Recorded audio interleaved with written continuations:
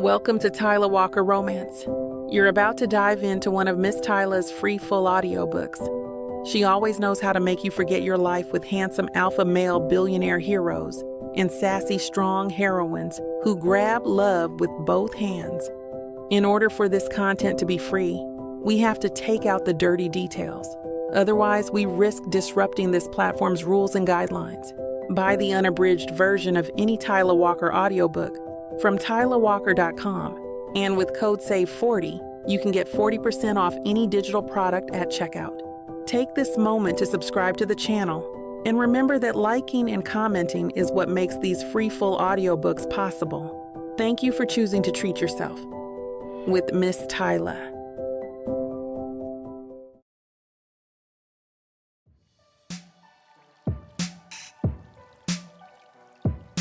Chapter 1.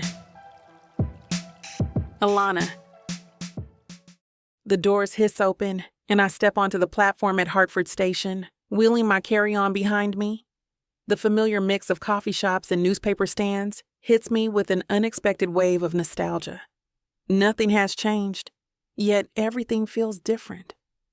A gust of wind whips my hair around my face as I make my way through the station. The same weathered brick buildings line the street outside, their facades telling stories of countless Connecticut winters. My heels click against the pavement, a sound that used to be my daily soundtrack before I traded it for the bustling streets of London, England. Welcome back to Hartford, I mutter under my breath, adjusting my blazer. 7 years. 7 years since I walked these streets, since I left everything and everyone behind. My phone buzzes with a message from my newest client, another startup looking for guidance on their AI implementation. The work never stops, even when you're supposedly coming home. The irony isn't lost on me that technology, the very thing that took me away from Hartford, is now bringing me back. I pause at the corner of Asylum Street, where Mason and I used to grab coffee every morning. The cafe has been replaced by a sleek juice bar, but I can still see us there. Him in his perfectly tailored suits, me fresh out of college, both of us drunk on ambition and possibility. "You'll take over the whole world with your ideas," he'd said back then, his steel blue eyes full of certainty. "And I'll revolutionize the tech industry here." Half of that came true, at least. I did make my mark in London, building my tech consulting firm from scratch in a nation that's not my own. But watching Mason's family empire implode from afar wasn't part of the plan. Neither was ending things the way we did. A city bus rushes past, splashing through a puddle, and I step back quickly to avoid getting soaked. The movement snaps me out of my memories. I'm not here to reminisce about Mason Frost or what could have been. I'm here because Hartford's tech scene is finally growing, and my expertise is needed. Simple as that. If only my racing heart would get the memo. I order an Uber that takes me straight to my modern apartment complex in downtown Hartford. Not exactly the brownstone I'd imagined, but the glass and steel structure has its own appeal. My temporary home sits on the 8th floor, overlooking the city skyline. I wrestle with the keys that the landlord was kind enough to send in the mail. They're always stiff in a new lock, and push open the door. The apartment stretches before me, an empty canvas of hardwood floors and white walls. Sunlight streams through floor-to-ceiling windows, casting long shadows across the space. Not bad at all. My voice echoes slightly in the emptiness. The open concept layout reminds me of my first apartment back in London. A sleek kitchen island separates the living area from the cooking space, perfect for spreading out work documents or hosting impromptu dinner parties. I drop my bags by the door and walk the perimeter. Some strategically placed plants would add life to those windowsills. Maybe a vintage record player in that corner. I've always wanted one. The bare walls are begging for local art pieces, but decorating will have to wait. I unzip my largest suitcase and start laying out potential outfits for tonight's tech gala. The Hartford Innovation Summit is the perfect opportunity to network with potential clients, and first impressions matter. I hold up a red power suit against my frame. Too bold? Maybe, The navy silk jumpsuit might strike the right balance between professional and memorable, or the black cocktail dress with its subtle geometric pattern, classic yet modern. Come on, Alana, channel your inner tech whiz. I pull out my favorite pair of stilettos, the ones that got me through countless pitches in London. They'll work with any outfit, and more importantly, they make me feel invincible. My hands brush against the emerald green wrap dress at the bottom of my suitcase. I'd forgotten I packed it. The fabric catches the light, shifting like liquid between my fingers. Perfect for making an entrance without screaming for attention. This is the one, I whisper, grabbing the dress along with the stilettos before heading to the bathroom to undress. My heart's beating a little faster than usual. First impressions matter, especially in tech. And it's been years since I've been involved in the tech industry within Hartford. I slip into the emerald dress, the silk cool against my skin. The fabric hugs my curves in all the right places, the wrap style accentuating my waist while keeping things tasteful. The mirror reflects back a woman who's learned to command attention rather than ask for it. My fingers work through my curls, coaxing them into the perfect balance between professional and natural, a skill that took years to master. Each twist and tuck is deliberate, a ritual I've perfected since my early days of corporate presentations. You've got this, I tell my reflection, reaching for my favorite leave-in conditioner. The familiar scent of coconut and shea butter fills the air as I work it through my coils. I take my time, making sure each section is properly moisturized.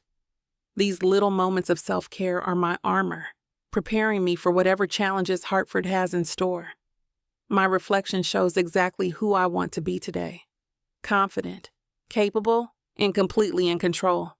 7 years ago, I was fresh-faced and eager, pitching my first AI consulting project to a room full of men who couldn't see past my gender or my skin color. Their dismissive glances and patronizing smiles only fueled my determination. I remember staying up until 3 a.m., refining algorithms and business plans, surviving on nothing but determination and cheap coffee. My hands steady as I apply my foundation, building it up slowly the way my mother taught me. Your face is your war paint, she'd say, and she wasn't wrong. Every perfectly winged eyeliner, every precisely applied lipstick became armor in boardrooms where I was often the only woman, let alone the only Black woman. The first year in London nearly broke me. Potential investors would love my proposals until they saw me in person. One actually asked if I was the secretary. I turned that rage into motivation, worked twice as hard, built a network of allies who saw my vision. Now those same investors chase me for meetings. I blend highlighter along my cheekbones, remembering the night I landed my first major client. I'd sacrificed my sister's wedding to finish the proposal, a choice that still stings. But that contract put my company on the map, proved that a Black woman from Hartford could revolutionize how European tech companies approach AI implementation. My hand trembles slightly as I apply my signature red lipstick. Tonight isn't just another networking event. It's coming full circle. The same Hartford business community that once seemed so impossible to crack now wants my expertise. The irony would be delicious if my stomach wasn't doing backflips. I step back, smoothing down the dress. The woman in the mirror looks ready to conquer the world, or at least the Hartford Innovation Summit. Now, if only my racing pulse would get the message. I trace my fingers along my collarbone, studying my reflection. The emerald dress drapes perfectly, but my mind drifts to another dress, the midnight blue one I wore the night Mason first told me he loved me. We'd been walking through Bushnell Park, the city lights twinkling around us like fireflies. You did it, Alana, I whisper to myself. But the victory feels hollow. Building my company meant leaving behind the man who believed in me before anyone else did. Mason used to stay up late, helping me refine my business plans, bringing me coffee when I was too wired to sleep. He'd massage my shoulders while I explained neural networks, genuinely fascinated by every detail. My hands gripped the marble counter. 7 years of achievements, awards, and accolades. 7 years of empty hotel rooms and quick flights between cities. 7 years of first dates that never led to seconds because no one else understood my drive the way he did. I closed my eyes, remembering our last night together. The way his fingers traced patterns on my skin, how his steel blue eyes held such certainty when he said we'd figure it out.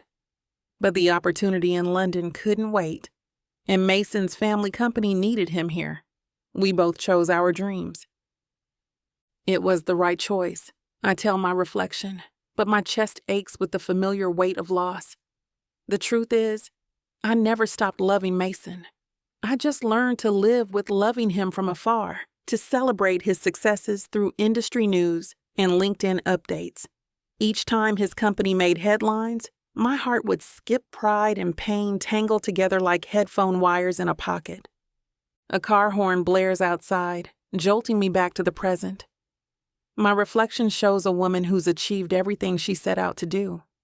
Everything except keeping the one person who made all those achievements feel worth celebrating. He used to say my determination was both my greatest strength and my biggest weakness.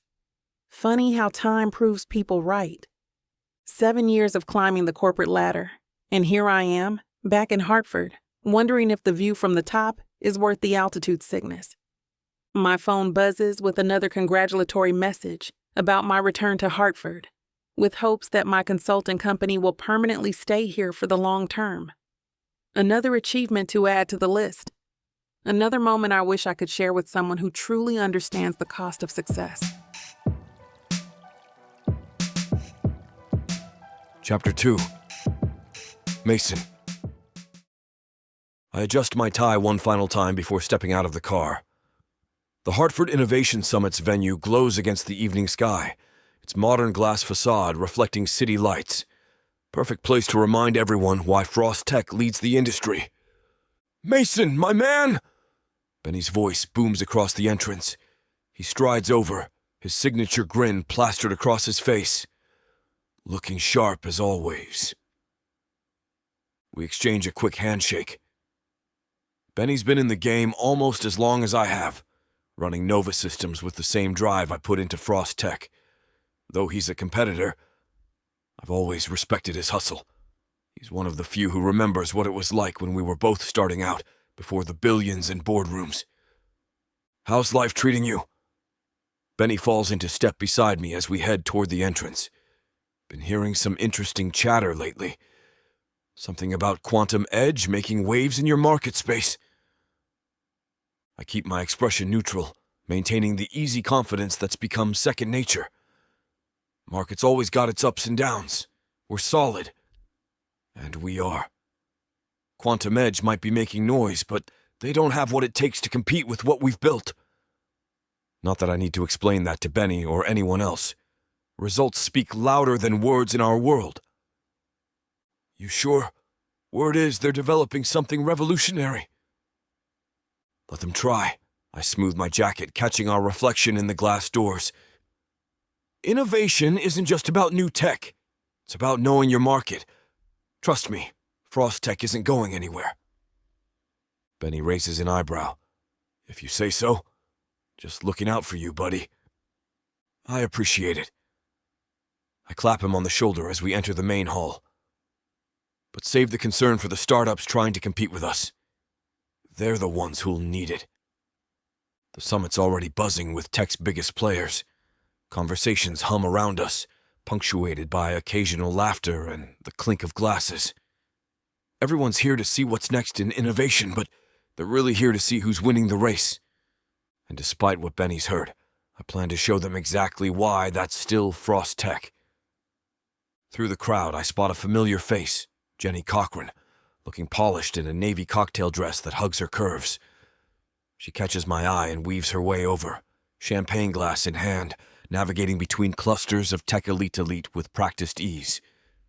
"Mason Frost, still commanding every room you walk into, I see."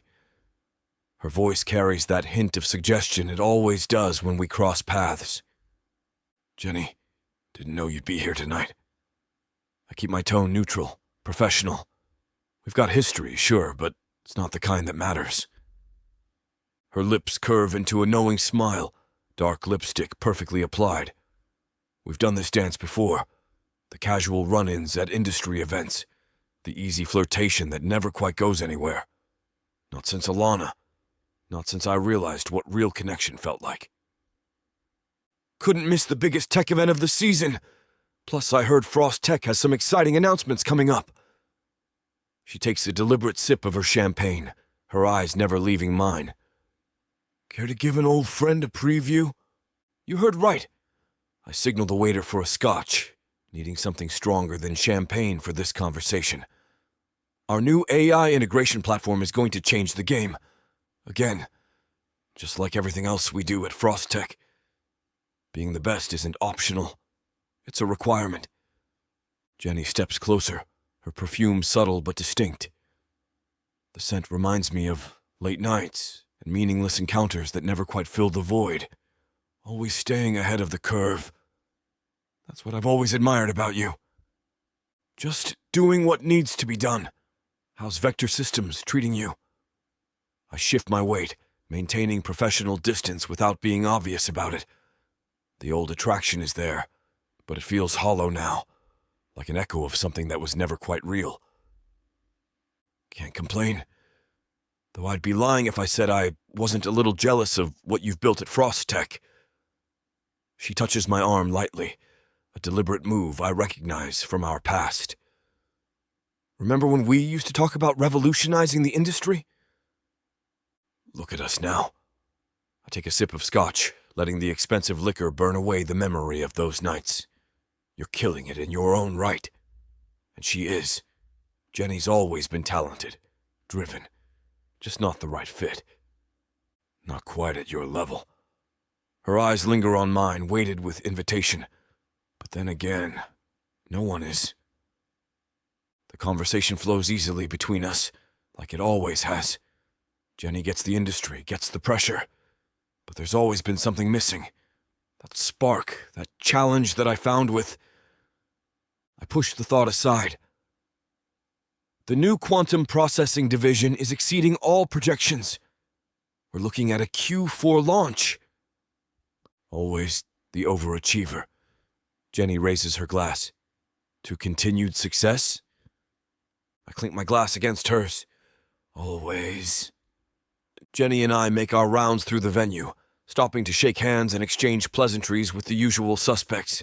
She stays close, too close, as we navigate between tech moguls and startup founders eager for a moment of my time. Mason! Jenny! Caroline Peters from Digital Dynamics waves us over, her diamond bracelet catching the light. You two look cozy tonight. Are you finally making it official? Jenny's laugh rings out, practiced and smooth. Oh, we're just... No. My response comes sharp and fast, harsher than I intended, but I can't help it. We're colleagues. Nothing more. The firmness in my voice draws a few curious glances from nearby executives. Jenny's smile falters for a split second before she recovers, but I barely notice. I take a long drink from my glass, trying to drown out the whispers. My mind's already drifting, caught in an undertow of memories I usually keep locked away.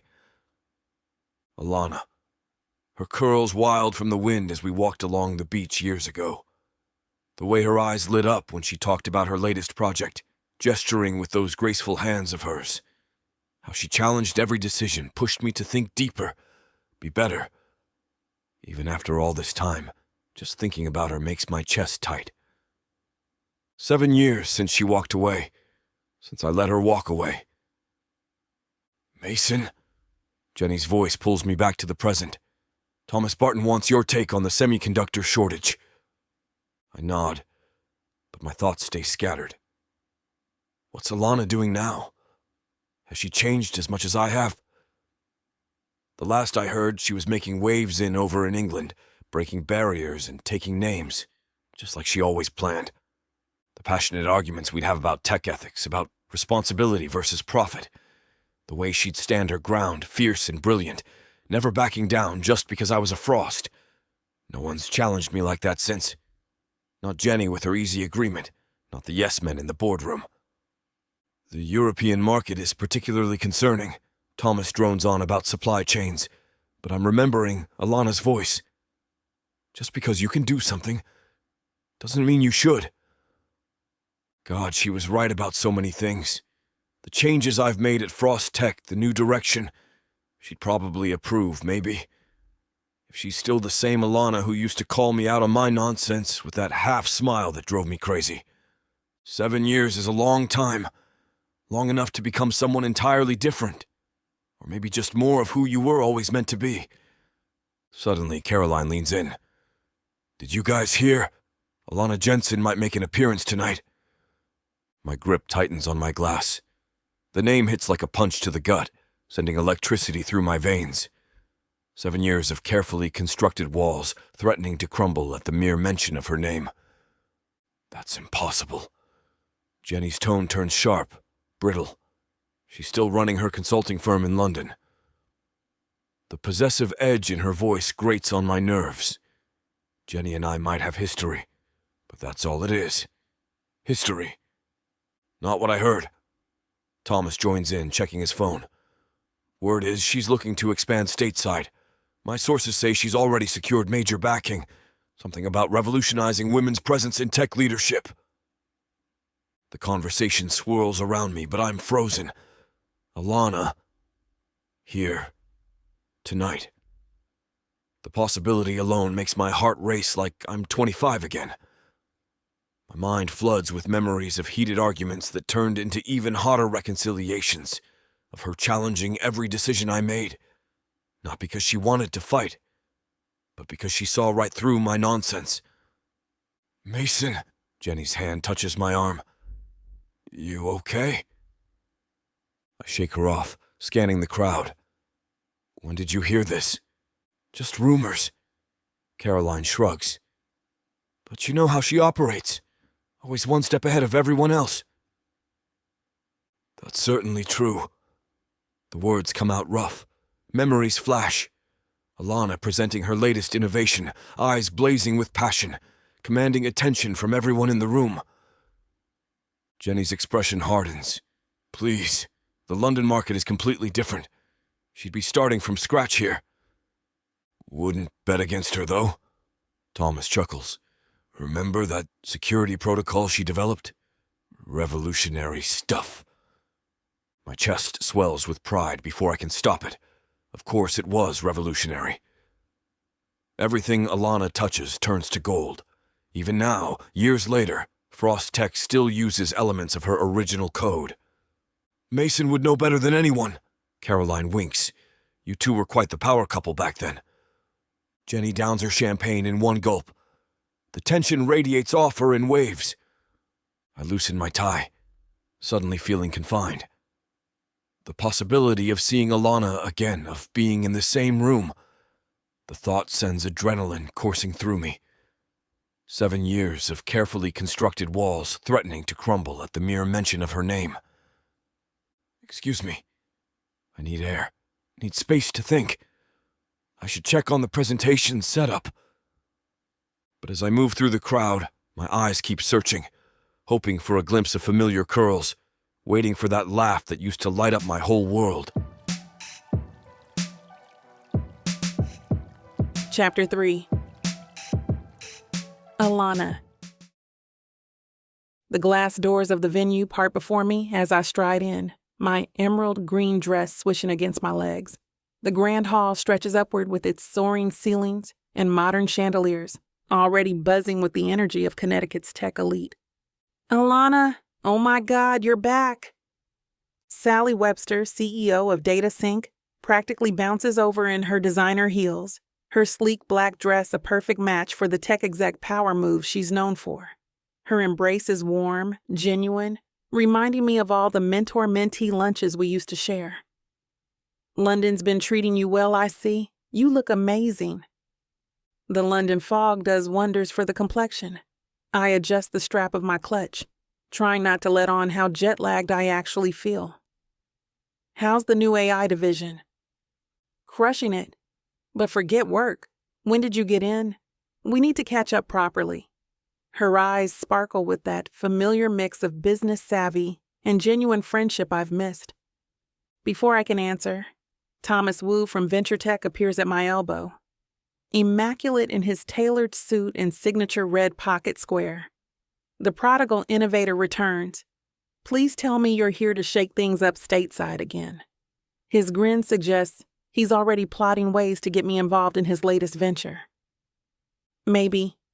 I offer a cryptic smile, smoothing my hands down the sides of my dress. The UK market's been good, but there's no place like home. Besides, I hear interesting things are happening stateside. The greetings continue. Familiar faces from my past life here, each interaction a reminder of the connections I'd built before London called. Some faces have aged, others haven't changed a bit, but they all want to know if I'm back for good. I'm navigating through the crowd, dodging questions about my plans with practiced ease, when a tall figure steps into my path. Alana Jensen, I was hoping I'd catch you tonight. The voice carries authority, a hint of intrigue. I look up to meet dark eyes and a confident smile that suggests he's used to getting what he wants. The man extends his hand, his presence commanding enough to make others step back, giving us space. Nick Evans, I've been following your company's expansion plans with interest. His handshake is firm, lingering a beat longer than strictly professional, his thumb brushing against my wrist. The touch is deliberate, testing. Those plans aren't public knowledge yet. I withdraw my hand, studying him with renewed curiosity. Which makes me wonder exactly what you've been following. I make it my business to know things. I reply easily, already feeling a hint of flirtation underlying my words. He leans in slightly. Is that so? I do the same thing, especially when they involve brilliant women revolutionizing the industry. Smooth, I arch an eyebrow. Do those lines usually work for you? I prefer to think of it as stating facts. His smile widens. Your work with blockchain integration for small businesses is impressive.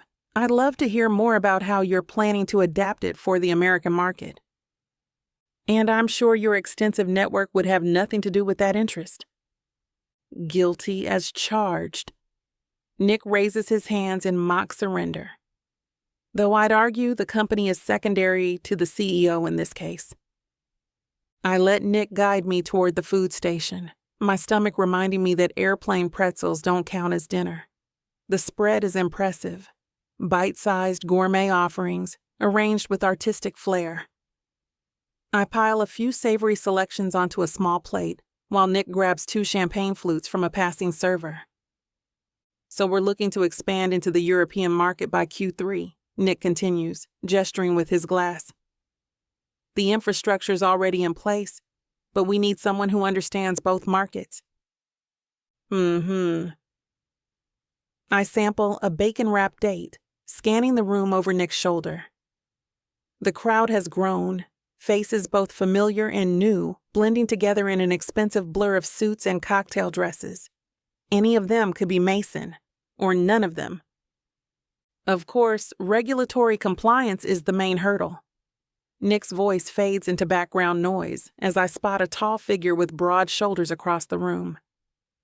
My heart jumps before I realize it's just Craig Thompson from Microtech. The compliance landscape is tricky, I say, trying to focus on the conversation, especially with the new data protection laws. I reach for a mini quiche, grateful for the excuse to look away. The jet lag isn't helping my concentration. London feels like it's pressing against my temples. 5 hours ahead and worlds away. Nick launches into something about market penetration strategies, but I'm caught between nodding at appropriate intervals and wondering if Mason even attends these events anymore. Last I heard, he was restructuring his family's company, but that was months ago. The tech world moves fast. What are your thoughts on that approach? Nick asks, pulling me back to the present. It's ambitious. I pop a stuffed mushroom into my mouth, buying time to piece together what he's been saying. The food is good, really good, but even the finest catering can't quite settle the nervous energy coursing through me. So what's your timeline for establishing roots here in Hartford? Nick swirls his champagne. Word is you're planning to bring your consulting magic back to the States permanently. News travels fast. I set my empty plate aside, keeping my champagne flute as a buffer between us. The crystal stem feels cool against my fingers, grounding me as my mind races through potential responses. The tech world runs on information. Speaking of which, have you secured the manpower? The funding? His eyes narrow with interest. Starting fresh in a new market isn't cheap. The funding's taken care of. I lift one shoulder in a casual shrug, maintaining an air of confidence I perfected over years of boardroom battles.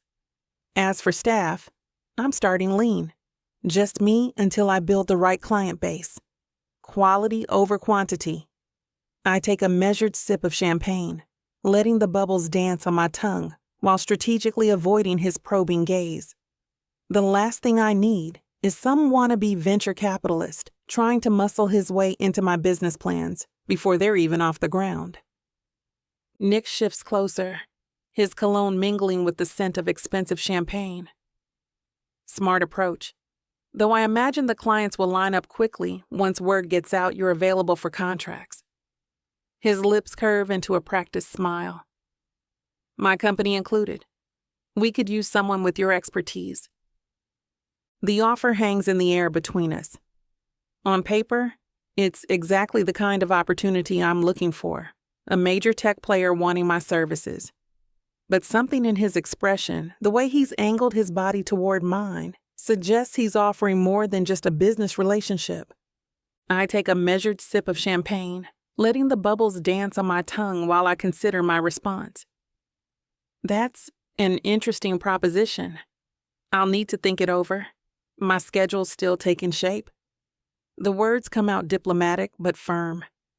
I've dealt with enough men like Nick to recognize when networking crosses into something more personal. Of course, Nick pulls a business card from his jacket pocket, holding it out with practiced smoothness. His eyes linger a moment too long on my face. Take all the time you need. I'm a patient man when the prize is worth waiting for.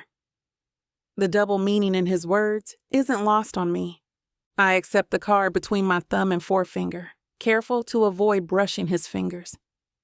The thick cardstock screams expensive taste, just like everything else about him. I appreciate the offer. I'll be in touch once I've settled in. My tone makes it clear I'm talking strictly business, even if he isn't. I scan the room, searching for an escape route as Nick launches into another story about his company's meteoric rise. My champagne glass is empty. The perfect excuse to step away, but he's already flagging down a server for refills. Actually, I hold up my hand to stop the approaching waiter. I need to freshen up, excuse me. I don't wait for his response. Just pivot and weave through the crowd with practiced ease. The bathroom sign becomes my beacon of salvation, and I pick up my pace, ducking between conversations and navigating around clusters of tech executives comparing market shares.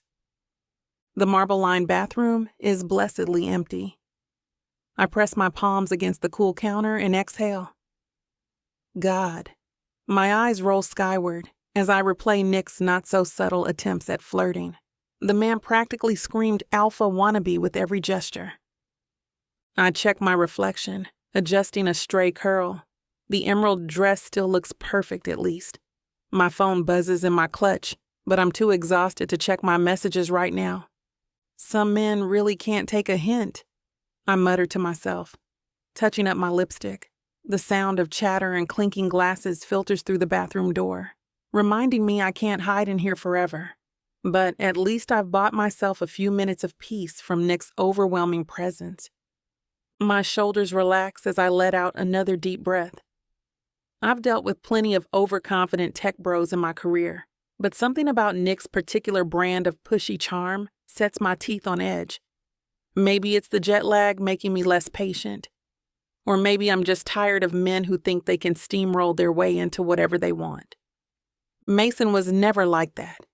And now I know I'm in trouble. Because I've always compared men to Mason since our breakup, even when I know I shouldn't. When am I going to finally be over him?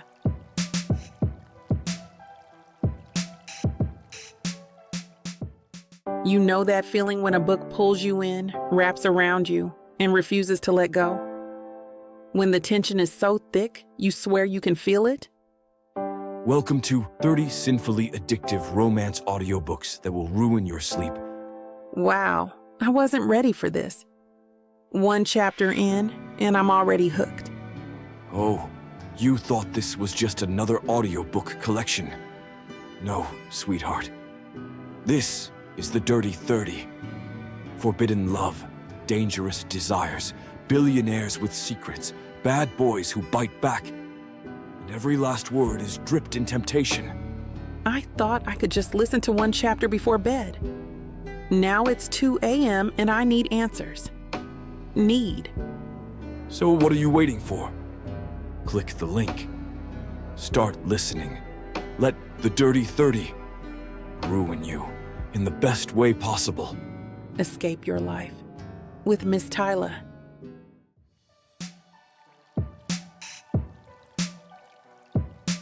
Chapter 4. Mason. I nod mechanically as Jenny drones on about the latest funding rounds happening around the industry. After hours of standing, drinking, and laughing along with so many people, the voices have started blending into white noise. My fingers drum against the stem of my water glass while she gestures animatedly to the CTO from some blockchain startup. And then the Series B just fell into place. Jenny's hand brushes my arm, her touch lingering longer than necessary. The summit venue's modern architecture soars overhead, all gleaming glass and steel beams. Rows of chairs face the main stage where presentations will start soon. Thank God. At least watching pitch decks will be more engaging than another conversation about cryptocurrency. Mason, what do you think about NFTs making a comeback? Jenny tilts her head, dark hair falling across her shoulder. Her fingers trace the rim of her wineglass in that deliberately seductive way she's perfected over the years. They're still dead. I scan the growing crowd, desperately hoping to spot someone, anyone I need to urgently speak with. The market spoke pretty clearly on that one. Lost too many people, too much money. An event coordinator hustles past, tablet in hand, probably doing final tech checks before the speakers begin. Her badge swings wildly as she practically sprints toward the stage. I check my watch. 20 minutes until the first presentation. Not soon enough. But with the right application, Jenny starts, taking a step closer. I need to review my notes before the talks start. I cut her off, already stepping away and pulling my phone from my pocket as the perfect excuse. Good catching up. Her smile falters, but she recovers quickly. Of course, maybe we can grab dinner after this. I don't know, packed schedule tonight. I'm already walking toward the refreshment table, desperate for some sort of caffeinated drink strong enough to get me through the next few hours of buzzwords and corporate jargon. The barista hands me an espresso and I claim a spot near the back wall, away from the networking chaos. These summits are always the same. Too many people trying to prove they're the next big disruptor while recycling ideas that failed 5 years ago. I lean against the wall, sipping my espresso and scrolling through emails on my phone. The buzz of conversation fades into background noise. Exactly what I need right now. Another startup pitch about revolutionizing AI, 3 meeting requests, and an urgent message from the board. Same thing, different day. Looking a bit lonely over here. Benny's familiar voice cuts through my isolation.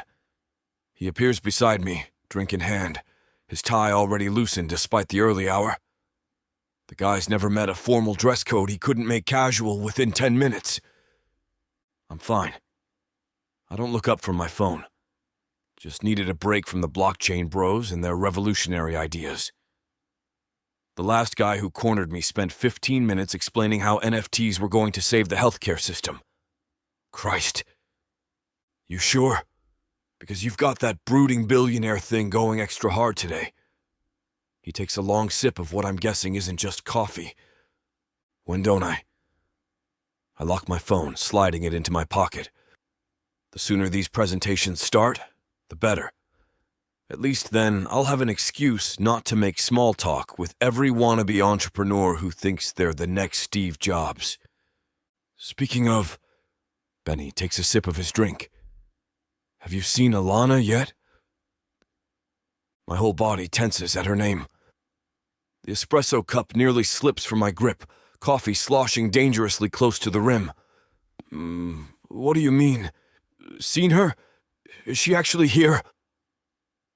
The rumors about her return have been circulating since I got here, but hearing it confirmed, knowing she could be in this very room. Benny nods, watching my reaction carefully like I'm some kind of lab experiment. Yeah, man.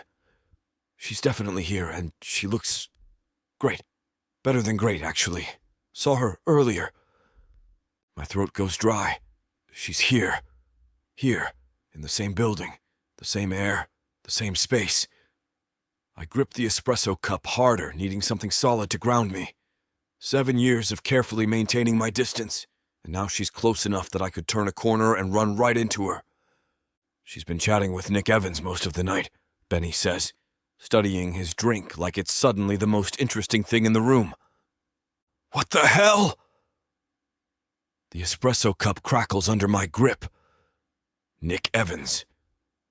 That snake has been trying to undermine my company for years, spreading rumors and poaching our best talent. Of all the people here. Easy, man, it's just business networking. Nothing's just business with that fool. My jaw clenches as I scan the crowded room. The crystal chandeliers cast shadows across faces I don't care about, making it impossible to spot her. Or him. He's probably feeding her nonsense about our company. Mason, no.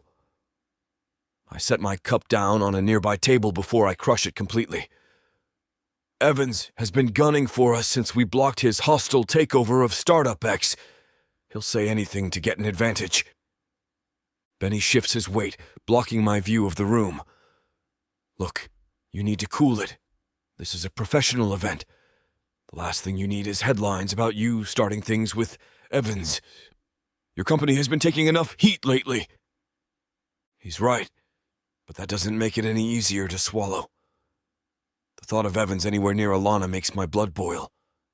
He's exactly the type to use her history with me as leverage, to twist everything that happened between us into ammunition against my company. She's too smart to fall for his games, Benny adds quietly. I know that. And I do. Alana's always been brilliant. It's one of the things that drew me to her in the first place. But Evans is manipulative, practiced at spinning stories to suit his needs. I just don't trust him. The lights dim slightly, signaling the presentations are about to begin. People start drifting toward their seats, a sea of dark suits and cocktail dresses moving in waves through the venue. The constant buzz of conversation starts to fade as everyone settles in, but my mind is still racing, replaying every possible scenario of how this evening could go sideways. Just focus on the talks, Benny says, clapping my shoulder, and maybe avoid the open bar afterward. Think I'll skip the first round. I rub my temples, a dull throb building behind my eyes. Between Evans showing up and the possibility of seeing Alana, my head feels like it's in a vice grip. Got a headache coming on. You sure you're good? Benny's forehead creases with concern. You seem pretty wound up. I can skip all this nonsense and give you a ride home if you need it. I'm fine. I wave him off, straightening my tie and rolling my shoulders back. These tech conferences used to be second nature, but tonight everything feels off-kilter. Just need a minute to clear my head. Too much networking nonsense. The pounding in my skull intensifies as another wave of people flows past us toward their seats. The constant buzz of conversation feels like needles in my brain now.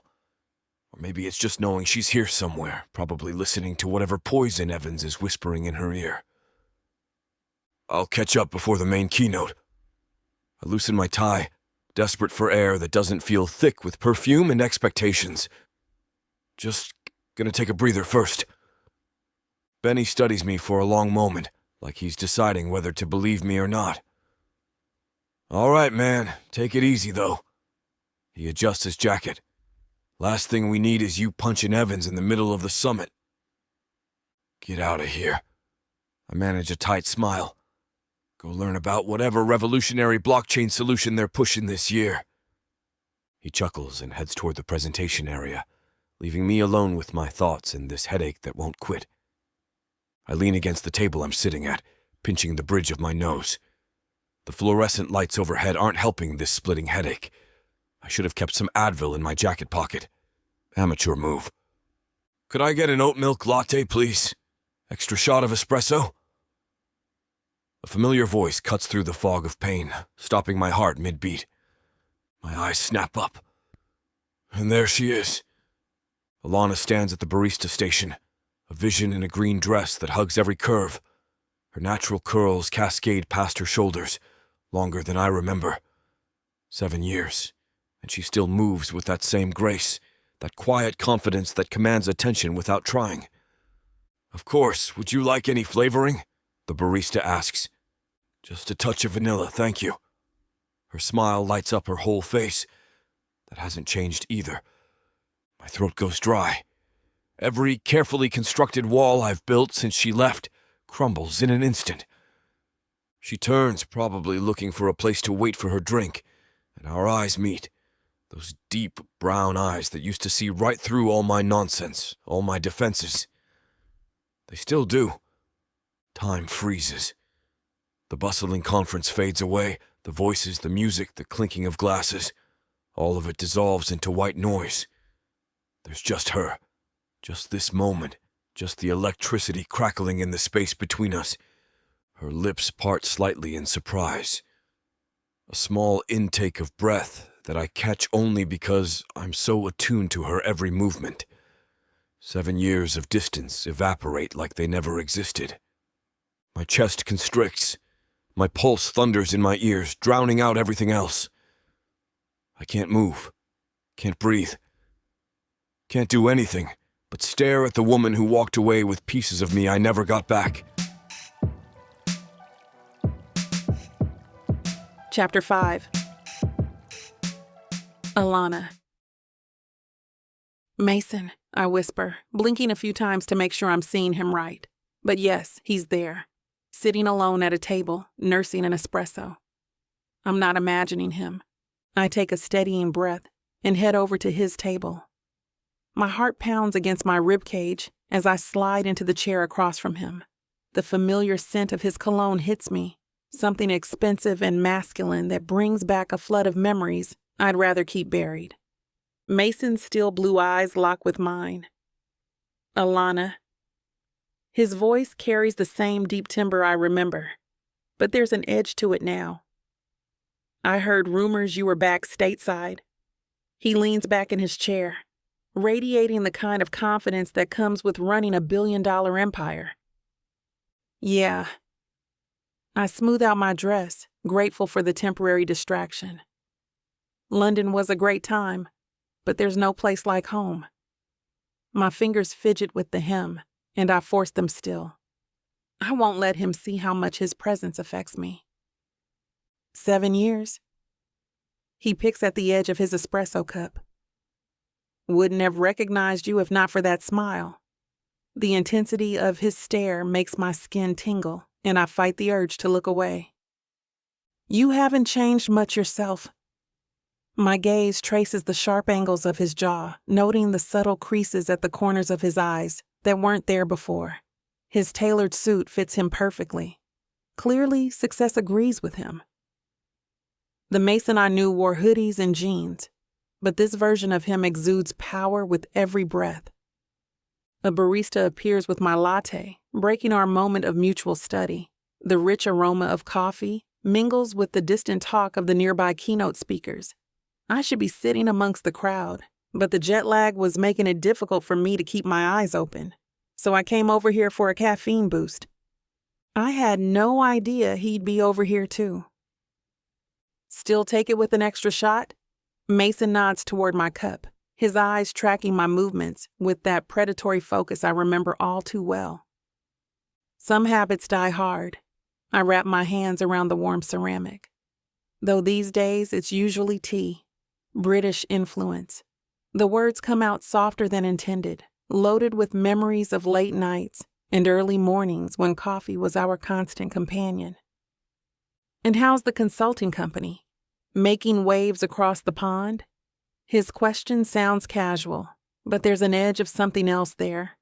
Pride, maybe, or curiosity. It's good. Really good.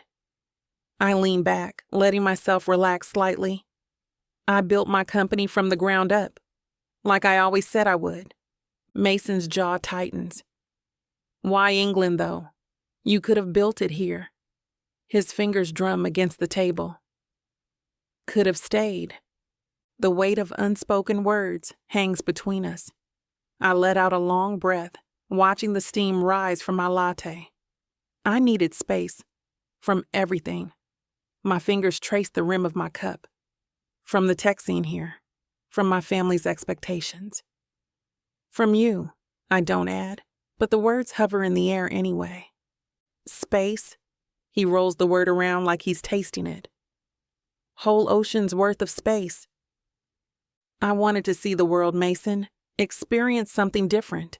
I straightened my spine, meeting his gaze head on. Connecticut, the States, it all felt too small back then, too confining. Was it worth it? His question cut straight through my defenses, sharp and direct. Classic Mason. He never did believe in dancing around a subject. I think about the late nights in my London office, the thrill of landing my first major client, the satisfaction of seeing my company grow, the freedom of reinventing myself in a city where no one knew my name or my history. Yeah, I nod, conviction in my voice. I think so. Mason's smile spreads across his face, lighting up his features in a way that makes my stomach flip, but the expression vanishes as quickly as it appeared. He winces, pressing his fingers against his temple. You okay? Killer headache. He squints against the bright conference center lights. Been staring at contracts all morning before this? Hold on. I dig through my purse until I find the small pill bottle. Here. I shake 2 tablets into my palm and slide them across the table. Mason stares at the offered pills, then back at me. You still carry these around? Conference season means long days and longer nights. Plus jet lag's a beast. I slide over my latte so he has something to wash it down with. Take them before your head explodes. He doesn't hesitate, downing the pills with a quick sip. Always prepared.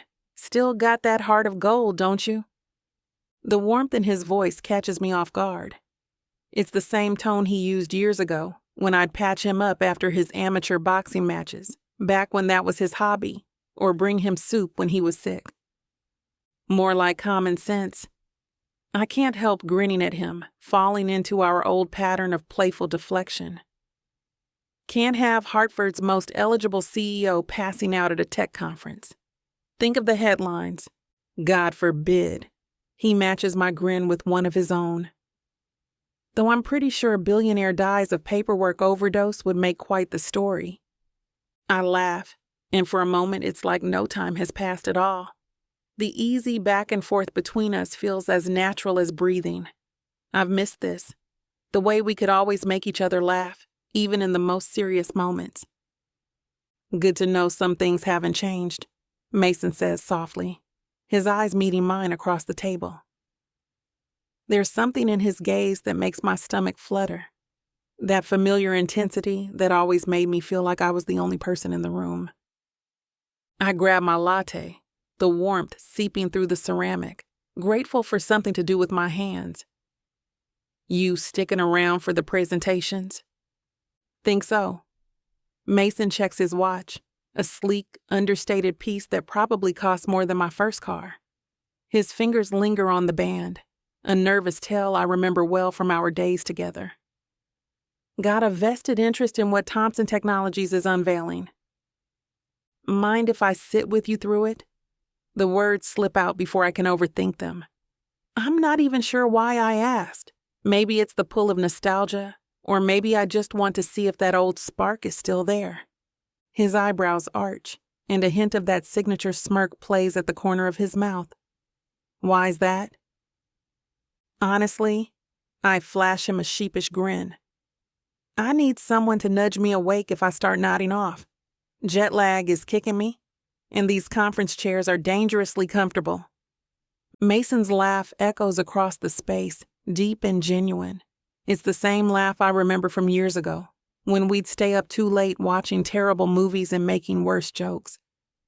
Some things really don't change. Remember that AI symposium in Boston? Hey, those presentations were boring enough to put anyone to sleep.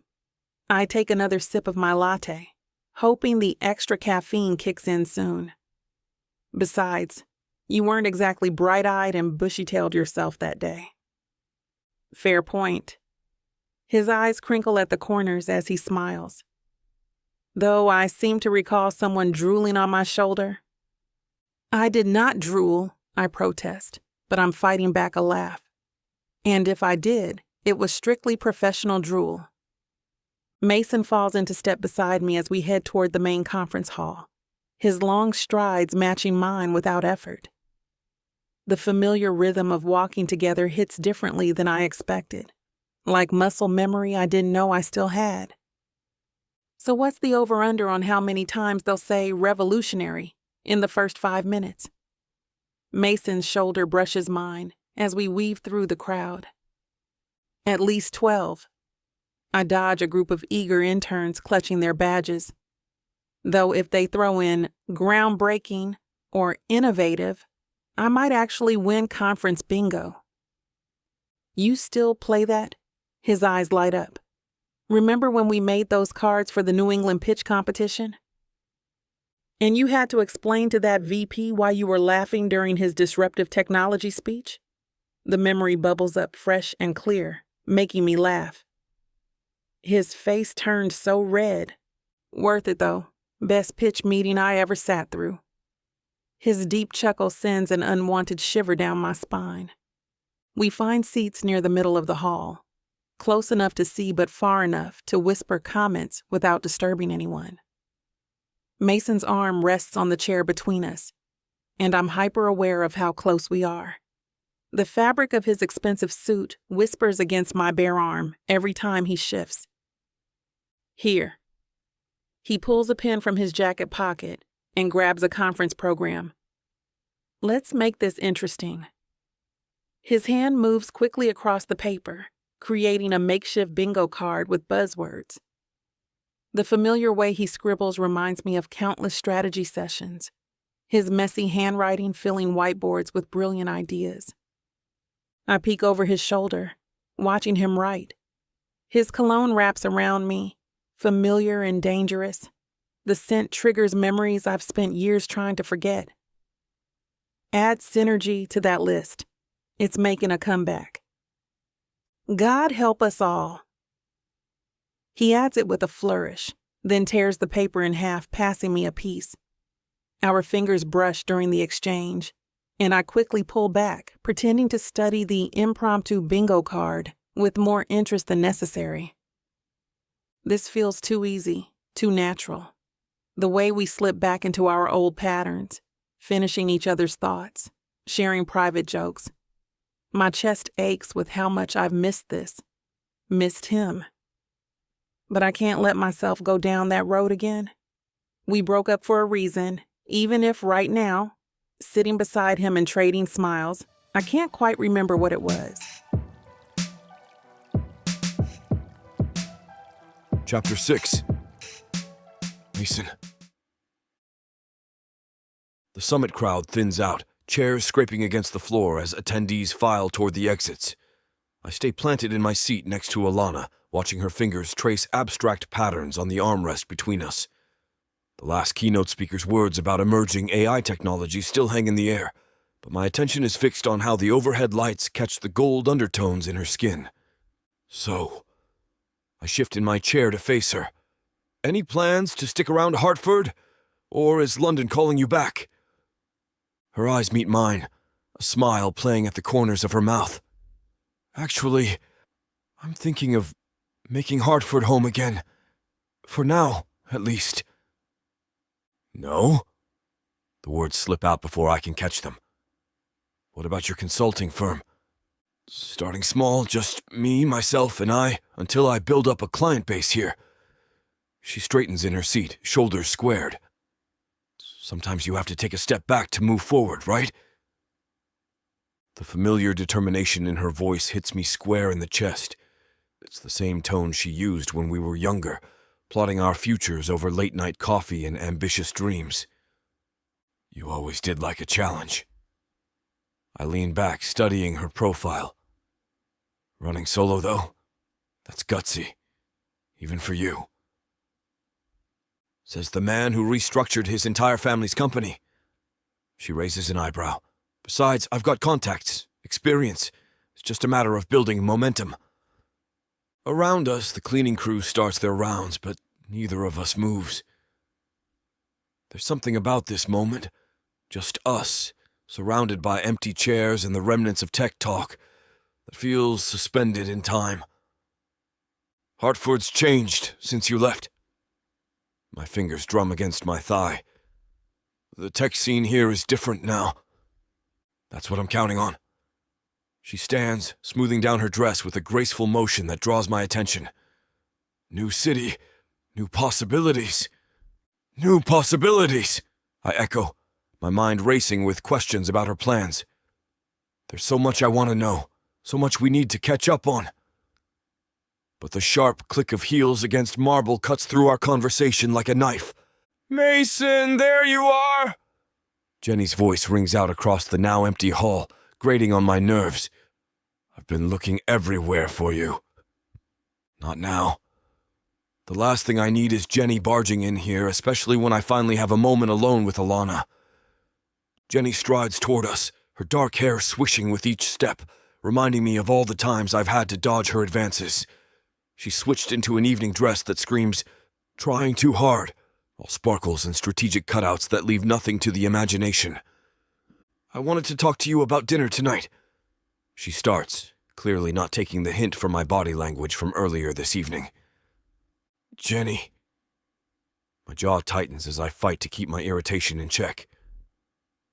I already told you I'm busy. The words come out harder than intended, but maybe that's what it'll take to get the message across. But surely you can spare an hour. She places her hand on my arm.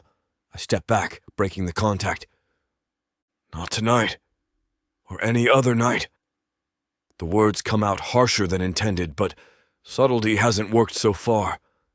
Beside me, Alana watches this exchange with barely concealed amusement, her eyebrow arching higher by the second.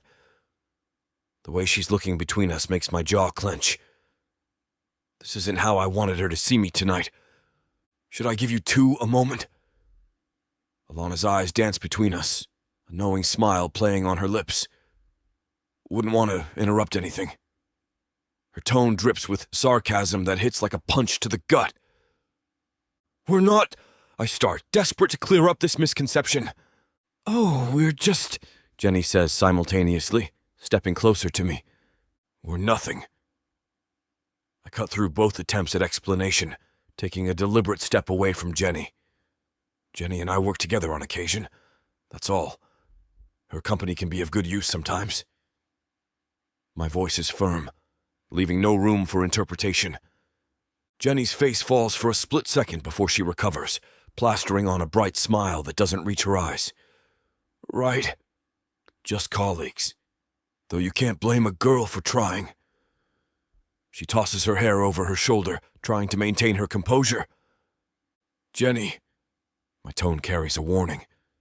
I've had enough of this game she's been playing for months.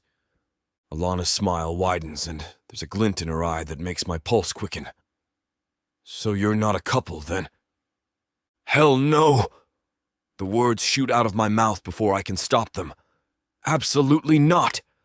I catch Jenny's wince from the corner of my eye, but I'm too focused on making sure Alana understands the situation to care about hurt feelings right now.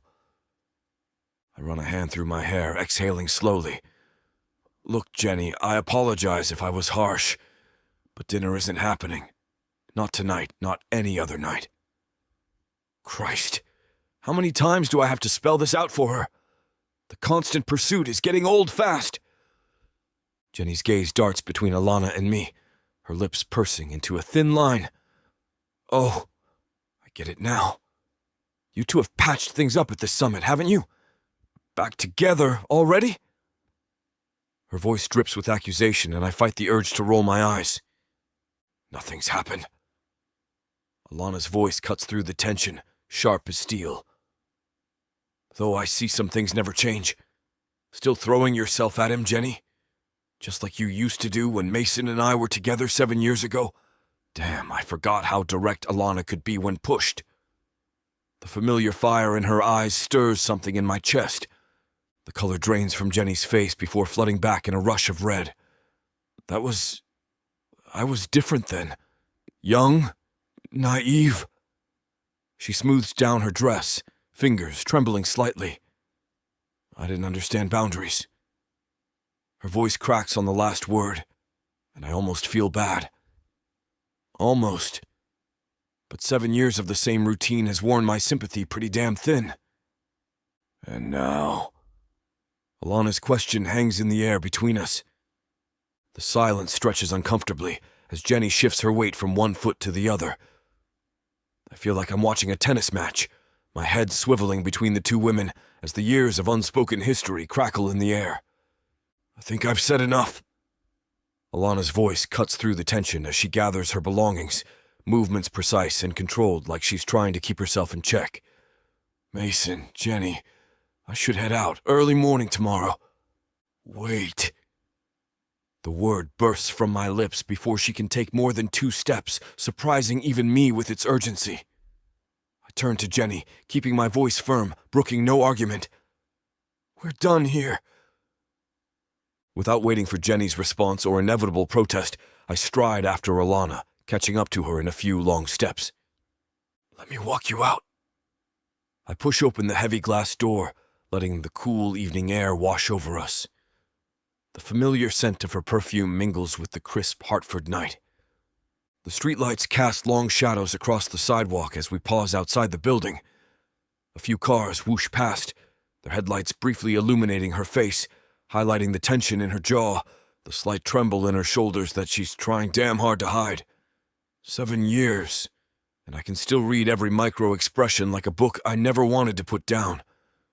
You got a place nearby? I got myself an apartment. She adjusts her bag on her shoulder. Just moved in today, actually. If you can even call it that. Listen. I step closer, lowering my voice. I'd like to stay in touch, now that you're back in Hartford. Her eyes search mine for a moment before she nods. I'd like that too. She pulls out her phone, unlocking it with practiced ease. Here. Put your number in. I tap my details into her phone, then hand her phone back, fighting back a smile when I see she saves me under my full name. Some things never change. Ball's in your court now, I say. Always has been, hasn't it? A hint of that familiar smirk plays across her lips as she tucks the phone away. The streetlight catches the curve of her lips as she looks up at me, and suddenly I'm thrown back in time. The way she used to smile right before I'd kiss her. That mix of challenge and invitation that drove me crazy. My throat goes dry as memories flood back, the softness of her mouth against mine, the little sounds she'd make when I'd pull her close, holding her by the waist. The tension between us crackles like a live wire. Her eyes lock with mine, and for a moment, the busy street fades away. It's just us, standing in this pocket of charged silence, neither willing to break it first. A car pulls up to the curb, its headlights cutting through the moment like a knife through butter. The Uber driver's face glows blue in the dashboard light, his impatient expression visible through the windshield. That's my ride. Her voice comes out barely above a whisper, but it hits me like a physical touch, sending electricity down my spine. Just hearing her speak makes me want to grab her and convince her to stay with me for the night. I nod, not trusting myself to speak as she steps toward the waiting car. My hands clench at my sides, fighting the urge to reach for her. She pauses with her hand on the door handle, and I swear time stands still. "Good night, Mason." The way she says my name, soft, almost hesitant, makes my chest tight. It reminds me of all those nights years ago when she'd whisper it against my skin. I watch as she slides into the back seat, the door closing with a quiet click that sounds too damn final. The car merges into traffic, its taillights growing smaller until they disappear around a corner, taking her with them. The empty space she leaves behind feels like a punch to the gut, and I stand there like an idiot, staring at the spot where her car vanished. Alana Jensen is back in my life, and this time I don't intend on letting her go. Chapter 7. Alana. My back protests as I shift on the air mattress, the plastic squeaking beneath me. Sunlight streams through the bare windows of my empty apartment, and I squint at my phone. 7:30 a.m. Well, this won't do. I press my palms into the mattress and push myself up, wincing at the stiffness in my muscles. The apartment stretches before me, a blank canvas of white walls and hardwood floors. Opening my laptop, I pull up the grocery delivery app. Coffee, definitely coffee, and real food. I add the basics to my cart: eggs, bread, fruit, vegetables, and some protein bars for quick meals. The total makes me wince, but at least it's not as bad as what I'll need to spend furnishing this place. In the bathroom, I dig through my suitcase for my toiletries. The marble counter is pristine and empty. No soap dish, no toothbrush holder, not even a hand towel ring. I balance my belongings precariously along the edge of the sink. The shower's hot water eases some of the tension from sleeping on that glorified pool float, but as I wrap myself in my travel towel, reality hits. I need everything. Furniture, kitchenware, linens, bath mats. The mental list grows longer with each item I add. I pull up my banking app while brushing my teeth. The numbers are healthy. My consulting company in London did well, but watching them drop for basic necessities isn't going to be fun. A real bed alone will cost a small fortune if I want quality. Then there's a couch, dining set, office furniture for my work setup.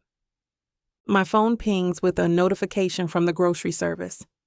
2-hour delivery window. At least that's sorted. I finish getting ready, using the mirror propped against the wall since I haven't mounted it yet. The space around me echoes with emptiness, my footsteps too loud on the bare floors. Time to adult, I mutter, opening my laptop again to start the great furniture hunt. The sooner I make this place livable, the better. I scroll through furniture websites, adding items to various carts. A plush sectional in deep navy catches my eye, perfect for both client meetings and Netflix binges. Add to cart. A sleek glass desk with built-in cable management. Add to cart. A king-size bed with a tufted headboard that'll make my bedroom feel like a luxury hotel. Definitely add to cart. My credit card company might have a heart attack, but 2-day shipping on everything is non-negotiable. I've spent one night on this air mattress, and I've already had enough. My phone buzzes. An email from Nick Evans, which shouldn't really shock me. You've got to be kidding me. I click it open, already knowing what I'll find. Alana, following up on our conversation from the Innovation Summit. My team needs your expertise. Let's schedule a meeting to discuss how your company can help revolutionize our tech infrastructure. Looking forward to your response. The message reeks of the same desperate energy as his attempts to recruit me last night. I procrastinate on my response to him, not really knowing what to say to him. Sure, I need some major clients if I'm going to make it in Hartford. But do I really want it to be him? I've made a name for myself in this industry. I can afford to be choosy with who I want to work with. Back to furniture shopping. I find matching nightstands for the bedroom, some abstract art for the walls, and proper kitchen bar stools. The total makes me wince, but the thought of walking into a fully furnished apartment in 2 days' time is worth every penny. Another email notification. Nick again. Surely we can work something out soon. Your insights on AI integration were fascinating.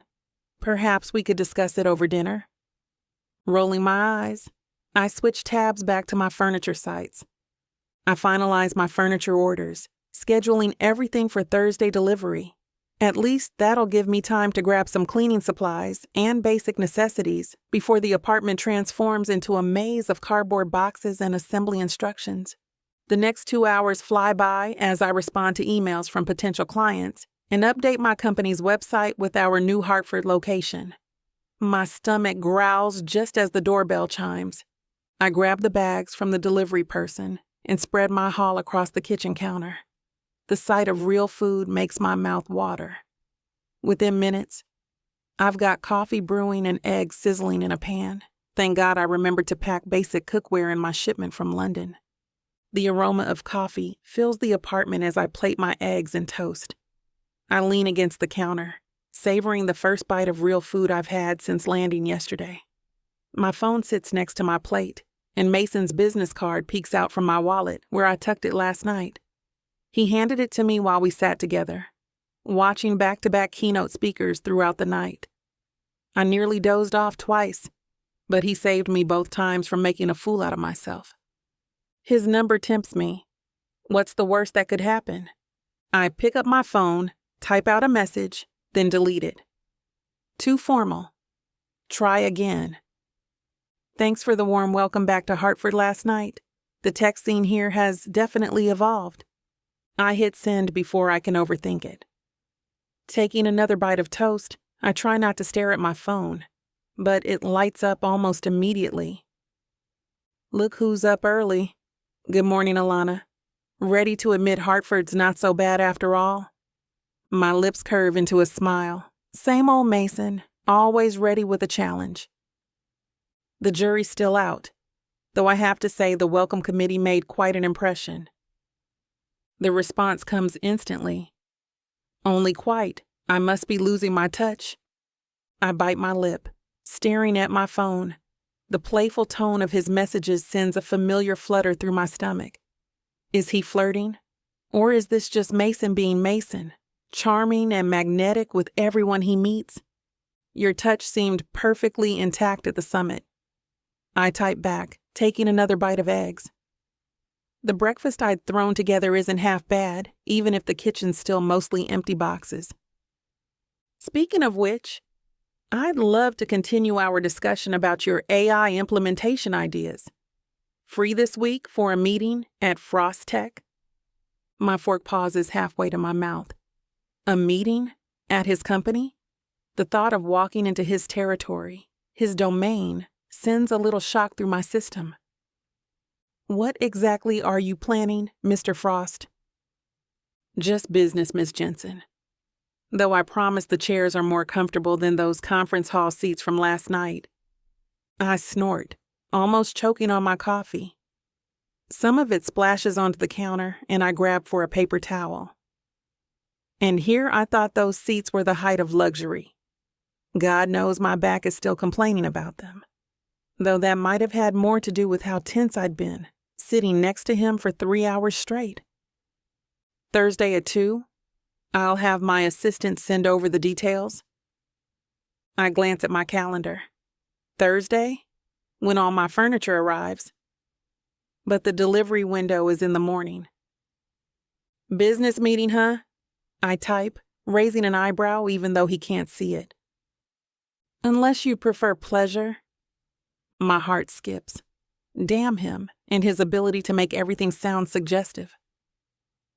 Thursday at 2 works fine. Business it is. I tap my fingers on the counter, staring at our text exchange. My stomach twists into knots that have nothing to do with breakfast. Just business, I mutter, but the words ring hollow. Mason's never been just anything. Not when we first met, not during our whirlwind romance, and certainly not now. The memory of our breakup hits like a physical ache. We'd both been so young, so driven. He had his family's company to save, and I had my dreams of building something of my own. Neither of us wanted to compromise. Neither of us could. I push away from the counter, needing to move. The empty apartment feels too quiet, too full of space for memories to creep in.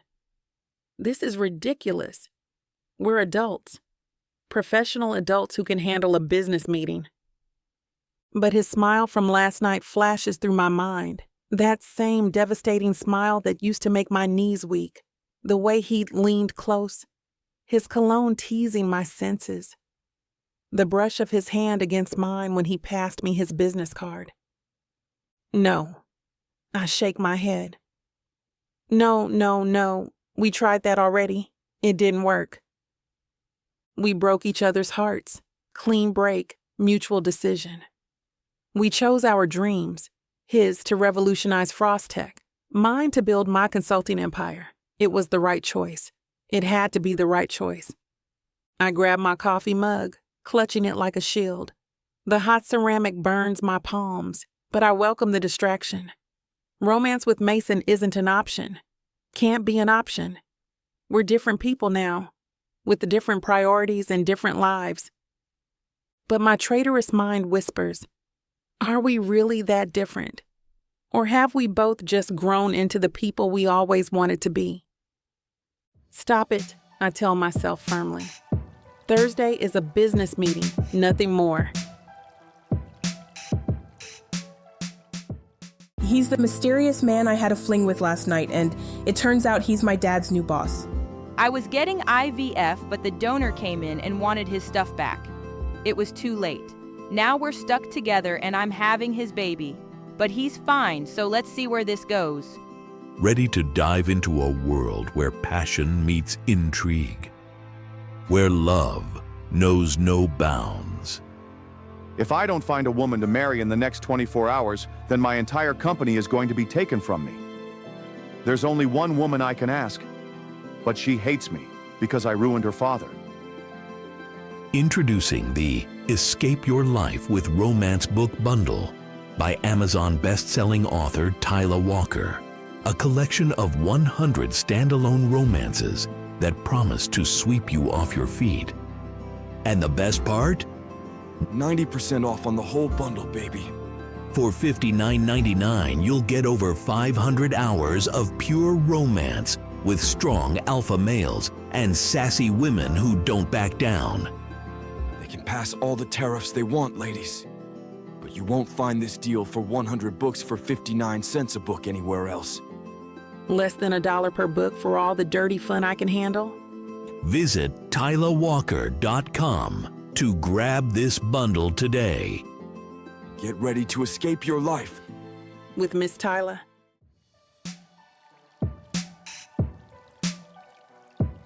Chapter 8. Mason. I check my watch for the third time in as many minutes, my jaw clenching with each passing second. The conference room's tall windows frame Hartford's skyline, but my attention keeps drifting to the door. 30 floors up, and I feel like a damn teenager waiting for his prom date. Right on time, Alana strides in. Her emerald blazer complements her skin tone perfectly, and her briefcase swings with purpose as she approaches. That familiar smile hits me square in the chest, knocking the wind right out of me. Jesus, 5 years, and she still has this effect. Mason. Her voice carries the same warmth I remember, smooth like aged whiskey. My name on her lips sends a jolt through my system. I stand, extending my hand, fighting to keep my voice steady. Thanks for making the time. Professional, distant, safe. The moment our palms meet, electricity shoots through my arm. Her hand lingers for a beat too long before pulling away, and I catch the slight tremor in her fingers. The same spark, the same goddamn chemistry. Focus. This is business. Nothing more than a meeting between professionals. But my body remembers hers like it was yesterday, and that's a dangerous path to walk down. Please, have a seat. I gesture to the chair beside me rather than across the table. A power move I've used in countless meetings, but with her, it's different. I've looked over your preliminary proposal. Impressive work. You expected anything less? She sets her briefcase on the table, that playful edge in her voice making my jaw clench. Never. I loosen my tie, suddenly aware of how confining it feels. Your track record in London speaks for itself. And yet, here I am pitching to Frost Tech. She pulls out her laptop, fingers dancing across the keyboard. Ready to see how we can revolutionize your systems. The scent of her perfume, something citrusy and fresh, drifts over. I grip my armrest, forcing myself to remember the stack of contracts, waiting for review and the board meeting at 4. This isn't about us. This is about what her consulting firm can do for my company. But damn if her presence doesn't make the air feel electric. Truth is, we need your expertise more than you need us. The admission leaves a bitter taste, but I've never been one to dance around facts. Our diversity initiatives are falling short. The numbers don't lie. Alana's laugh cuts through the tension. Bold of you to assume I've chosen my first major client. She leans back, crossing her legs. I have meetings lined up with 3 other industry leaders this week alone. The fact you can pick and choose only proves my point.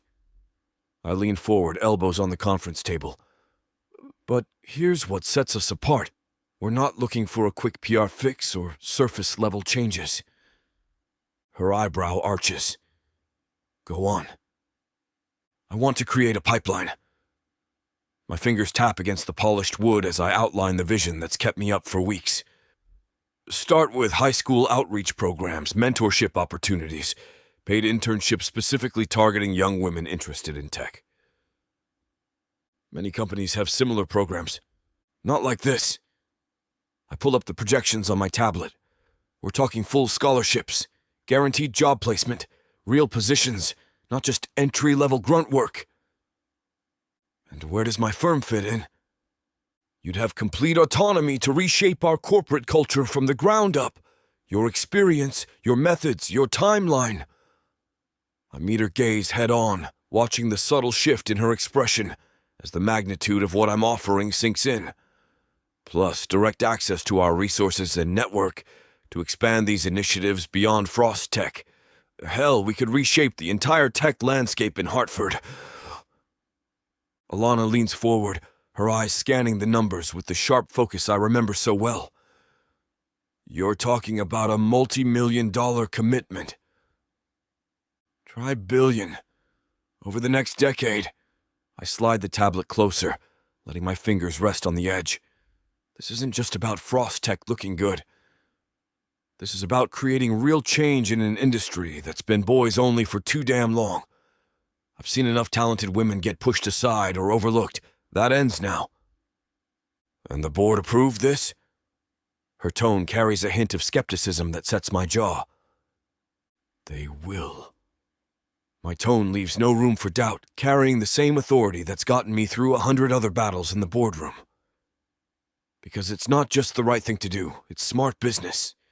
And if they don't like it, they can find themselves another CEO. This isn't negotiable. Her eyes widen as she scrolls through the detailed financials. This level of commitment, it's unprecedented. So is your success rate. I tap the screen, highlighting her London achievements. 98% retention rate for women in tech roles. Triple the industry average for promoting women to leadership positions. You're not just consulting, you're transforming companies from the inside out. You've done your homework. She shifts in her chair, but I catch the spark of pride in her expression.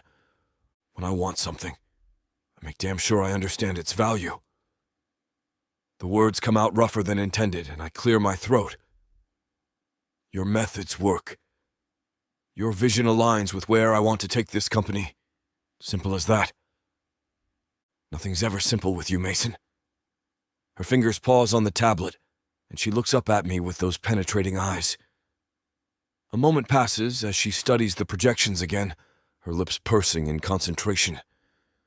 Then that smile, the one that used to light up my whole world, spreads across her face. I'd be honored to help Frost Tech reinvent the industry. My chest tightens at her words, at the genuine enthusiasm in her voice. This is business, I remind myself. Just business. But watching her dive back into the numbers with that familiar intensity, I know I've made the right choice. For the company, for the industry, and maybe for reasons I'm not ready to examine too closely. Alana rises from her chair, smoothing her blazer. Well, I think this calls for a proper handshake to seal the deal. I stand, towering over her by several inches. Her hand slides into mine, soft yet firm. That electric current shoots through me again, stronger this time. Our eyes lock, and for a moment the rest of the world fades away. Her thumb brushes against my palm. Intentional or not, it sets my nerve endings on fire. We should discuss the details further. My voice comes out rougher than intended, betraying the tension coursing through my body. Have dinner with me this week. I know a place downtown, private booth, excellent wine list. The chef there owes me a favor. We'll get the best table in the house. Her lips curve into that knowing smile, the one that makes my pulse quicken. Dinner to discuss business. Or is this your way of asking me on a date, Mason? The way she says my name, playful yet challenging, stirs something deep in my chest. Our hands are still joined, neither of us willing to break the connection first. Her skin is warm against mine, and I can feel her pulse matching the rapid rhythm of my own. That depends. I step closer, close enough to catch that familiar scent again, letting my height advantage cast a shadow over her. My thumb traces a small circle on the back of her hand. It can be whatever you want it to be. All you have to do is say yes. I hold her gaze, making it clear that while I'm giving her the choice, I know exactly what I want, and it has nothing to do with business. Yes. Alana's answer comes with that mischievous glint in her eyes that I remember all too well from our past. Text me the details and I'll meet you there. Let me pick you up. I release her hand, already missing the warmth of her skin against mine. The loss of contact is almost physical. Where are you staying? Her laugh echoes through the conference room, rich and knowing, like she's got me all figured out. The sound hits me right in the gut. Careful now. Wouldn't want to make Jenny jealous. My spine stiffens at the mention of that name, and irritation flares hot under my skin. Jenny? Oh, come on. Alana gathers her laptop, sliding it into her briefcase with practiced ease. Her movements are smooth, deliberate, like she's enjoying drawing this out. Word travels fast in tech circles. She's been not so subtly hinting at wanting to be your girlfriend. I saw the way she was looking at you at the summit, Mason. Like you were the last piece of chocolate cake at a birthday party. There's nothing between us. I run a hand through my hair, frustration creeping into my voice. Jenny's always been more invested than I am, and the fact that Alana picked up on it pisses me off more than it should. Just a few casual dinners. She's a colleague, nothing more. Relax, Mason. She slings her briefcase over her shoulder, that teasing smile still playing on her lips. The one that used to drive me crazy back in the day. I'm just messing with you. Though you might want to make that clearer to her before things get complicated.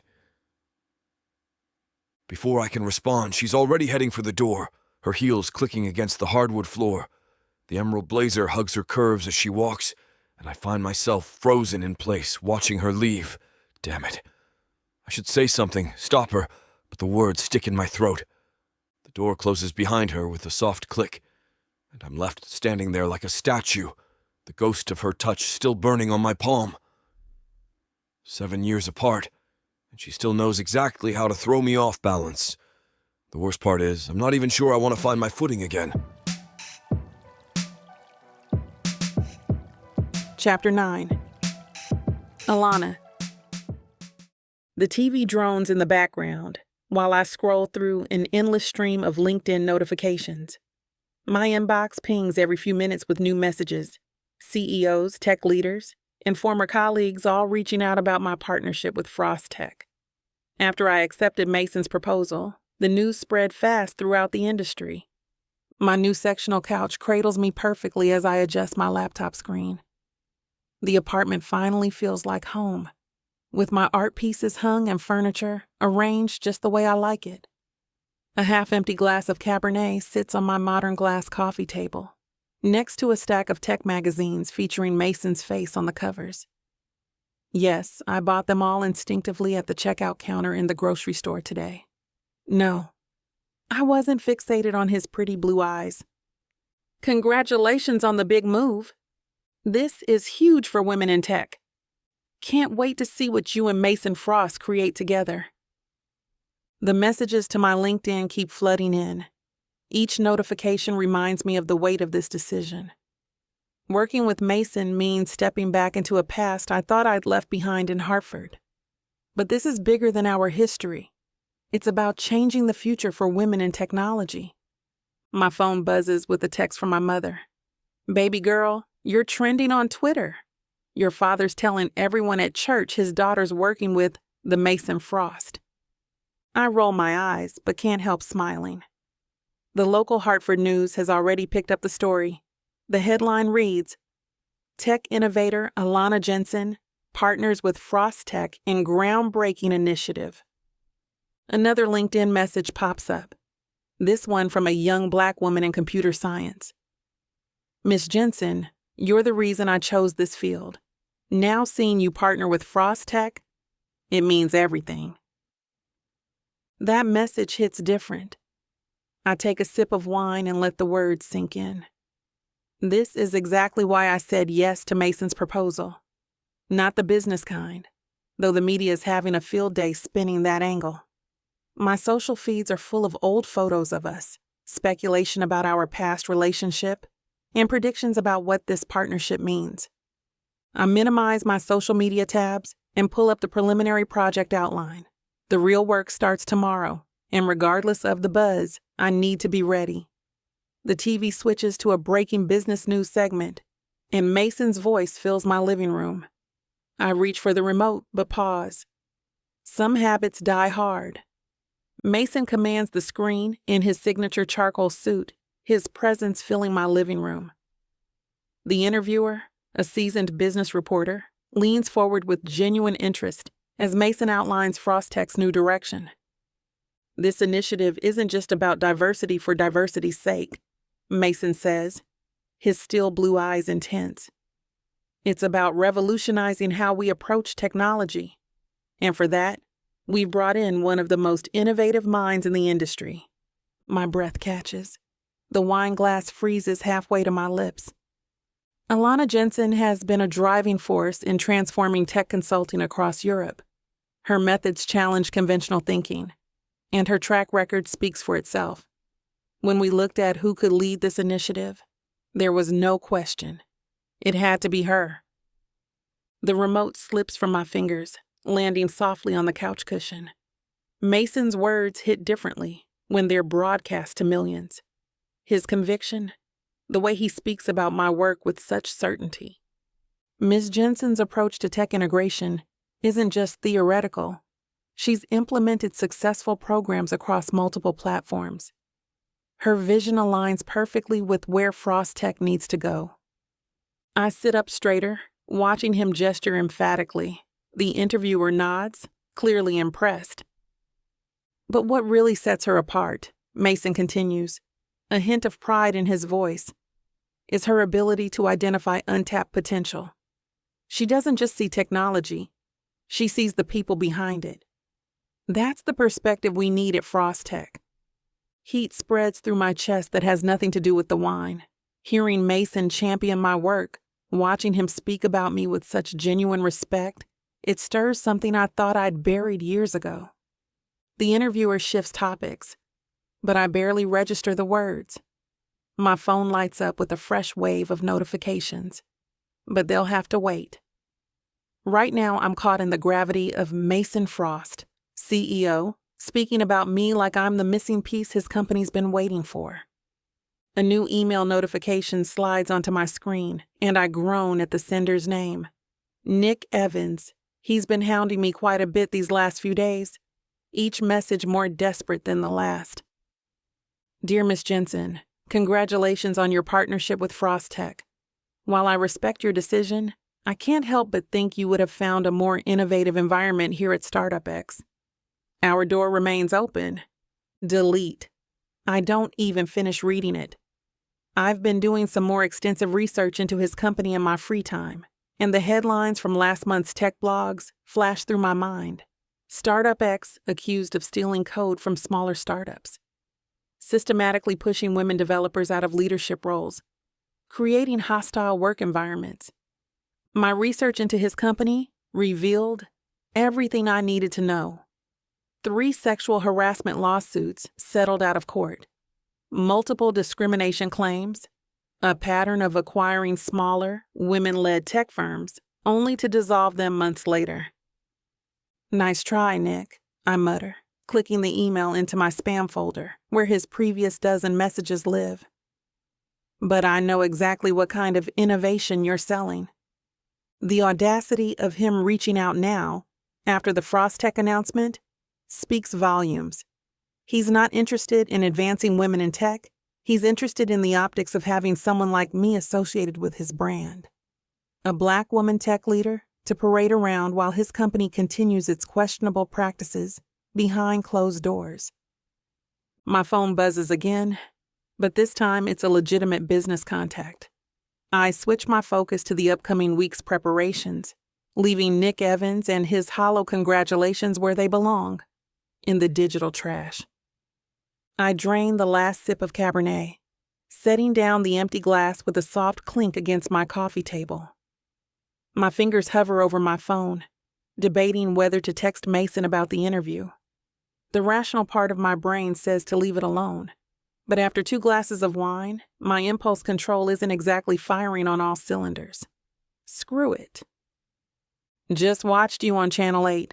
Pretty impressive advocacy there, Mr. Frost.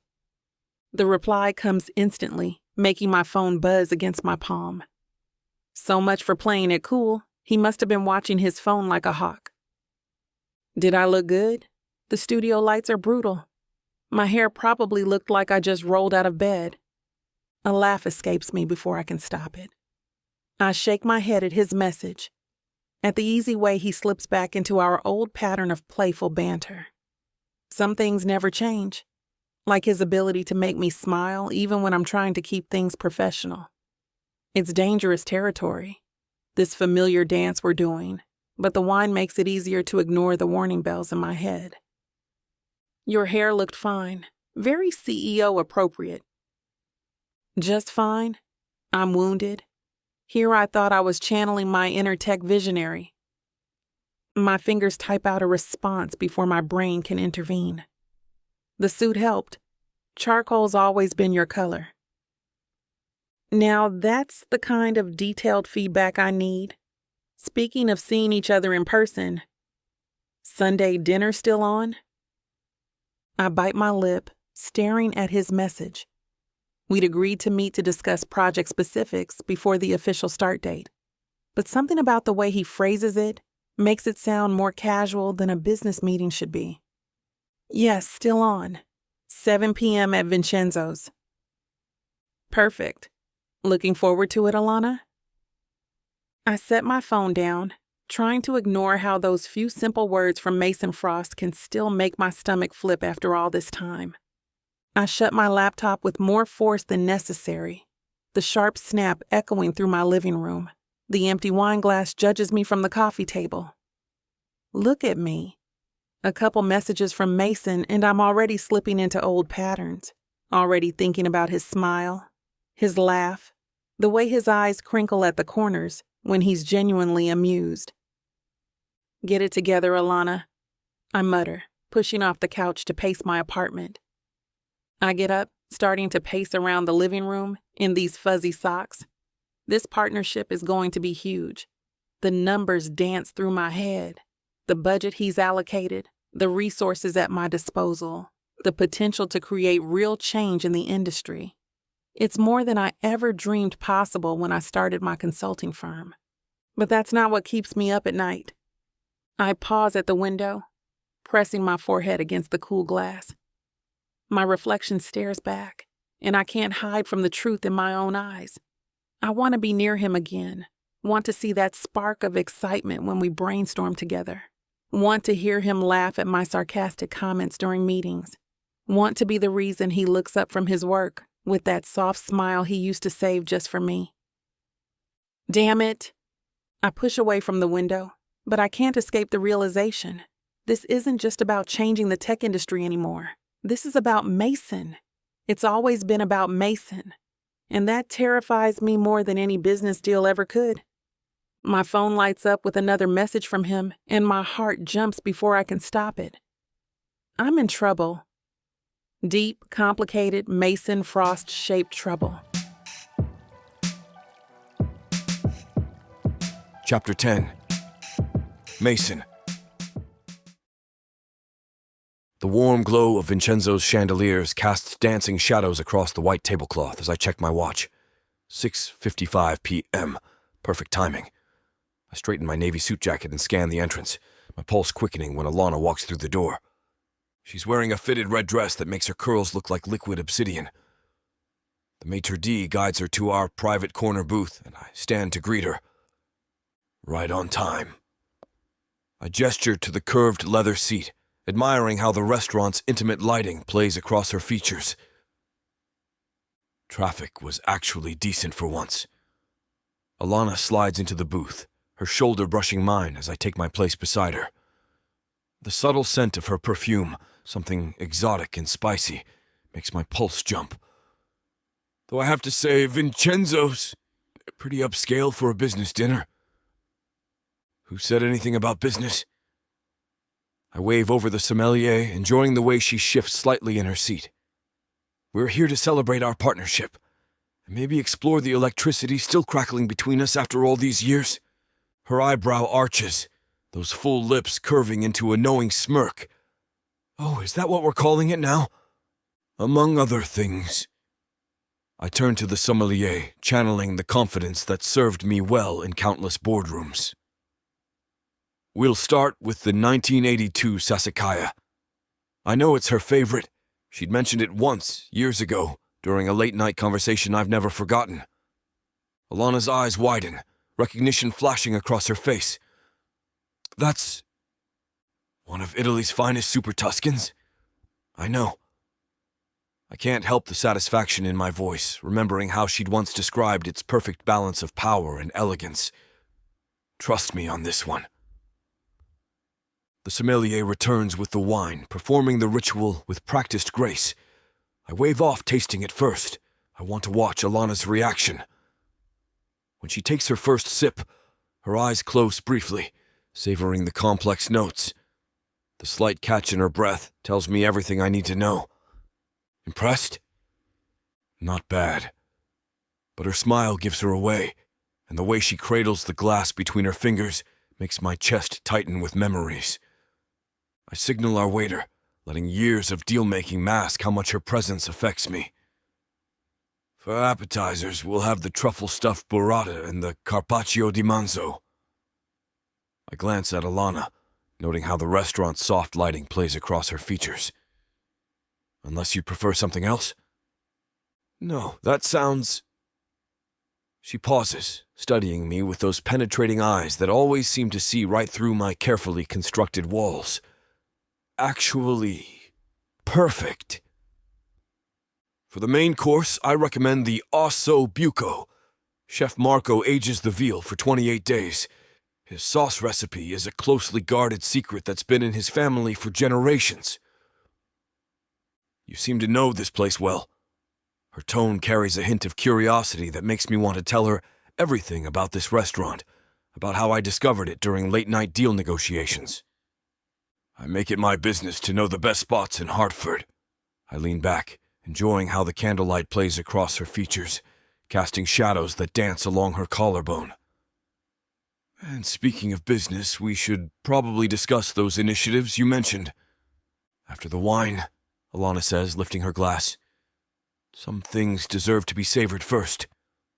The way she says it, slow and deliberate, sends a jolt of excitement down my spine.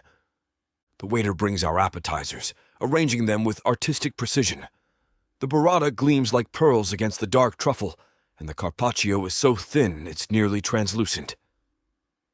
The scent of fresh herbs and olive oil wafts between us, and I watch as Alana's eyes light up at the presentation. Damn, I'd forgotten how much I love watching her appreciate good food. The burrata melts on my tongue as I watch Alana savor each bite, her expressions as expressive as I remember. She cuts into the cheese with practiced elegance, and a drop of olive oil catches the light. So tell me more about your vision for women in tech. I want to hear all your ideas, so don't hold back. Surprise me with new ones, if you have any, I say, reaching for my wine. Your proposal mentioned mentorship programs. Not just mentorship. She leans forward, her passion evident in every gesture.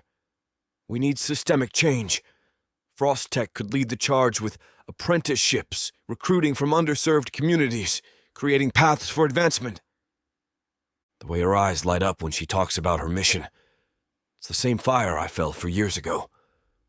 I've already earmarked funding for 3 new initiatives. Really? Her fork pauses halfway to her mouth. The board approved it this morning. Full backing for whatever programs you want to implement. Mason. She sets down her fork, studying me with those penetrating eyes. That's incredible. But you're giving me so much control right from the jump. Why? Because you were right. I take another sip of wine, letting the rich flavors ground me. About everything. The industry needs to change, and there's no one better to lead that change than you. Her smile, genuine, unguarded, hits me like a physical force. You've changed. Had to happen eventually. I gesture to the waiter for our main course, though some things stay the same, like how you still get that little crease between your eyebrows when you're plotting revolution. She laughs, the sound warming me more than the wine. And you still notice everything. Hard not to. The words slip out before I can stop them, more honest than I intended. The ossobuco arrives perfectly plated. Alana takes a bite and closes her eyes in appreciation. Oh my God.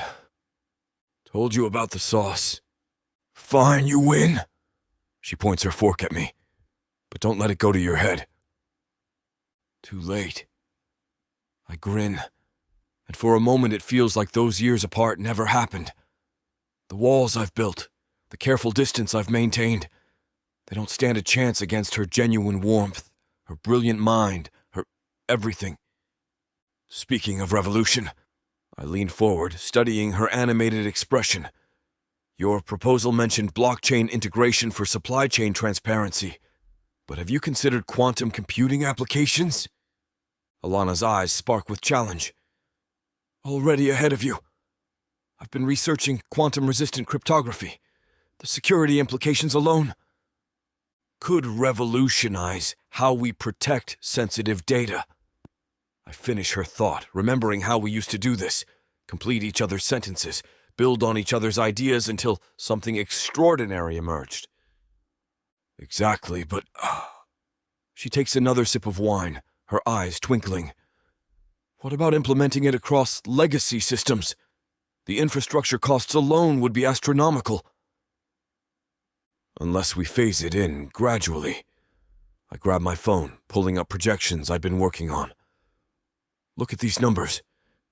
If we start with critical systems first, and create a hybrid approach...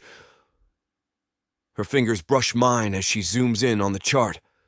That could work, but you'd need to factor in training costs. Already budgeted for. I swipe to the next slide, though your mentorship program could help offset some of that. By integrating hands-on experience with emerging tech. She sits back, that familiar gleam in her eye that means she's 3 steps ahead. Mason, that's brilliant. We could create specialized tracks for women returning to the workforce. I snap my fingers. Combine it with your community outreach initiative. And we've got a pipeline for diverse talent. She grabs her own phone, fingers flying across the screen. Look at these stats from my London programs. The numbers are impressive, but I'm more captivated by how animated she becomes, gesturing with her hands as she explains her vision. This is what I've missed. Not just her brilliance, but how she pushes me to think bigger, better. Your ideas challenge everything we thought we knew about tech education, I admit, watching her outline potential improvements to my initial plans. That's because you're still thinking inside traditional frameworks. Her smile turns teasing. Some of us had to get creative to succeed. Then teach me. The words come out more intense than I intended. Show me what I'm missing. Her expression softens, and for a moment I see a flash of the connection we used to share. Only if you're ready to have all your assumptions questioned. Bring it on. I raise my glass to hers. I always did love a good debate with you. The crystal glasses sing as we touch them together. Alana's eyes catch the light, and I find myself studying the way she savors each sip of the Sassicaia. Some wines are meant to be appreciated slowly, and she's always understood that. You haven't touched your Osso Bucco in 5 minutes, I point out. Can't let Chef Marco's masterpiece go cold. Too busy destroying your outdated tech paradigms. But she takes another bite, and that small sound of pleasure she makes sends electricity down my spine. I wave the waiter over. We'll take the chocolate soufflé for dessert, the one with the gold leaf and that raspberry reduction sauce. I didn't agree to dessert, but her eyes light up. She's always had a weakness for chocolate. You don't have to. This one's just for you.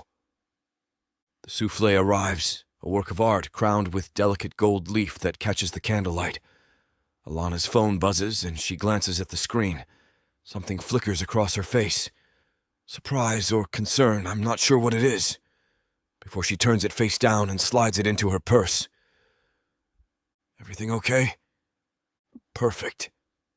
She dips her spoon into the soufflé, and the chocolate center flows like silk. This is incredible. Want a taste?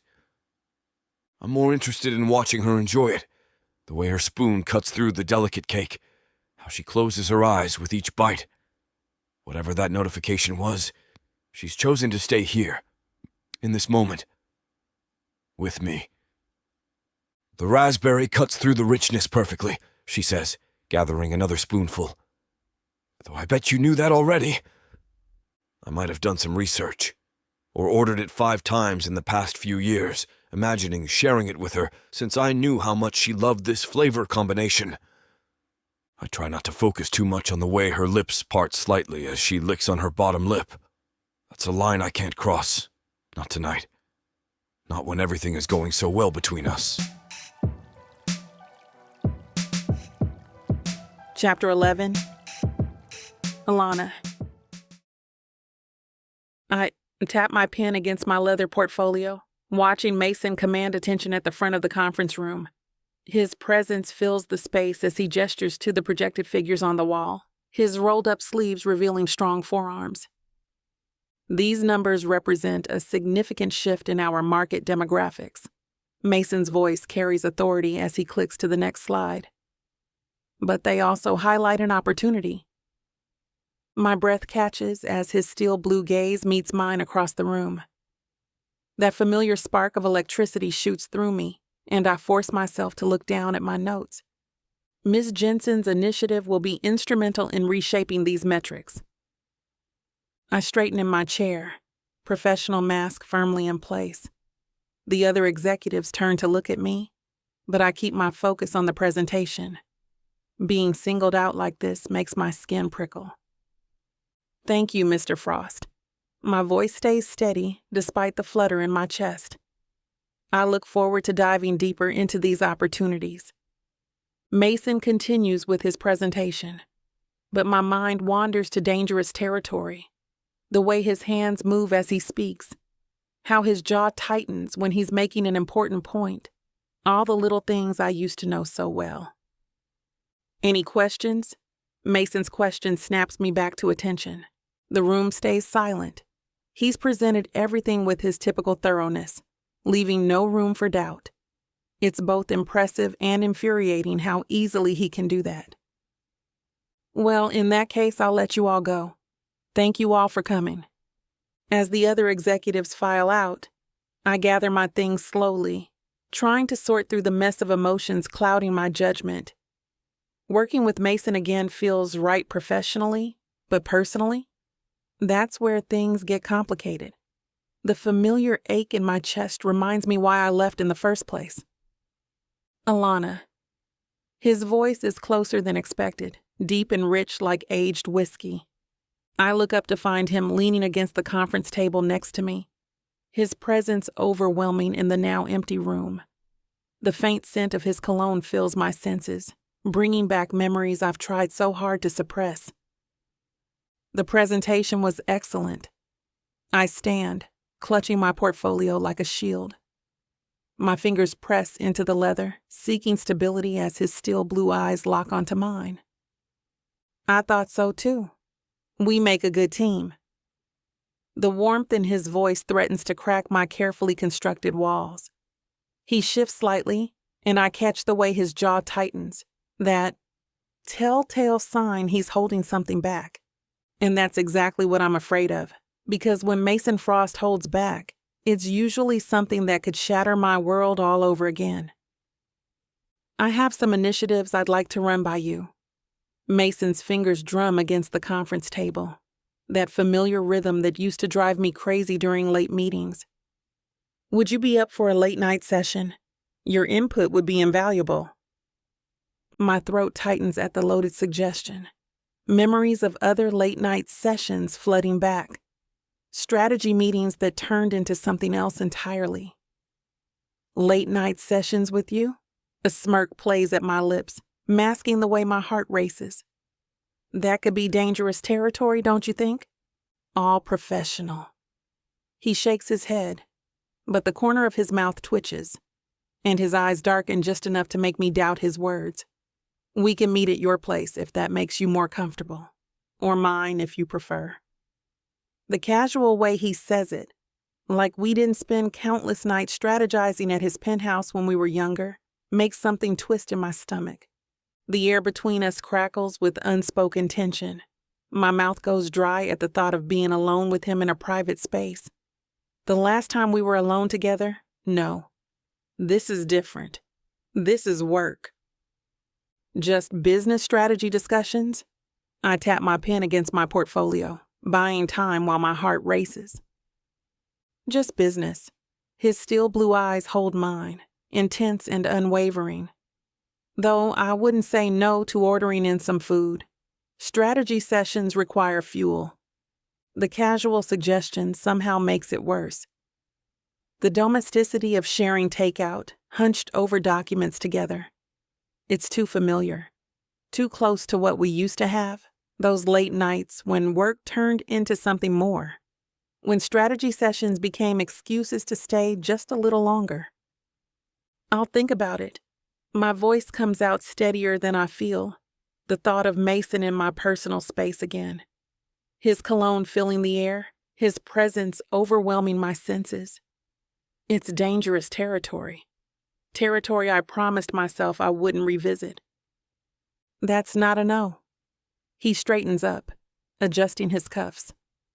The simple action draws my attention to his forearms again. Damn him for knowing exactly how distracting that is. How the smallest gestures can derail my thoughts completely. It's not a yes either. I gather my things, needing distance to think clearly. The prospect of a private meeting leaves my pulse racing, and my mind clouded with possibilities, both thrilling and terrifying. I've worked too hard to build my reputation, to establish myself as more than just another woman who fell for Mason Frost's charm. Yet here I am, fighting the same attraction that burned me years ago. I know this great sushi place downtown. Mason's eyes light up with that familiar spark. They still make those spicy tuna rolls you love. His voice carries a hint of satisfaction, like he's already won this round. My stomach betrays me with a small growl. Damn him for remembering my weakness. You remember my order? I hate how pleased I sound, how easily he can read the surprise in my voice. Some things you don't forget. He loosens his tie, and the casual gesture sends my mind spinning back to late nights, poring over spreadsheets, surrounded by empty sushi containers. Those nights when work blurred into something more intimate, when the city lights painted shadows across his face as we debated market strategies between bites of sashimi. Fine. I tried to sound nonchalant, but the prospect of my favorite sushi makes my resolve crumble. I should be home by 6. You can come by after that. I adjust my laptop bag on my shoulder, hoping the movement hides how my hands have started to tremble.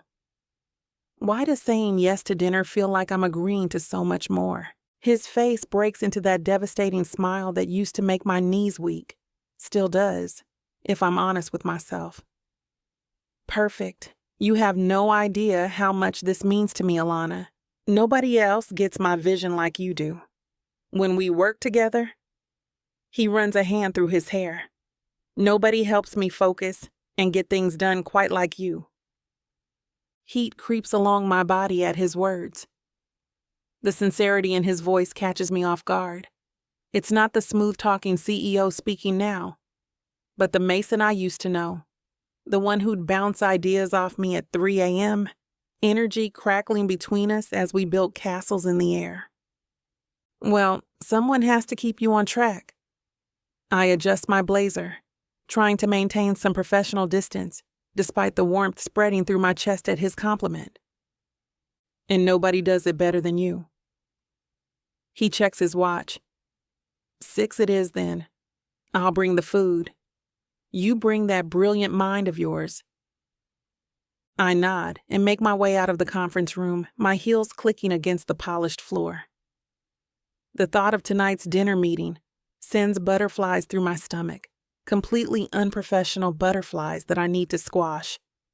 The elevator doors slide open to Frost Tech's entertainment floor, a space designed for creative thinking and collaboration. Plush beanbags in various colors dot the open space, perfect for getting work done in a more relaxed environment. I settle into a bright blue beanbag, pulling out my laptop.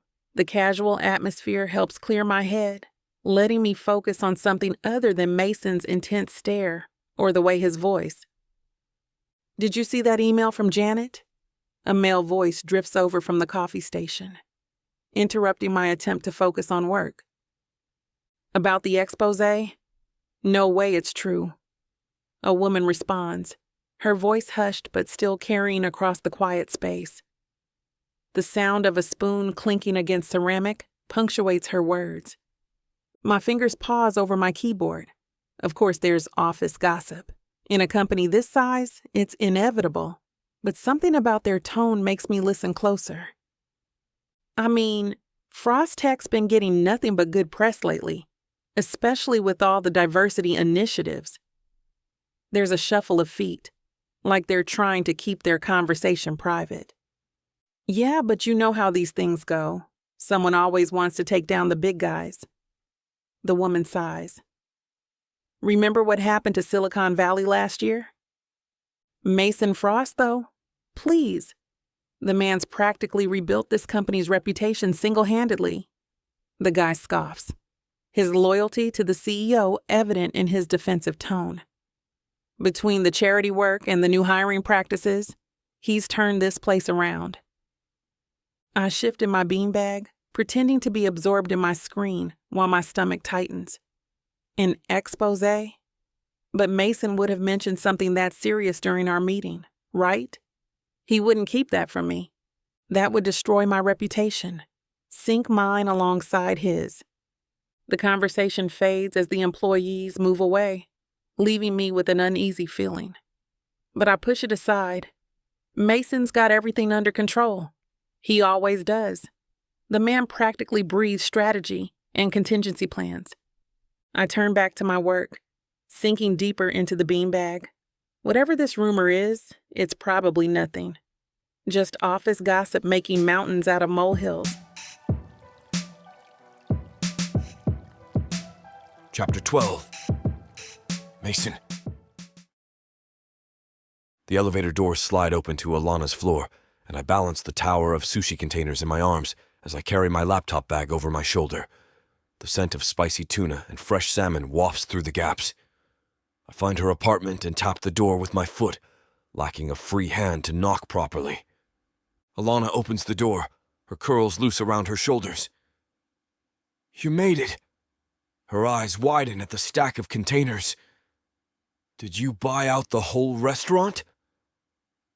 "Just the essentials." I step inside, taking in her modern apartment. Clean lines, comfy furniture, touches of bold art on the walls. Very Alana.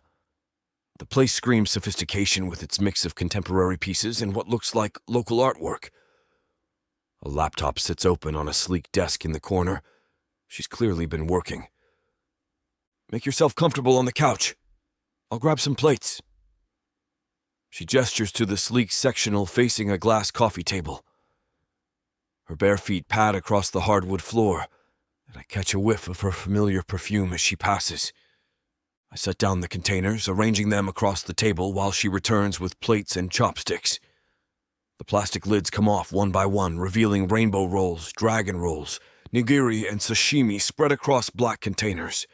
Steam rises from the hot items, mixing with the cool, fresh scent of raw fish. "Mason." Alana pauses mid-reach for a California roll, shaking her head with that mix of exasperation and amusement I remember so well. This is definitely excessive. There's enough here to feed a small army. Her fingers hover over the array of food like she can't decide where to start. "Trust me, we'll finish it." I grab my chopsticks, already eyeing the spicy tuna. I haven't eaten since breakfast, and these strategy sessions always work up an appetite. "If you say so." She settles beside me on the couch, tucking one leg under her, though I'm starting to wonder if you're actually part shark with how much fish you can put away. "More like part dragon." I snag a piece of salmon sashimi.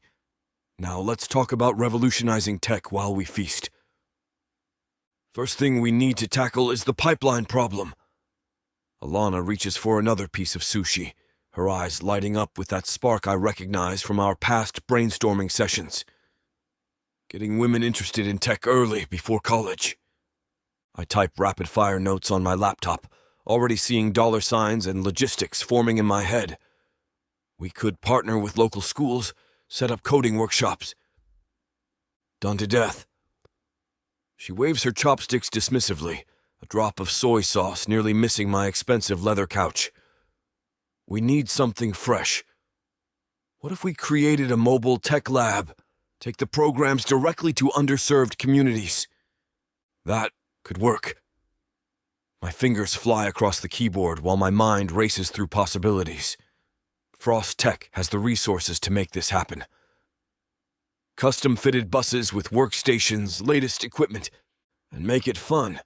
Gaming stations, VR setups. Show them tech isn't just sitting at a desk writing code. She's on a roll now, and I can't help but admire how she always pushes past the obvious solutions. It's one of the things that made working with her so damn effective in the past. A piece of spicy tuna appears in front of my face. I open my mouth automatically, and she pops it in while I continue typing cost projections. The familiar spicy kick hits my tongue as my fingers dance across the keys. Look at you, being all domestic. I smirk between chews, enjoying this easy rhythm we've fallen into. Please, I'm just keeping your hands free so you can type faster. I want these numbers crunched before the fish goes bad. Her practical tone can't hide the playful glint in her eyes. Always the efficiency expert. I pull up another spreadsheet, the numbers swimming before my eyes after hours of work. Speaking of numbers, what's your target for year one? Ambitious. 5,000 girls through the program. Make it 10,000. I adjust the figures, determination coursing through me. If we're doing this, let's do it right. Frost Tech doesn't screw anything. Now who's being ambitious?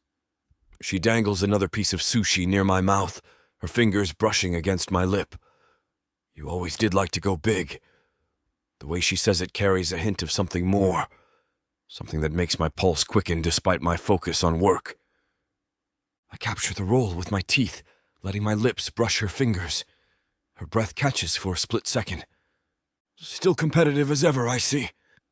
She recovers quickly, reaching for more food. But 10,000 is pushing it. The logistics alone are completely manageable with the right resources. I spin my laptop to show her the breakdown. See, we can run multiple labs simultaneously, coordinate with school districts. It'll be great. Fine. She leans in to study the numbers, her shoulder pressing against mine. But I want complete creative control over the curriculum. Deal. I return to typing. As long as you keep feeding me sushi. Demanding, aren't you? Another piece appears in front of me. Good thing I came prepared with backup rolls. The gentle tapping of keys fills the comfortable silence between us as I update projected costs. A soft chime cuts through the quiet. Alana's phone lighting up with an email notification. I catch the sender's name out of the corner of my eye. Nick Evans. My fingers freeze mid-keystroke. Nick Evans is emailing you? Mm-hmm. She scrolls through her phone, seemingly unbothered. He's been pretty persistent since the Innovation Summit. Persistent about what exactly? I keep my tone neutral, though my jaw clenches. Wants me to partner with Startup X on their diversity initiatives. Ever since he heard about what we're doing, he's been trying to get me to do something similar with his company. She sets her phone down, reaching for another piece of sushi. This is like the third email this week. Startup X. I scoff, unable to help myself. Their idea of innovation is copying whatever actually successful companies do. 6 months too late. Alana's lips twitch. Someone sounds bitter. Not bitter, just stating facts. I stab at a piece of salmon with more force than necessary. Did you know they tried to poach half my development team last quarter? Offered them ridiculous signing bonuses. Did anyone take it? No, because they know better than to jump ship to a second-rate startup run by... I catch myself before finishing that sentence. Alana's eyes dance with amusement. Run by what, Mason? A hack in an overpriced suit who wouldn't know real tech innovation if it bit him in the face. She bursts out laughing. Tell me how you really feel. I'm just looking out for your best interests. I close my laptop, turning to face her fully. You deserve better than whatever half-baked proposal Evans is pushing. Like working with a possessive CEO who gets worked up over a simple email. I'm not worked up.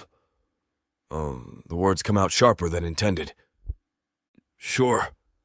She pops a piece of tuna in her mouth, grinning. Your right eye always twitches like that when you're completely calm. I touch my eye self-consciously. It does not. Whatever helps you sleep at night, Mason. She picks up her phone again, deliberately slow. Maybe I should respond to Nick's email right now. I reach over and slide her phone to the far end of the coffee table, deliberately placing it face down. Let's focus on our project. We have deadlines to meet. Oh my God. Alana's eyes light up with delight, and she lets out a soft laugh that sets my teeth on edge. You're jealous. The great Mason Frost is actually jealous. I'm efficient. The phone's a distraction. I grab another piece of sushi, avoiding her knowing look. The spicy tuna roll doesn't taste like anything as I chew, my jaw clenched tight. Really? Because Nick was quite charming at the summit. She leans back, crossing her legs with a grace that draws my attention despite my irritation. All those compliments about my work, and the way he kept finding excuses to touch my arm when we talked. He has such nice hands, don't you think? My chopsticks pause halfway to my mouth, a piece of salmon nigiri dangling precariously. The thought of Evans's hands anywhere near her makes my stomach turn. What exactly are you trying to accomplish here, Alana? She shrugs, the picture of innocence. Just making conversation. Her fingers trail along the edge of her plate, though he did mention taking me to dinner to discuss potential collaborations. The muscle in my jaw tightens. I set down my chopsticks and reach for my water, taking a long drink. The room feels warmer than it did a minute ago. Alana picks up another piece of sushi, but I catch the slight curve of her lips as she eats. She's enjoying this too much. We continue eating in silence, but the air between us has shifted.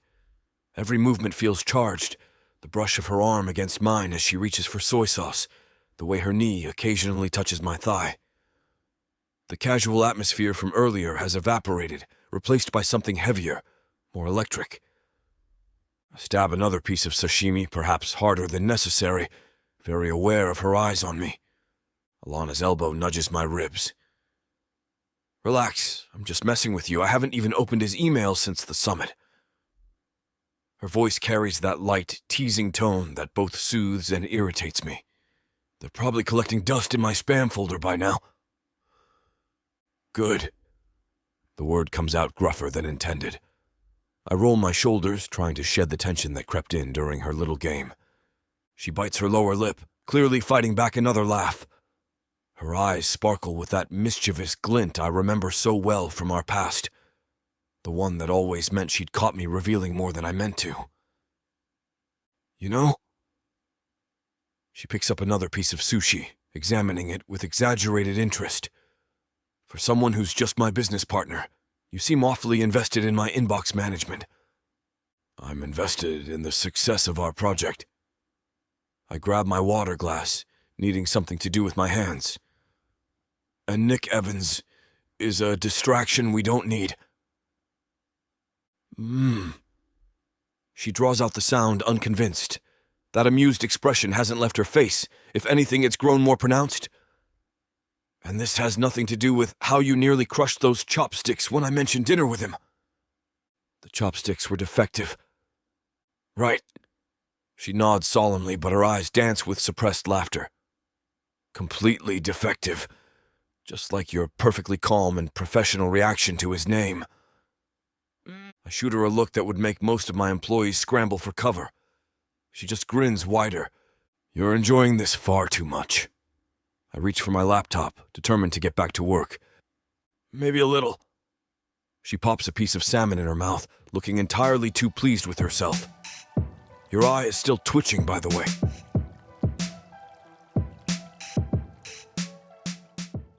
Jacob, I wonder if you still remember the way I used to touch your face when I was trying not to fall apart.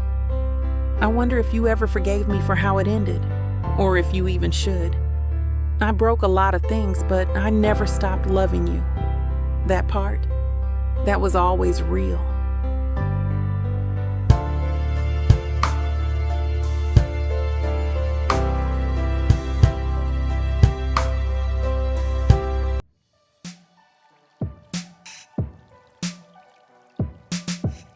Chapter 13.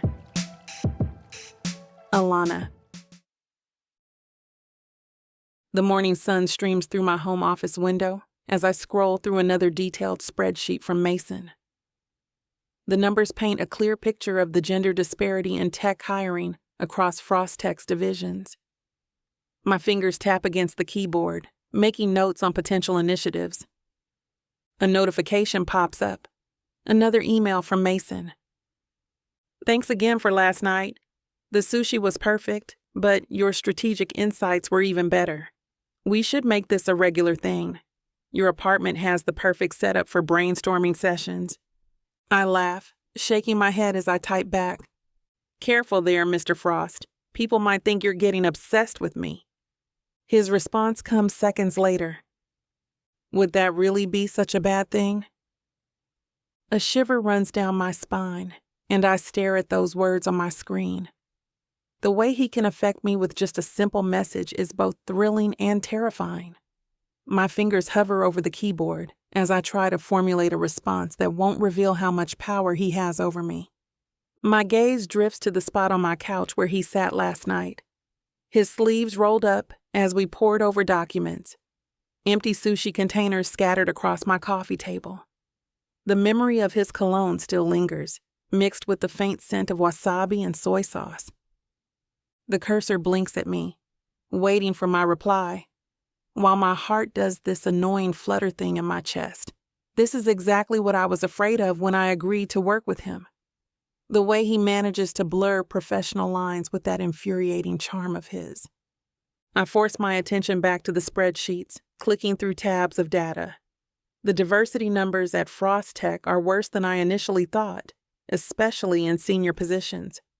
Making real change here will take more than just surface-level initiatives. My phone buzzes with another notification, this time from a potential client in Seattle. They're offering an attractive contract, but I click away from the email. Taking on anything else right now would spread me too thin.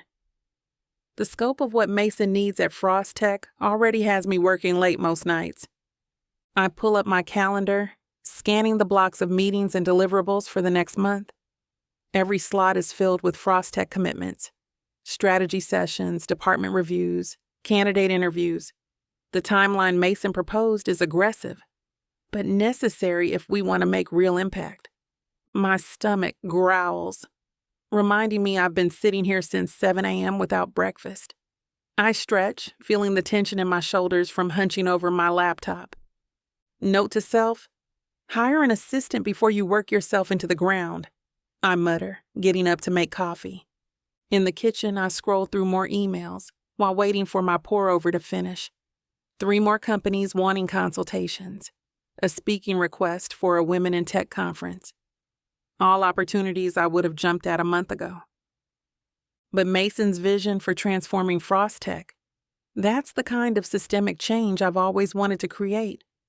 And if I'm honest with myself, watching him fight to reshape his family's legacy into something meaningful, it's compelling in a way that makes other projects pale in comparison. The coffee finishes dripping as I make a decision. I draft quick, polite declines to the other inquiries. For now, Frost Tech needs my complete focus. If things keep expanding at this rate, I'll need to think about growing my team. But that's a problem for future Alana. As I'm declining the last consultation request, a news alert catches my eye. The headline makes my coffee cup freeze halfway to my lips. Breaking news, major tech scandal, set to explode, industry leaders implicated. I tap the notification, scanning the article. It's frustratingly vague, full of unnamed sources and carefully worded implications, but phrases like widespread corruption and multiple tech giants involved jump out at me. Tech industry insiders report evidence of systematic misconduct at the highest levels. I read aloud, my stomach tightening. Details expected to emerge in coming days. Another notification pops up. TechCrunch this time. Same story, different angle. They're specifically mentioning companies valued over $1 billion. My hands feel clammy as I open tab after tab of similar reports. This is stupid, I mutter, setting down my coffee harder than necessary. They're just fishing for clicks. But something about the timing feels off. I've been in this industry long enough to recognize when smoke signals actual fire, the way these articles dance around specifics while hinting at concrete evidence. My phone lights up with texts from industry contacts, all asking variations of, "Have you heard?" and "What do you know?" I click back to Mason's email thread, studying his casual tone from earlier.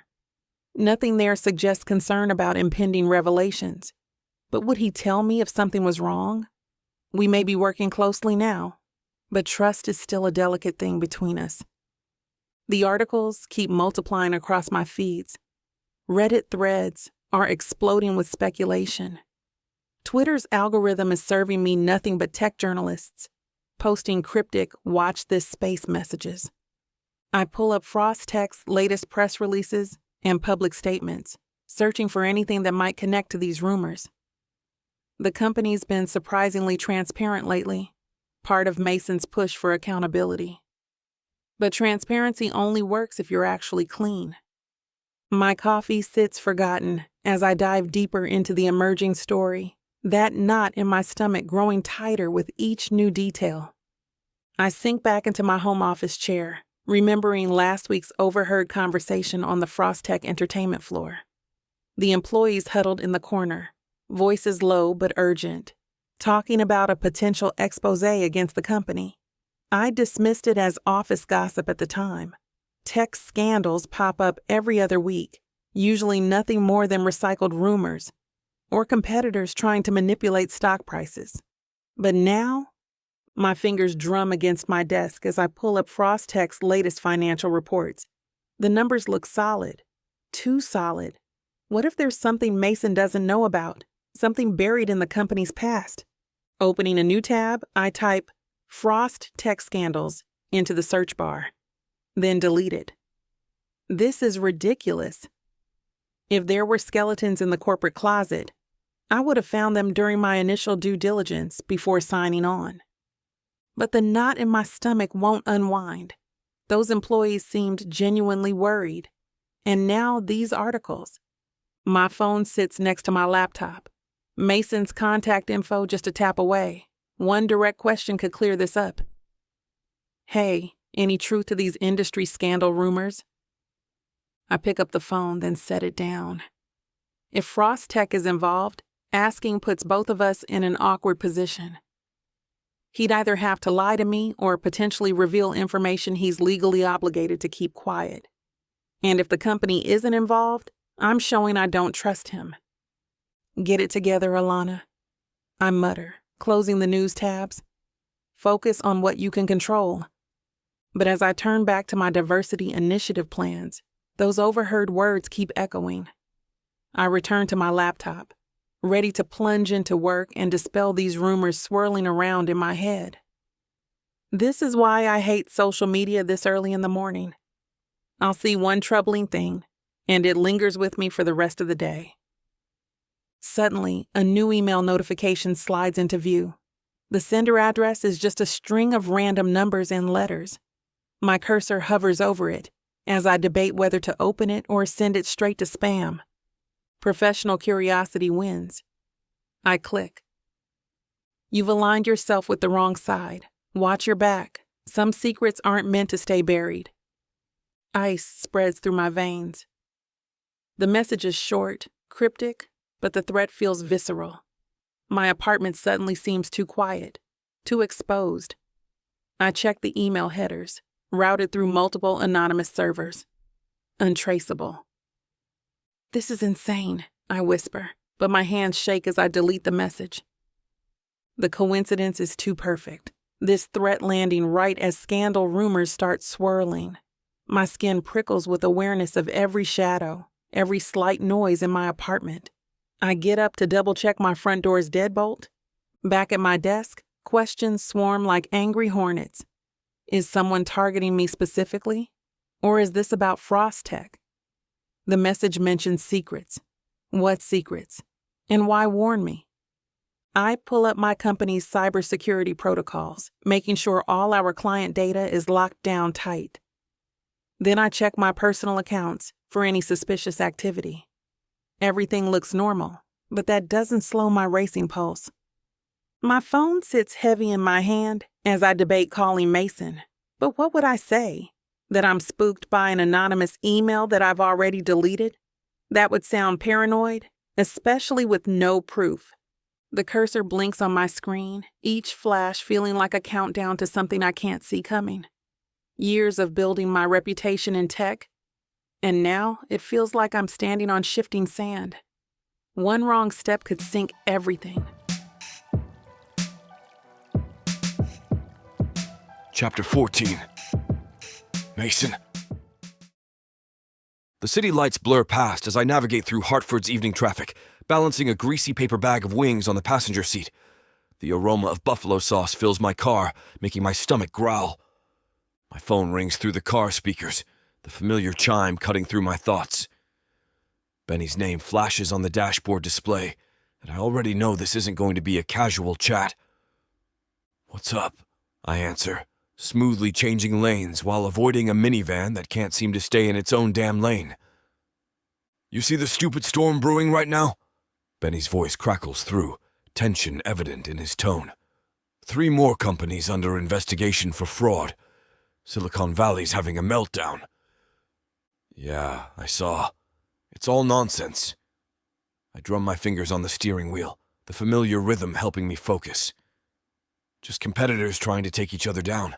Same old game, different players. Tech industry's always been a snake pit. You sure about that? Numbers don't lie, Mason. There's an edge to Benny's voice that I don't particularly like. Numbers can be manipulated. Trust me, I've been dealing with enough cleanup from my father's mess to spot fake scandals from a mile away. I pull up to a red light, checking the time on the dash and suppressing a surge of irritation at the mention of my father. Half these accusations won't stick. It's just vultures circling, hoping something drops. The light turns green, and I press down on the accelerator, ready to end this conversation before it dredges up more family history than I care to deal with tonight. Your optimism is touching. Benny chuckles. Or is it denial? It's experience. Tech world's full of sharks looking for blood. First sign of weakness and they pounce. Speaking of sharks, how's the new partnership with Alana Jensen going? It must be awesome to have an industry warrior like her on board. My grip tightens on the wheel. She's brilliant. Exactly what Frost Tech needs right now. Careful there. Your voice gets all soft when you talk about her. Go away. I turn onto Alana's street. I've got another meeting with her now. Talk later? Sure. Just watch your back, yeah? People are on edge right now across the industry. I don't want to see anything bad happening to you. I end the call, pulling into a parking spot. Through her apartment window, I can see Alana's silhouette moving around, probably setting up her laptop for our strategy session. These dinner meetings have become the highlight of my week, though I'm not ready to admit that to anyone, especially not Benny. I take the stairs 2 at a time, balancing the food and a bottle of wine I grabbed from my car. The spicy aroma of buffalo sauce seeps through the paper bag, making my stomach growl. The hallway to Alana's apartment stretches ahead, and I catch the faint sound of glass clinking behind her door before I knock. It's open. Her voice carries through, distracted. Not like her to leave the door unlocked. That's the first red flag. Inside, Alana moves between the kitchen and dining area, setting out plates with quick, sharp movements. Her usual grace is replaced by an almost mechanical efficiency. She's traded her work clothes for yoga pants and an oversized sweater, but the tension in her shoulders is visible even under the loose fabric. Brought those wings you like. I set the bag on her counter, watching as she grabs wine glasses without meeting my eyes. The way she's avoiding my gaze sets off warning bells in my head. Though I'm starting to think we need something stronger than wine.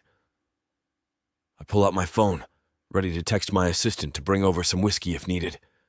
Something tells me this isn't going to be our usual strategy session. That obvious? She pauses, wine glass suspended midair. Your shoulders are practically touching your ears. I lean against the counter. What's really going on? Alana sets the glass down, her fingers lingering on the stem. These investigations, 3 more companies today. It's like watching dominoes fall. They're fishing expeditions, nothing more. You can't know that for sure. She turns, finally meeting my gaze. The evidence they're presenting is circumstantial at best. I move closer, taking the plates from her hands before she can protest. Look, I've been in this industry long enough to recognize a coordinated attack when I see one. And I've been in it long enough to know where there's smoke. She crosses her arms. Sometimes there's just a smoke machine. I start unpacking the food. Think about it. All these accusations coming out at once. Someone's orchestrating this. Maybe. She reaches for the wine bottle and starts pouring herself a hefty glass. Or maybe the whole industry is more corrupt than we thought. Trust me, after cleaning up my father's mess, I know exactly how corrupt it can get. This isn't the same thing. Alana leans back against the counter, swirling the wine in her glass. You know, since we started this partnership, I've felt She takes a breath. Invincible, like I'm on top of the world. Everything's clicking into place. I step closer, drawn by the vulnerability in her voice. But what if it all comes crashing down? Her fingers tighten around the stem of her glass. If these investigations spread, if they touch us, they won't. You can't promise that. Actually, I can. I set my glass down with a decisive click. You think I haven't dealt with scandal before?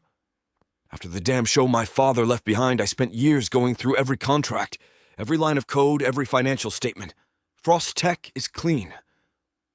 Mason? No. Listen. I move into her space, close enough to catch the faint scent of her perfume. I rebuilt this company from the ground up. Everything we do, every project we take on, goes through multiple layers of oversight. Hell, I probably overcorrect at this point, but I won't let anyone question our integrity. Her shoulders relax slightly. You really believe that? I know it. And you know what else?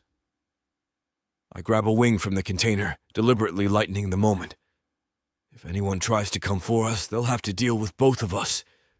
And frankly, you're scarier than I am. A smile tugs at her lips. Damn right I am. She reaches for a wing herself, then pauses. I trust you, you know. I wouldn't be here if I didn't. I know, and I do. Alana Jensen doesn't give her trust easily. The weight of that responsibility sits heavy on my shoulders, but it's one I'll gladly carry. I watch as Alana bites into a wing, her lips glistening with sauce. She catches the drip with her tongue, a quick flick that sends my pulse racing. The wine's barely touched, but I feel drunk on the sight of her. God, these are good. She licks her fingers one by one, taking her time. The tension in the room shifts, electric now. Glad you approve. My voice comes out rougher than intended. I grab a napkin, anything to keep my hands busy. She reaches for another wing, and sauce smears across her bottom lip. Without thinking, I lean in and brush my thumb across it. Her breath catches. The moment stretches, crystallizes. Suddenly it feels like something comes over me, something I can't quite control anymore. I close the distance between us, pressing my lips to hers in a quick, soft kiss. The taste of buffalo sauce mingles with wine. I hate to put a stop to a good time, but it looks like we've hit this platform's limit for spiciness. This platform's got some rules we have to play by if we want to keep giving you these stories for free. And trust me, this scene isn't something you want to miss. While we can't get into all the details here, you can still dive into the full, uncut version at TylaWalker.com. Miss Tyla has an entire collection of unabridged audiobooks and ebooks waiting for you. And the best part? You can treat yourself with 40% off when you use the code SAVE40. That's right. You'll save on any digital product, even bundles that are already discounted. Miss Tyla would never let anyone feel the kind of disappointment you must be feeling right now. So why wait? Treat yourself with Miss Tyla.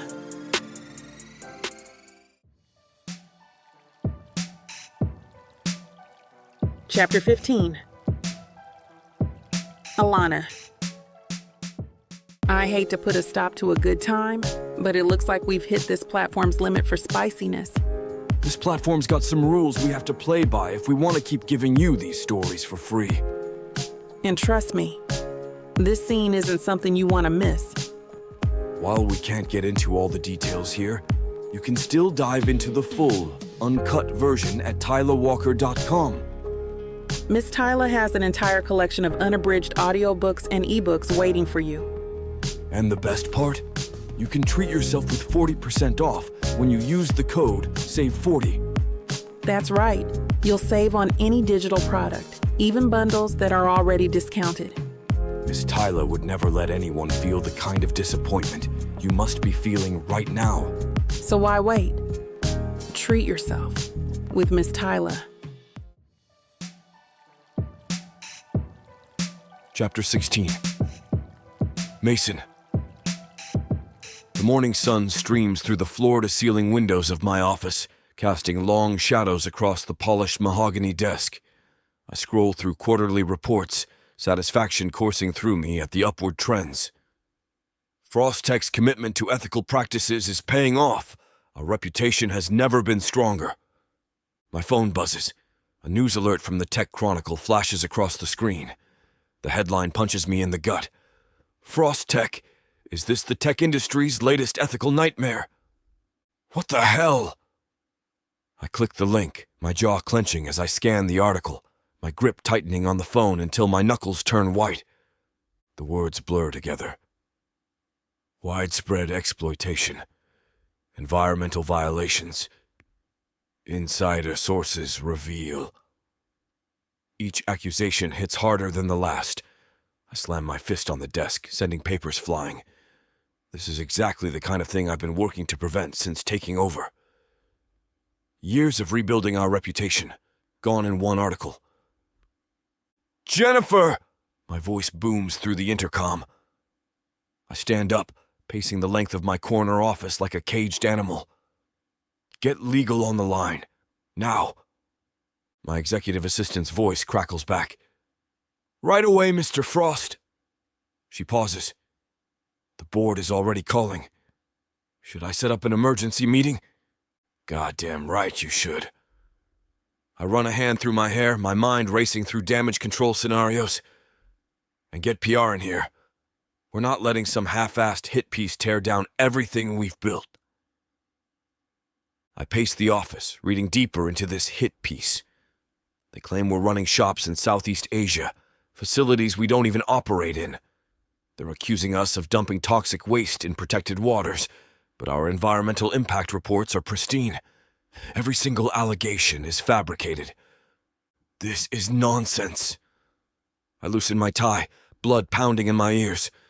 Someone's trying to tank us. I knew this day was coming, but now that it's here, I'm scrambling on what to do. Years of rebuilding Frostech's reputation, countless sleepless nights making sure every decision was above board, and someone wants to tear it all down with lies. My phone rings. It's Tom Wyatt, one of my lawyers in the legal department. Tell me you've seen this garbage. I bark into the phone, gripping it so hard my knuckles turn white. We're already drafting cease and desist letters. These claims are completely unfounded, Mason. We'll nail them for libel. Find out who their sources are. I want names. I drop into my chair, running a hand through my hair. Someone's trying to mess with us, Tom. I want to know who. The leather creaks under me as I lean forward, jaw clenched. Whoever's behind this is going to learn exactly what happens when you come after everything I've worked for. I pull up Twitter, my thumb hovering over the screen. This is a terrible idea, but I need to know what people are saying. The hashtag hash. Frostech scandal is already trending. My stomach turns as I scroll through the posts. Can't believe Frostech fooled us all. Another tech giant showing their true colors. Mason Frost following in Daddy's footsteps after all. The apple doesn't fall far. I grip the phone tighter, blood rushing in my ears. These people don't know a thing about what I've done to change this company. The countless nights spent reviewing contracts, personally inspecting facilities, implementing ethical guidelines that go beyond industry standards. A few voices of reason cut through the noise. Anyone else notice the timing of this? Right when Frostech's about to announce their newest diversity initiative. Zero proof provided in that article. Just anonymous sources. Smells like a hit job. Mason Frost spent years cleaning up his father's mess. Why would he throw that away now? I screenshot these posts, forwarding them to my PR team. At least some people are using their brains instead of jumping on the outrage bandwagon. LinkedIn is worse. Industry thought leaders are already writing lengthy posts about corporate responsibility, using us as their cautionary tale. Competitors are sharing the article with faux concern, deeply troubled by these allegations. Vultures. I toss the phone onto my desk. The timing is too perfect, too calculated. We're about to announce our biggest initiative yet. bringing more women into tech leadership positions. Someone wants to derail that before it starts. But who stands to lose from our success? Which of our competitors is desperate enough to fabricate this nonsense? The intercom buzzes. Mr. Frost, the board is assembled in the conference room. On my way. I straighten my tie, squaring my shoulders. Time to face the firing squad. I stride into the conference room, met by a sea of concerned faces around the mahogany table. The tension is thick enough to cut with a knife. Board members clutch tablets displaying that damned article, their expressions ranging from panic to outrage. Good morning, everyone. Thank you for being here, even if it's under these troubling circumstances. I remain standing, commanding their attention. I understand that everyone is concerned by what was published in that article. But let me be clear, every single allegation in that article is false. Mason. Richard Sampson, our longest-serving board member, leans forward, his weathered face creased with worry. The stock's already down 8%. Our investors are breathing down my neck. Because that's exactly what these bastards wanted. I pull up our latest environmental and labor reports on the screen, my jaw clenched tight. Look at these. Every facility accounted for, every regulation met or exceeded. We don't even operate in half the locations they're accusing us of exploiting. This is a calculated hit job, and I won't let it stand. The timing is suspicious. Melina Martin taps her pen against the table, her sharp eyes narrowing. Right before our Women in Tech initiative launch, someone clearly wants to derail this. My stomach knots at the mention of the initiative. Alana. This could destroy everything she's worked for. Her reputation could take a hit just by association. The thought makes my blood boil. I grip the edge of the conference table, forcing myself to stay focused on the immediate crisis while fighting the urge to call her right now. Whoever's behind this is going to pay. I'll make damn sure of that.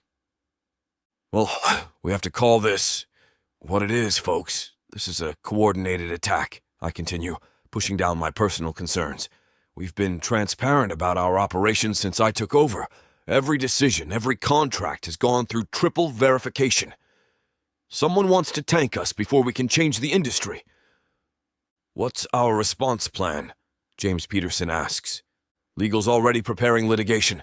I'm sure PR is crafting our statement, but I need full board support to go on the offensive. We're not just defending, we're going to expose whoever's behind this.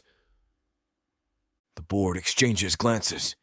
I can see the worry in their eyes, the same concern that's eating at me. If this tanks our diversity initiative, if it hurts Alana's chances of success. You have our support, Richard finally speaks for the group. But Mason, we need this handled quickly. The longer these allegations hang in the air. I know. I nod. Trust me, no one wants this resolved more than I do. The weight of what's at stake settles heavy on my shoulders. It's not just about Frost Tech anymore. It's about Alana, about every woman counting on our initiative to open doors in this industry. I won't let some corporate saboteur destroy that. After adjourning the meeting, I stride back to my office, shutting the door with controlled force. My fingers hover over the keyboard as I pull up a blank document. Every word needs to be perfect, calculated, firm but not defensive. One wrong phrase could make this storm even worse. To our valued stakeholders, partners, and the public, I type, then delete it immediately. Too corporate, too sterile. My phone lights up with Alana's name. I should answer, should warn her about what's coming. But right now I need to focus on damage control. I silence the call, promising myself I'll explain everything later. The allegations published today regarding Frost Tech's business practices are categorically false. My fingers fly across the keyboard. As CEO, I have personally overseen our company's transformation into an industry leader in ethical operations and environmental responsibility. We maintain complete transparency in our global operations, which anyone can verify through our publicly available reports and third-party audits. I pause, considering the next section carefully. This statement needs to do more than defend. It needs to expose this hit piece for what it is. The timing of these baseless accusations, coinciding with our upcoming announcement of a major initiative to promote diversity in tech leadership, raises serious questions about the motivations behind this article. Frost Tech remains committed to creating positive change in our industry, including our partnership with renowned tech consultant Alana Jensen. I delete Alana's name immediately. No, I can't drag her into this mess publicly. She needs to be able to distance herself if things get worse. We welcome scrutiny of our operations, I continue typing, and invite any legitimate journalist to examine our facilities, records, and practices. However, we will not stand idle while unknown parties attempt to damage our reputation with fabricated claims. Our legal team is already pursuing action against these false allegations. I read it over, jaw clenched. It's direct, assertive, but not aggressive. Shows we have nothing to hide while making it clear we're ready to fight back. My phone buzzes again. Another news outlet picking up the story. Time's running out. We need to get ahead of this before it spirals completely out of control. Chapter 17. Alana. The incessant buzzing of my phone drags me from sleep. Sunlight streams through the half-drawn curtains of my apartment, but the peaceful morning shatters as notifications continue their assault. My hand trembles as I reach for the phone. The screen lights up with a flood of messages, emails, and social media alerts. The first headline makes my blood run cold. Tech industry giant Frost Tech embroiled in shocking scandal. What? No. I bolt upright, my silk pajamas clinging to my suddenly clammy skin. This can't be happening. Not now. Not when we're about to launch our Women in Tech initiative. I open Twitter, and my timeline explodes with speculation. Frost Tech accused of exploitation and environmental damage. Privacy of client data compromised. CEO Mason Frost still remains silent on allegations. What the hell is happening? Too many accusations are flying around right now. My fingers hover over Mason's contact.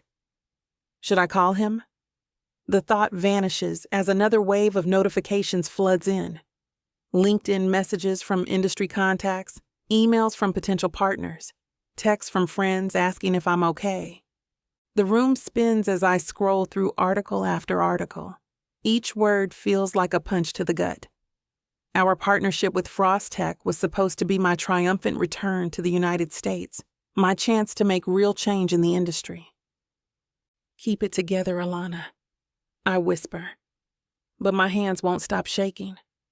The coffee maker in the kitchen beckons. I need caffeine to face this crisis, but my legs won't move. I'm frozen, watching my carefully constructed plans crumble with each new notification. My own company's name appears in several articles. London-based tech consultant Alana Jensen's recent partnership raises questions.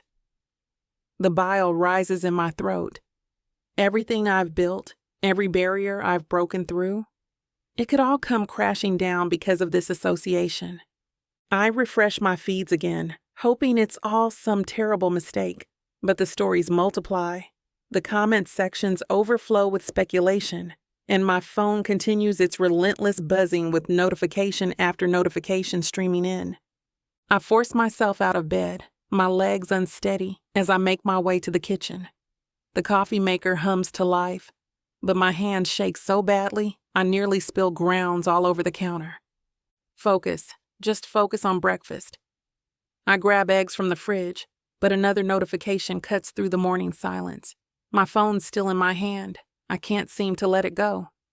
The original article loads on my screen. Frost Tech.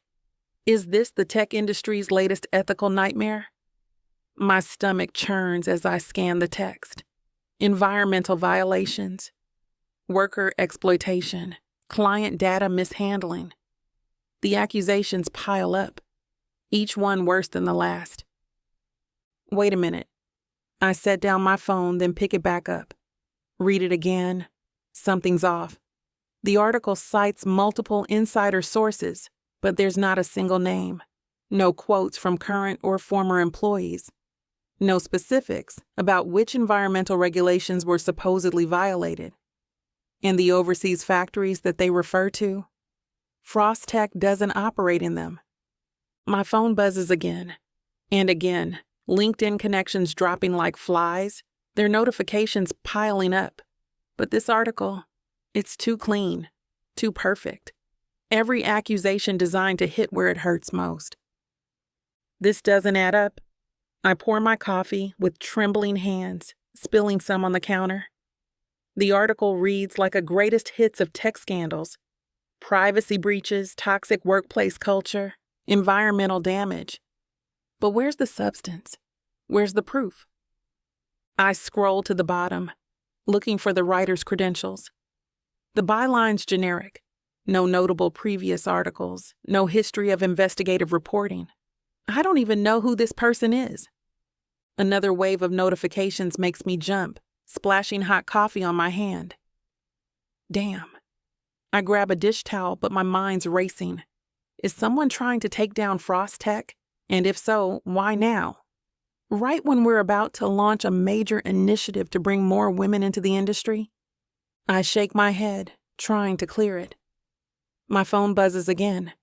This time, it's a LinkedIn message from Nick Evans. My jaw clenches as I read his words. Alana, saw the news about Frost Tech. Terrible situation. But every crisis is an opportunity. Why don't you bring your Women in Tech initiative to Startup X? We'd love to have you on board before Frost Tech tanks completely. We can offer you better terms than whatever Mason promised. The coffee mug slams onto the counter so hard, I'm surprised it doesn't crack. That opportunistic snake. Does he really think he can swoop in like some corporate vulture? Based on my research on him, Nick Evans has always been quick to capitalize on others' misfortunes, but this is a new low, even for him. The fact that he's trying to poach me before the dust has even settled makes my blood boil. Delete. I jab the button with more force than necessary, imagining it's his smug face. The message disappears, but the anger remains, burning in my chest. I've worked too damn hard to let some half-baked startup derail everything we've planned. My fingers move before my brain catches up. Pulling up Mason's contact, I type, delete, type again, struggling to find the right words that won't betray how worried I actually am. Mason, what's happening? These accusations don't add up, but the damage is spreading. Talk to me. Whatever this is, we need to get ahead of it fast. The response comes instantly, making my phone vibrate. I'm handling it. 3 words. That's all he gives me? My partnership, my reputation, my entire mission is on the line, and he sends 3 words. I pace the kitchen, bare feet slapping against the cold tile. I'm handling it could mean anything. Is he in damage control mode, meeting with lawyers, planning a press conference? Or is he holed up in that massive corner office, watching everything burn? The coffee's gone cold, but I drink it anyway. The bitter taste matches my mood. Mason's handling it. But is he really? Because from where I'm standing, this situation looks anything but handled. My phone buzzes again. Another vulture circling, no doubt. I don't even bother to look. Going back to my text messages with Mason, I stare at his 3-word response until my screen dims. My fingers hover over the keyboard, ready to demand more answers. But I stop myself. Getting emotional won't help either of us right now. Setting my phone face down, I grab my laptop and settle at my kitchen counter. Time to focus on what I can control. My company needs protection, and sitting here fuming at Mason won't accomplish that. Opening a new document, I start drafting a statement for my social media channels. Recent allegations regarding Frost Tech have raised concerns within our industry. As founder of Jensen Consulting, I want to address these claims directly. Our partnership with Frost Tech was established with the sole mission of creating opportunities for women in tech. while we take these accusations seriously. I delete the last sentence. Too defensive. The mission to diversify tech remains our priority. We are closely monitoring the situation and will ensure our initiatives maintain the highest ethical standards. My fingers pause over the keys. The statement feels hollow, corporate. But what choice do I have? I can't defend Mason without proof, and I can't distance myself completely without torpedoing the initiative. A notification pops up, another reporter, requesting comment. I close the window. They can wait until I craft this perfectly. Our commitment to transforming the tech industry stands firm. We believe in accountability, transparency, and ethical leadership. These values guide every partnership we forge. Better, strong without taking sides. I read it over again, tweaking words here and there. Each revision feels like building a shield, protecting everything I've worked for. The draft statement stares back at me from my laptop screen, but my mind drifts to Mason. Not the CEO handling a crisis, but Mason, the man who held me in his arms just last week, who whispered promises against my skin. 7 years. We spent 7 years apart, building separate lives, and now that we've found our way back to each other, everything threatens to implode. Again. I push away from the counter, needing to move. The morning sun catches the crystal vase he gave me, filled with fresh flowers he sent last Monday. Such a simple gesture, but it speaks volumes about how he's changed. The old Mason would have showered me with expensive gifts. This Mason understands it's the consistent little things that matter. But consistency, that's what I'm afraid of losing. We've barely had time to rebuild what we had. To learn each other again. This scandal could tear apart everything we've worked so hard to fix. My reflection in the window shows dark circles under my eyes. Last night we were supposed to have dinner at his place. Now I wonder when I'll see him next. Will he retreat into crisis mode, shut me out like he used to? Don't go there, Alana. I press my forehead against the cool glass, but the memories flood back. The late nights alone, the canceled dates, the way work always came first, until everything fell apart. This time feels different. We're different. But my heart races every time my phone buzzes, wondering if it's another bombshell about to drop. Will our relationship survive under this kind of pressure? Can we handle being both business partners and lovers when everything's falling apart? I trace my finger along the window pane, drawing invisible patterns. The truth is, I love him. God help me, I love him more now than I did 7 years ago. But I've worked too hard to build my reputation, my company, my life. If this scandal takes him down, can I afford to go down with him? The thought makes me sick to my stomach, because deep down I know, if I have to choose between my heart and my life's work, I'm not sure which one would win.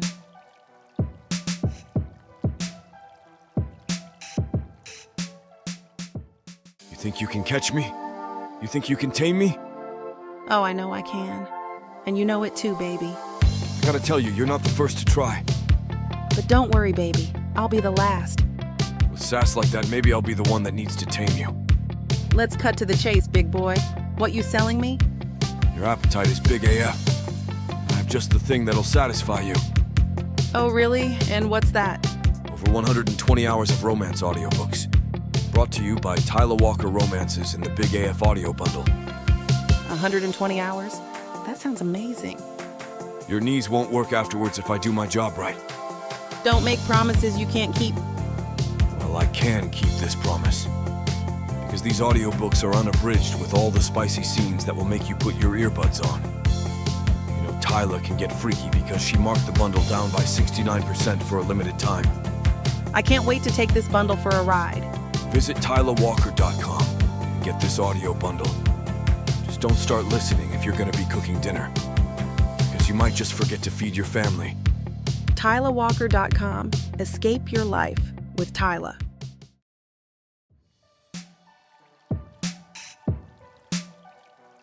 Chapter 18.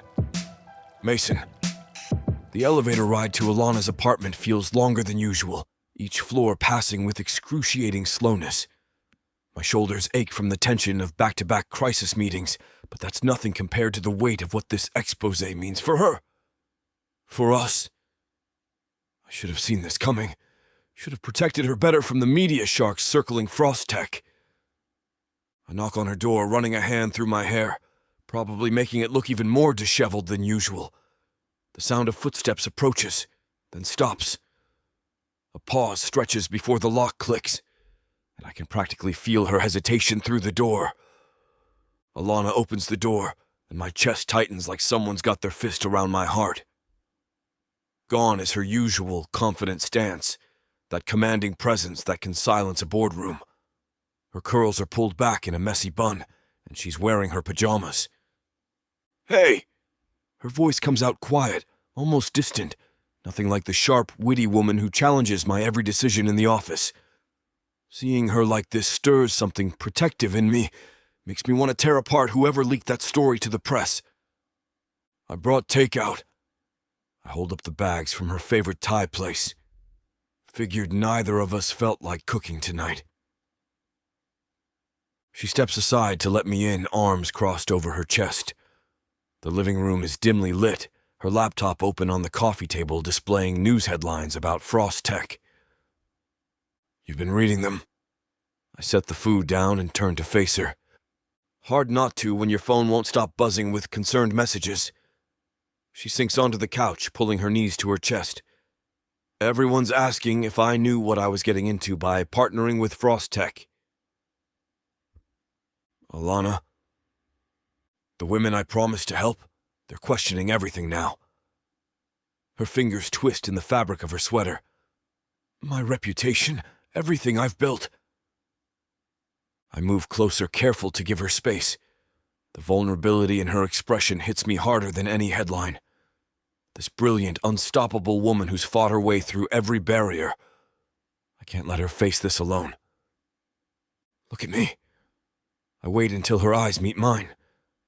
"We're going to fix this. Not just damage control, real change. The initiative you designed, it's going to be even bigger now." "How can you be so sure?" "Because this time we're doing it together, and I'm not letting anyone or anything derail what you've worked for." I reach for her hand, relieved when she doesn't pull away. "I know trust isn't easy right now, but I need you to believe in us as much as I do." Her hand feels small in mine, but I can sense the tension running through her. The urge to pull her close wars with giving her the space she needs. Watching her wrestle with this mess, a mess that's fundamentally my responsibility, twists my gut into knots. "These allegations..." I clear my throat, searching for the right words. "They're targeting Frost Tech because of our partnership announcement. Someone's trying to discredit." "Don't." Alana pulls her hand away, wrapping her arms around herself. "Just don't make this about corporate warfare right now." But that's exactly what this is. They waited until we announced your Women in Tech initiative to... "To what, Mason?" Her voice cracks. "To expose systematic discrimination that apparently went unchecked for years. To show that maybe I'm just another PR move." Every word feels like quicksand. The more I try to explain, the deeper I sink. I stand and pace the length of her living room, my hands clenching into fists. "You're not a PR move. You've never been that." The words come out harsher than intended, frustration bleeding through. But I can't just sit here and watch while they try to destroy everything you're building. "Everything I'm building?" She lets out a hollow laugh. "My inbox is full of women asking if I sold them out. Potential partners questioning if they should distance themselves." The defeat in her voice cuts deeper than any accusation. I want to promise her we'll fight this, that I'll make it right. But the words stick in my throat. Empty assurances won't fix this. They won't restore the trust she's losing by the hour. I sink onto the coffee table across from her, our knees almost touching. Tell me what you need. Not what Frost Tech needs, not what the initiative needs. What do you need from me right now? Her eyes meet mine, and the vulnerability there nearly breaks me. For once in my life, I don't have a strategy, a solution, a way to shield her from this storm. And that terrifies me more than any headline. I watch Alana push the takeout containers around without eating, her movements mechanical. Each passing moment of silence amplifies the weight, crushing my chest. This brilliant woman who commands rooms with a single raised eyebrow now looks diminished. And it's my fault. The food's getting cold. My attempt at normalcy falls flat. I'm not hungry. She sets down her fork with a soft clink. The headlines flash through my mind again. Accusations of systemic discrimination at Frost Tech. Implications that bringing Alana on board was just a publicity stunt. All nonsense. Threatening everything she's built. I lean forward, elbows on my knees. I should never have approached you about this partnership. Her head snaps up. What? Your reputation was spotless. You were changing lives in London, making real progress. The words taste bitter. I came in with grand plans about revolutionizing the industry together, but I didn't think about how my company's baggage could hurt you. Mason, no, let me finish. I stand, unable to stay still. I knew there were people who'd try to take shots at Frost Tech. I convinced myself we could handle whatever came our way. That my resources, my influence could protect this initiative. My laugh comes out harsh. Protect you? You don't get to make that choice for me. I know, but seeing what this is doing to you, I run both hands through my hair, probably making it worse. Christ, Alana, your work matters too much to let my company's drama derail it. These allegations are complete nonsense fabricated by someone trying to tank our stock before the quarter ends. The words burst out before I can stop them. But that doesn't matter because the damage to your reputation is already done. The silence stretches between us, heavy with things unsaid. I'd give anything to go back and handle this differently, to have put her first instead of charging ahead with what I wanted. The weight of her silence crushes my chest. I can't stand seeing her like this, withdrawn, hesitant, nothing like the fierce woman who challenges me in every meeting.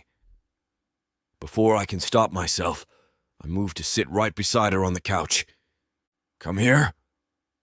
I reach for her, wanting nothing more than to hold her close, to shield her from this mess. Alana shifts away, putting space between us. I can't right now. My hand drops to my side. The rejection stings more than it should. Right. Sorry. It's not you. She wraps her arms tighter around herself. I just need space to think, to process all this. Whatever you need. I force myself to stay put, though every instinct screams to close the distance. But I want you to know I'm not backing down from this fight. We're going to make this right. How? Her voice cracks. The damage is already spreading. My phone won't stop. Then let me help. We'll draft a statement together. Set up interviews where you can speak directly to the women in your program. I lean forward, careful not to crowd her. Your voice matters most in this, Alana. Not mine, not Frost Tech's PR team. Yours. She looks at me then, really looks at me, and the uncertainty in her eyes cuts deep. I built my career on transparency, on trust. And that's exactly why we need to get ahead of this. Show them the real work you're doing. I grip the edge of the couch to keep from reaching for her again. I'll give you whatever resources you need, but you call the shots. Alana nods slowly, some of that familiar determination creeping back into her expression. It's not much, but it's something. A start. I stand, respecting her need for space even as everything in me rebels against leaving her alone tonight. I'll have my team send over the preliminary damage control reports. You decide what we use, what we scrap. The need to stay, to make this right, wars with respecting the boundaries she's setting. Those walls I remember so well from before are climbing higher by the second. I should go. The words scrape against my throat. Give you that space to think. She doesn't move from her spot on the couch, just watches me with those guarded eyes that tear me apart inside. The distance between us stretches wider than the few feet of carpet. My hand grips the doorknob, but I can't leave without saying it, without making sure she knows, even if she's not ready to hear it. I love you, Alana. My voice comes out rougher than intended. That hasn't changed. It won't change, no matter what happens with this mess. She nods, just a slight dip of her chin. No words, no promises, just that small acknowledgement that twists the knife deeper in my chest. The walk to the elevator feels endless. My mind races with every possibility of losing her again. To the scandal, to her own doubts, to the ocean of distance she put between us last time. The thought of her slipping away makes my hands shake as I punch the lobby button. I lean against the elevator wall, letting out a string of curses. The memory of her pulling away from my touch replays on loop. Last time I lost her, it was because I didn't fight hard enough. This time I might lose her because I fought too hard, pushed too fast, didn't see the threats coming until they were already tearing down everything she's built. And the door's open to the lobby, but I barely register the movement. All I can think about is her face when she read those headlines. The way her shoulders curved inward, like she was trying to make herself smaller. Christ, I can't lose her. Not again, not like this. Chapter 19. Alana. The phone buzzes for the 10th time this morning. Another journalist wanting a statement about my partnership with Frost Tech. I silence the device and toss it onto my desk, resisting the urge to start pulling out my hair by the fistfuls. My laptop screen fills with unread emails, interview requests, and meeting invitations. The constant stream of notifications makes my head spin. What started as excitement over working with Mason has morphed into an overwhelming tsunami of expectations. I pull up my calendar. 3 meetings with Mason scheduled for this week alone, not counting the endless parade of potential clients who've caught wind of the scandal and now want to poach me away from Frost Tech. My chest tightens. This isn't what I came back to Hartford for. My fingers hover over the keyboard as I draft an email to Mason. I need to take a step back. The media attention is affecting my ability to maintain my consulting firm's standards. Until I can establish proper infrastructure and hiring processes, I have to prioritize my existing commitments. I'm canceling our meetings for the foreseeable future. I hit send before I can second-guess myself. The response comes within minutes. Call me. Classic Mason. Direct and demanding. Like the rigid CEO who expects everyone to jump at his command. I ignore it, focusing instead on the stack of proposals I need to review. My phone lights up with his name, and I watch it ring 3 times before my resolve crumbles. This isn't something we discuss over email. His deep voice carries that edge of authority that used to make me weak in the knees. That commanding tone that got him everything he wanted in the boardroom, and once upon a time, with me. I can't juggle everything right now, Mason. I'm drowning in requests, and I'm just one person. I grip my pen tighter, drawing a harsh line through a paragraph that needs revision. My inbox looks like Times Square on New Year's Eve. Then let me help. We can bring in more people, streamline your workflow. No, I cut him off, my voice sharper than intended. That's exactly what I'm trying to avoid.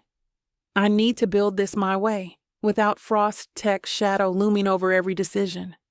Your company would overshadow everything I've worked for, especially with the heat of the scandal still hitting us right now. Alana, his voice holds that dangerous mix of concern and determination that always spelled trouble for my independence. I'm not backing out of our agreement. I just need time to get my company in order first. Please respect that. My fingers drum against my desk, a nervous habit I thought I'd kicked years ago. I need to do this on my own terms. The silence stretches between us, heavy with unspoken words. I picture him in his office, jaw clenched, probably running his hand through his hair in frustration. That familiar image makes my chest tighten. Some memories refuse to fade. Fine, but this isn't permanent. The steel in his voice tells me this conversation isn't over, just postponed. Thank you. I end the call before emotion can creep into my voice, before he can hear how much this distance between us actually costs me. For the rest of the day, I'm stuck at my laptop, typing away and reading so many documents that my eyeballs start aching. Another late night, another ton of work to review. Work is the only thing keeping me from thinking about. I catch myself typing Mason's name into the search bar again. My fingers betray me, seeking updates about him, even as my brain screams to focus on work.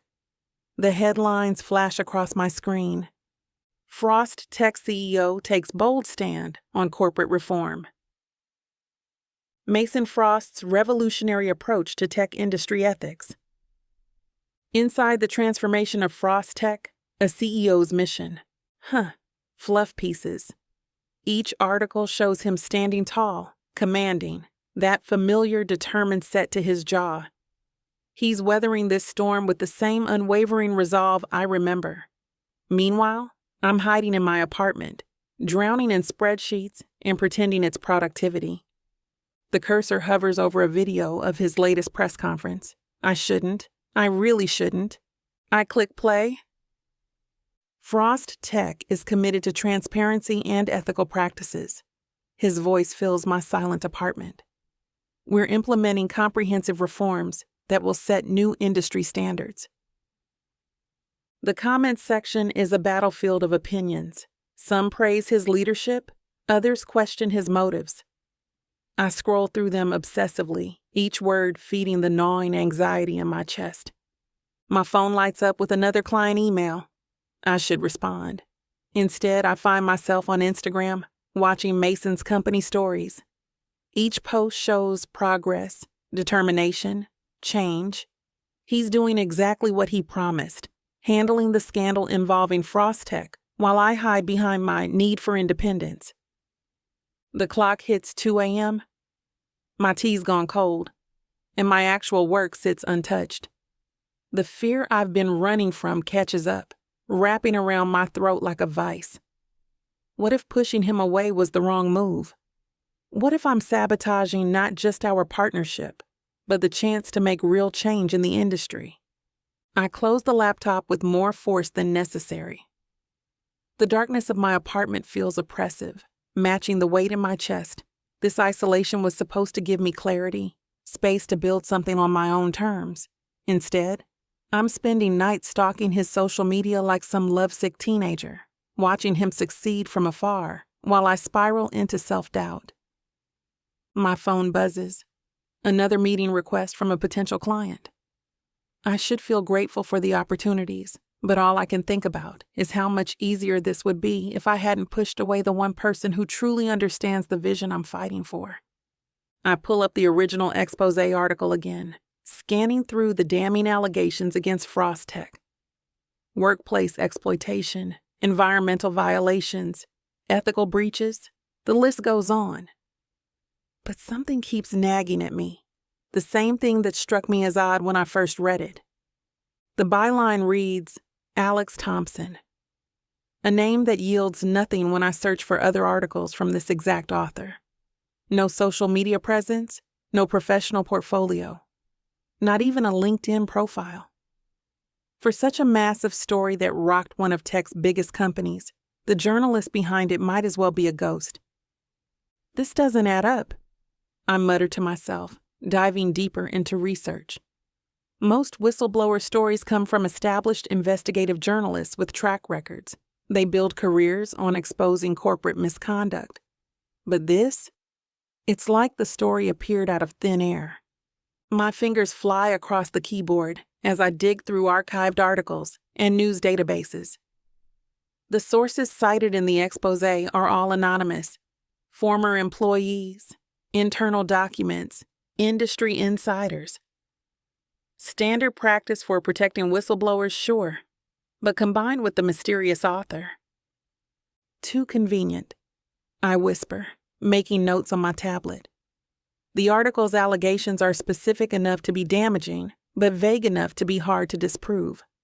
No one has managed to track down any of the supposed insiders, despite the tech community's obsession with the scandal. My stomach churns. If I'm right about this, if someone orchestrated this hit piece, then Mason's company might be dealing with more than just bad press. This could be corporate sabotage. I grab my phone, my thumbs hovering over the keyboard before typing. Who do you think wrote that exposé? Alex Thompson seems like a ghost. Doesn't help that it's a pretty generic name. The message sits there, those 3 dots appearing and disappearing. My heart pounds against my ribs. He's probably too busy to. Been wondering the same thing. Legal teams hit dead ends tracking the author. PR's working overtime to counter the allegations. I sink deeper into my chair. How bad is it? Bad enough. Stock took a hit, but we're stable. Implementing new oversight committees, third-party audits, full transparency campaign launching next week. Smart move. I chew my lip, debating whether to share my suspicions. The timing feels calculated, right when Frost Tech announced the Women in Tech initiative. Notice that immediately? We're investigating several competitors. 2 stand out. My stomach drops. The article's destroying my reputation too. Every news outlet's questioning my judgment for partnering with Frost Tech. I know. I've seen the headlines. 3 dots appear again. I never wanted this to affect you. It's not your fault. I pause, fingers trembling. But I can't ignore how this partnership might sink my company before it really takes off. We can protect you. My team's prepared statements, legal safeguards, anything you could ever need. Mason, I've worked too hard to build this on my own. One wrong move, and everything I've achieved gets reduced to that woman who sided with Frost Tech during the scandal. The response takes longer this time. I understand, but running away won't fix this. Together, we could expose whoever's behind this. My throat tightens. He's right. Hiding won't make the headlines disappear. But every business instinct screams at me to cut ties, protect what I've built. Years of grinding, of proving myself in an industry that didn't want me, flashed through my mind. I've fought too damn hard to let it slip away. I need more time to think. I send the message, hating how weak it sounds. My fingers hover over the keyboard, wanting to say more but finding no words. Take it. But remember, whoever did this wanted us apart. Maybe that's exactly why we should stick together. I stare at his words, unable to form a response. Because deep down, past all my fears and doubts, I know he's right. And that terrifies me more than any scandal. The thought of trusting him again, of putting my company's fate in his hands. It's enough to make my stomach twist into knots. But the alternative might be even worse. Chapter 20. Mason. The early morning grind isn't sitting right with me today, but I work through it. Numbers blur together on my screen, each figure a reminder of the mountain ahead in rebuilding Frost Tech's reputation. A knock at my door breaks my concentration. Come in. Benny strolls in, balancing a cardboard drink carrier and a white paper bag that smells like heaven. Thought you could use some fuel. You're a lifesaver. I push away from my desk, stretching my back. Though I'm starting to think these donut runs are becoming a habit. Hey, at least I bring the good stuff. He sets down 2 large cups of coffee and pulls out Boston cream donuts. My favorite. Plus, I've got something better than sugar and caffeine. I grab one of the coffees. What have you got? Remember Alex Thompson? Benny pulls out his tablet, his usual easy smile replaced with focused intensity. The one that tried to paint Frost Tech as the next tech scandal? Hard to forget. The article had been a thorn in my side, threatening to undo months of careful reputation building with some article that came out of nowhere. Well, I've been digging. He swipes through several screens. And guess what? Alex Thompson doesn't exist. I set down my coffee. What do you mean? Look at this. He hands me the tablet. No social media presence before the article. No bylines anywhere else. The photo they used? Stock image. I cross-referenced every journalism database. Nothing. Damn. I scrolled through Benny's research. He's thorough. Employment records, academic credentials, professional associations. All dead ends. Someone created this persona just to attack us. Gets better. Benny leans forward, donut forgotten. The IP address traces back to a VPN service. Whoever wrote this went through a lot of trouble to stay hidden. And get this. They routed it through servers in 6 different countries before it hit the news site. This changes everything. My mind races with possibilities, anger building at the calculated nature of the attack. If we can prove the article was published under a fake identity, we can take legal action. No reputable outlet would stand behind a fraudulent source. We could discredit the whole thing. Benny nods, his fingers flying over his keyboard. But here's what I can't figure out. Who has enough insider knowledge to write something that detailed, but wants to stay anonymous? I pull up the article on my screen, scanning it with fresh eyes, jaw clenched. The allegations were specific enough, but there were no names attached to the allegations. Someone who knows us. Someone with access. My gut tells me this isn't just a random hit piece. This is personal, and whoever's behind it knows exactly where to stick the knife. Benny sinks deeper into his chair, taking a huge bite of his donut, crumbs scattering across his keyboard. You know who comes to mind? Nick Evans. I lean back, processing, my jaw tightening at the name. That pompous bastard has been a thorn in my side since day one. Okay. Why him? Think about it. Benny wipes sugar from his mouth with the back of his hand. He's been gunning for the same market share as us, and landing Alana's partnership was a major win. That had to sting. The mention of Alana's name sparked something in my chest, pride and possessiveness. What makes you so sure? Remember the Innovation Summit last month?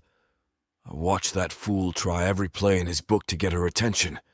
Kept finding excuses to touch her arm, laugh at her jokes. Benny's face scrunches in disgust as he polishes off the last of his donut. But she wasn't having any of it. Man, you should have seen his face when she walked away mid-conversation to run to the bathroom. Looked like someone had kicked his puppy and stolen his lunch money. My fingers tighten around my coffee cup. Good for her. He clearly wanted Alana to sign with him.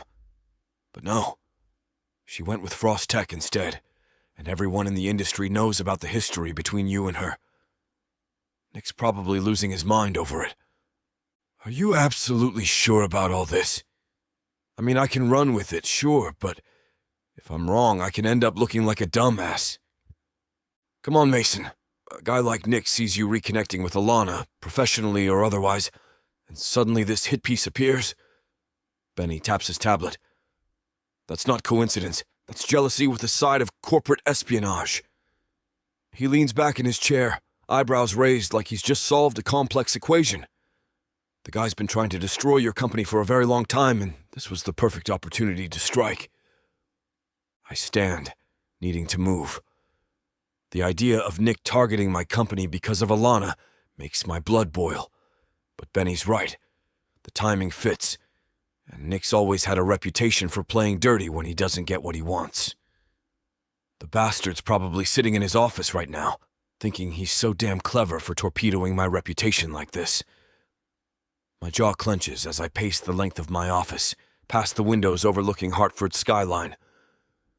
Get me everything you can on Nick's movements around the time this article dropped. Communications, meetings, travel records. If he's behind this, I want solid proof to send to my legal team. My voice comes out hard and cold. And Benny? Make it quick. I want this handled before it makes things worse between Alana and I. Benny clears his throat, shifting in his chair.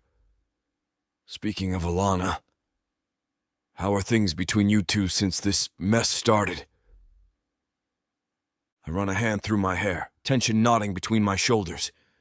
She's been distant. Can't blame her. You seen what they're saying about her online? What do you mean? Benny pulls up several tech forums on his tablet. Look at these comments. They're calling her everything from a sellout to an idiot for partnering with Frost Tech. It's coordinated too. Same talking points, similar language. Someone's running a smear campaign. My stomach turns as I scan the posts. You think this is connected to the fake article? Has to be. The timing's too perfect. Benny scrolls through more comments. They're trying to destroy her reputation along with ours. I've been tracking IP addresses, post patterns, same sophisticated setup as the Thompson article. I grip the edge of my desk, knuckles white. She didn't sign up for this. She's trying to do something good for women in tech.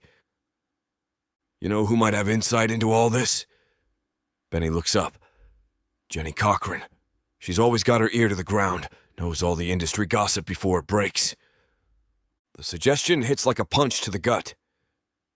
Jenny and I have history, but she does have connections everywhere. You think she'd talk to me? I didn't treat her too good at the summit. Worth a shot. She's been trying to get your attention for months anyway. Benny shrugs.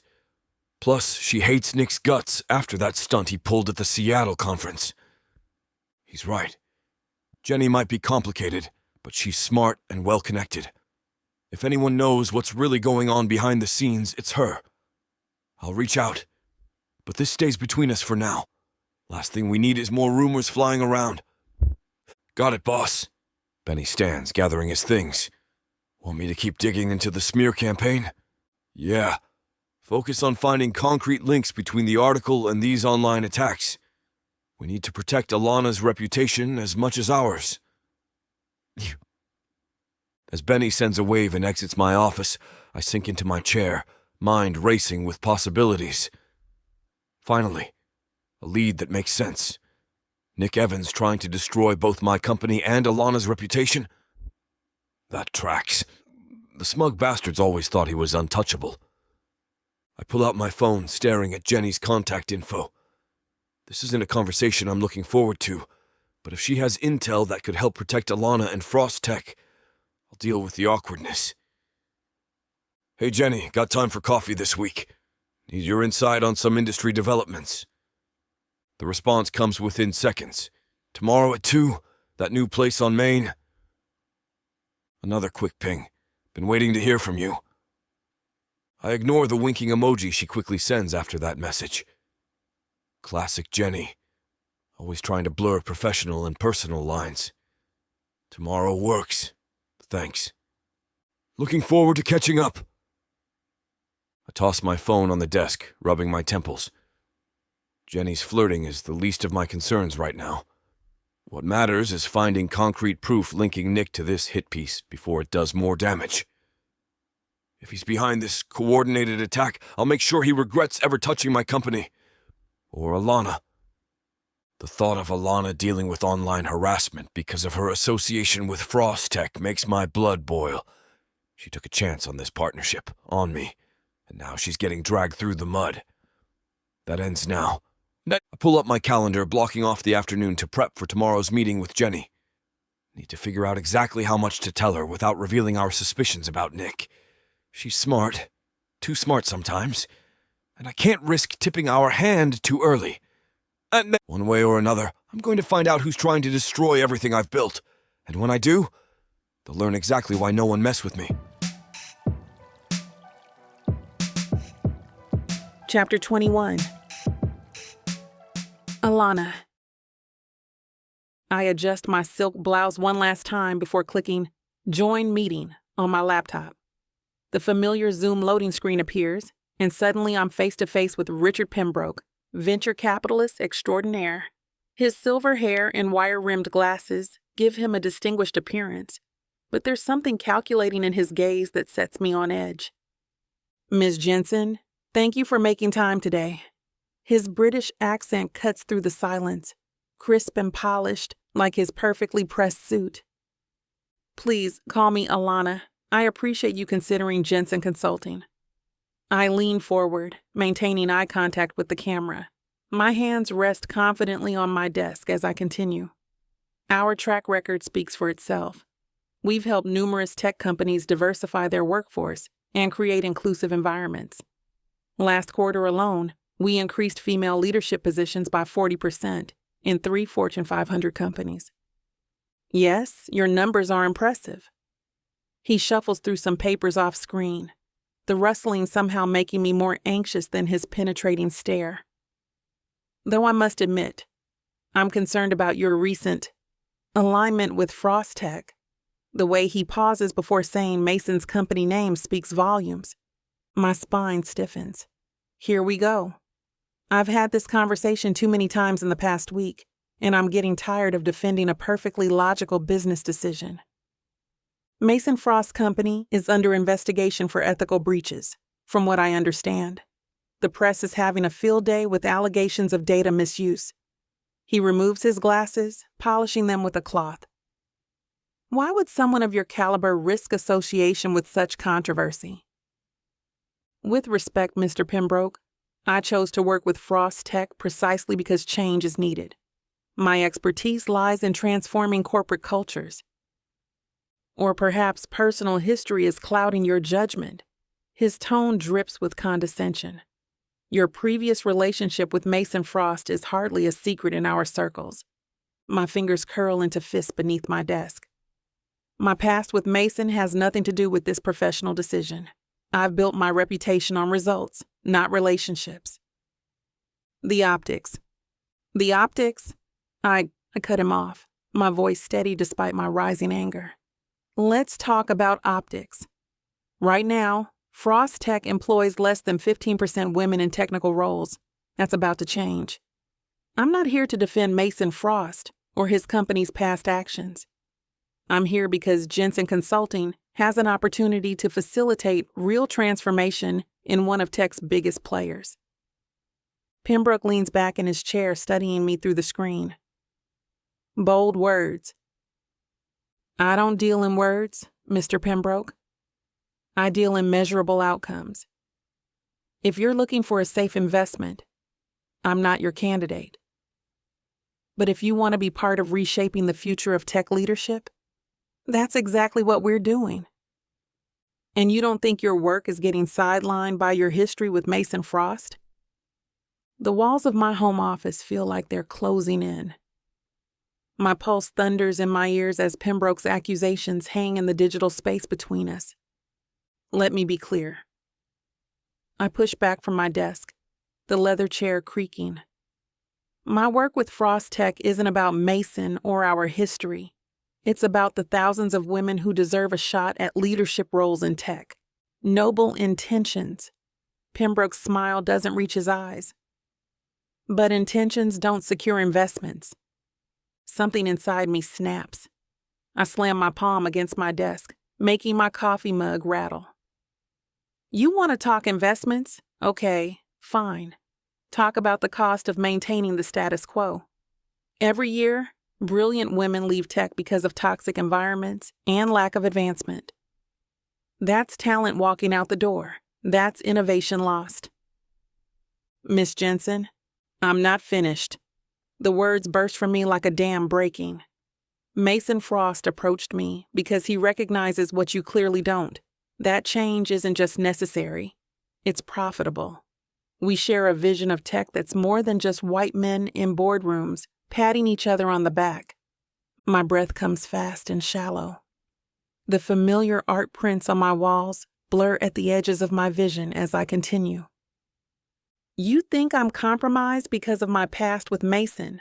I'm compromised by watching talented women get passed over, pushed out, and talked down to by men exactly like you.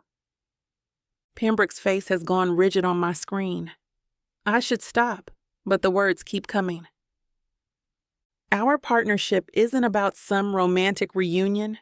It's about leveraging Frost Tech's resources and reach to create systemic change.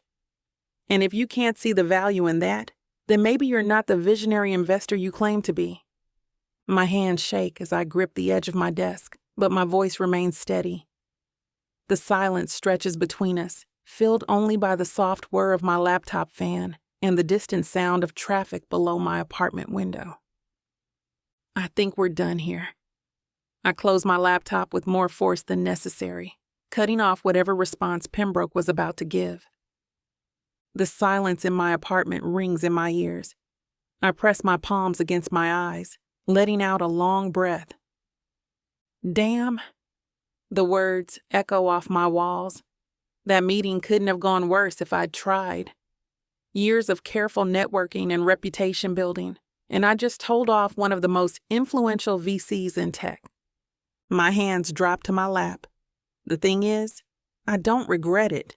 Not really. Every word I said was true, even if I delivered them like a sledgehammer to his ego. I push away from my desk, my bare feet cold against the floor as I head for the kitchen. The familiar routine of measuring coffee grounds and filling the water reservoir helps steady my nerves, but can't quite shake the hollow feeling in my chest. The coffee maker hums to life.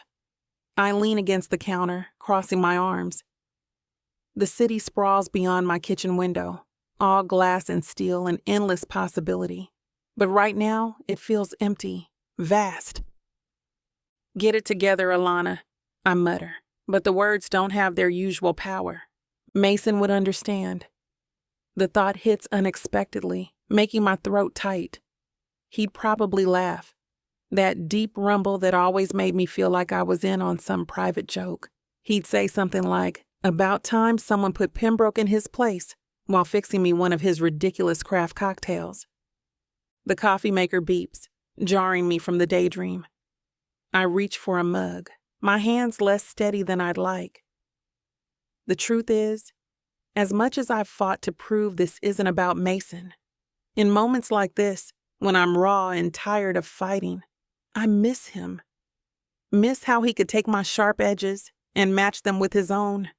How he never tried to soften me. Just gave me space to be exactly who I am. The coffee burns my tongue, but I welcome the sensation. It's better than this ache, this moment of weakness where I wish he was here, telling me I did the right thing, that standing up for what I believe in is worth any cost. I scroll through my phone, sipping coffee while catching up on the latest tech news. The PR machine at Frost Tech has been working overtime. Fluffy articles about their commitment to diversity and revolutionary workplace culture changes flood my feed. Revolutionary, I mutter, rolling my eyes at a particularly glowing piece about Mason's leadership vision. The media loves painting him as tech's golden boy, conveniently glossing over the real work needed for actual change. My thumb pauses on a TechSpot headline. Frost Tech's CEO Mason Frost spotted at charity gala with rising tech star Jenny Cochran. The photo shows them at some swanky event, Jenny in a sleek black dress, leaning close to Mason as he says something in her ear. The date of the gala happened months ago, so this is clearly old news that they're showing off. Please.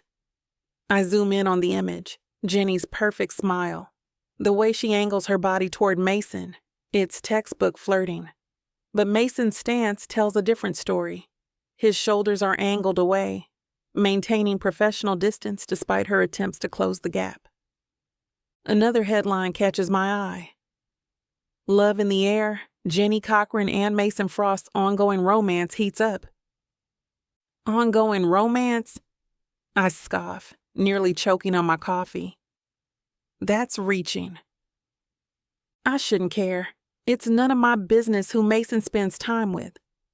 We haven't even talked about dating again, despite the fact we've already making love. Whatever. But something twists in my stomach as I scroll through more photos. Jenny at Frost Tech events. Jenny and Mason leaving the same restaurant. Jenny quoted in articles about their close working relationship. This makes it seem as if there's more to it, contrary to what Mason told me was a small fling. God, she's trying so hard. The words come out sharper than intended. I know Jenny's type. Ambitious women who see Mason as both a conquest and a career stepping stone. But Mason, he's never been interested in that kind of calculated pursuit. Still, the images needle at me. The way Jenny looks at him, the speculation in the press, the possibility that maybe... Stop it. I lock my phone, tossing it aside. This isn't high school, and I'm not going to sit here analyzing photos like some lovesick teenager. But that familiar ache returns, stronger now. The one I've been fighting since agreeing to work with Mason again. Because no matter how much I tell myself this is purely professional, seeing him with someone else, even in manufactured tabloid drama, stirs something I thought I'd buried years ago.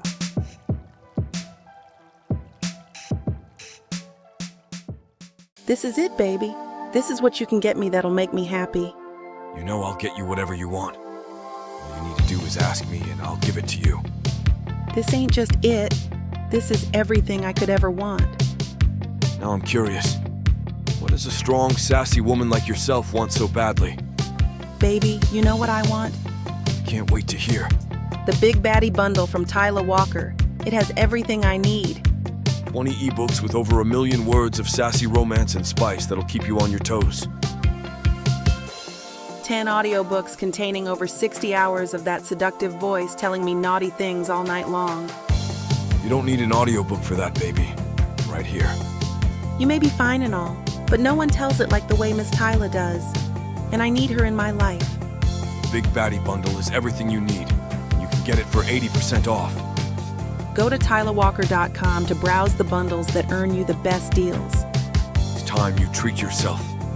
Because you deserve it. Escape your life with Miss Tyla.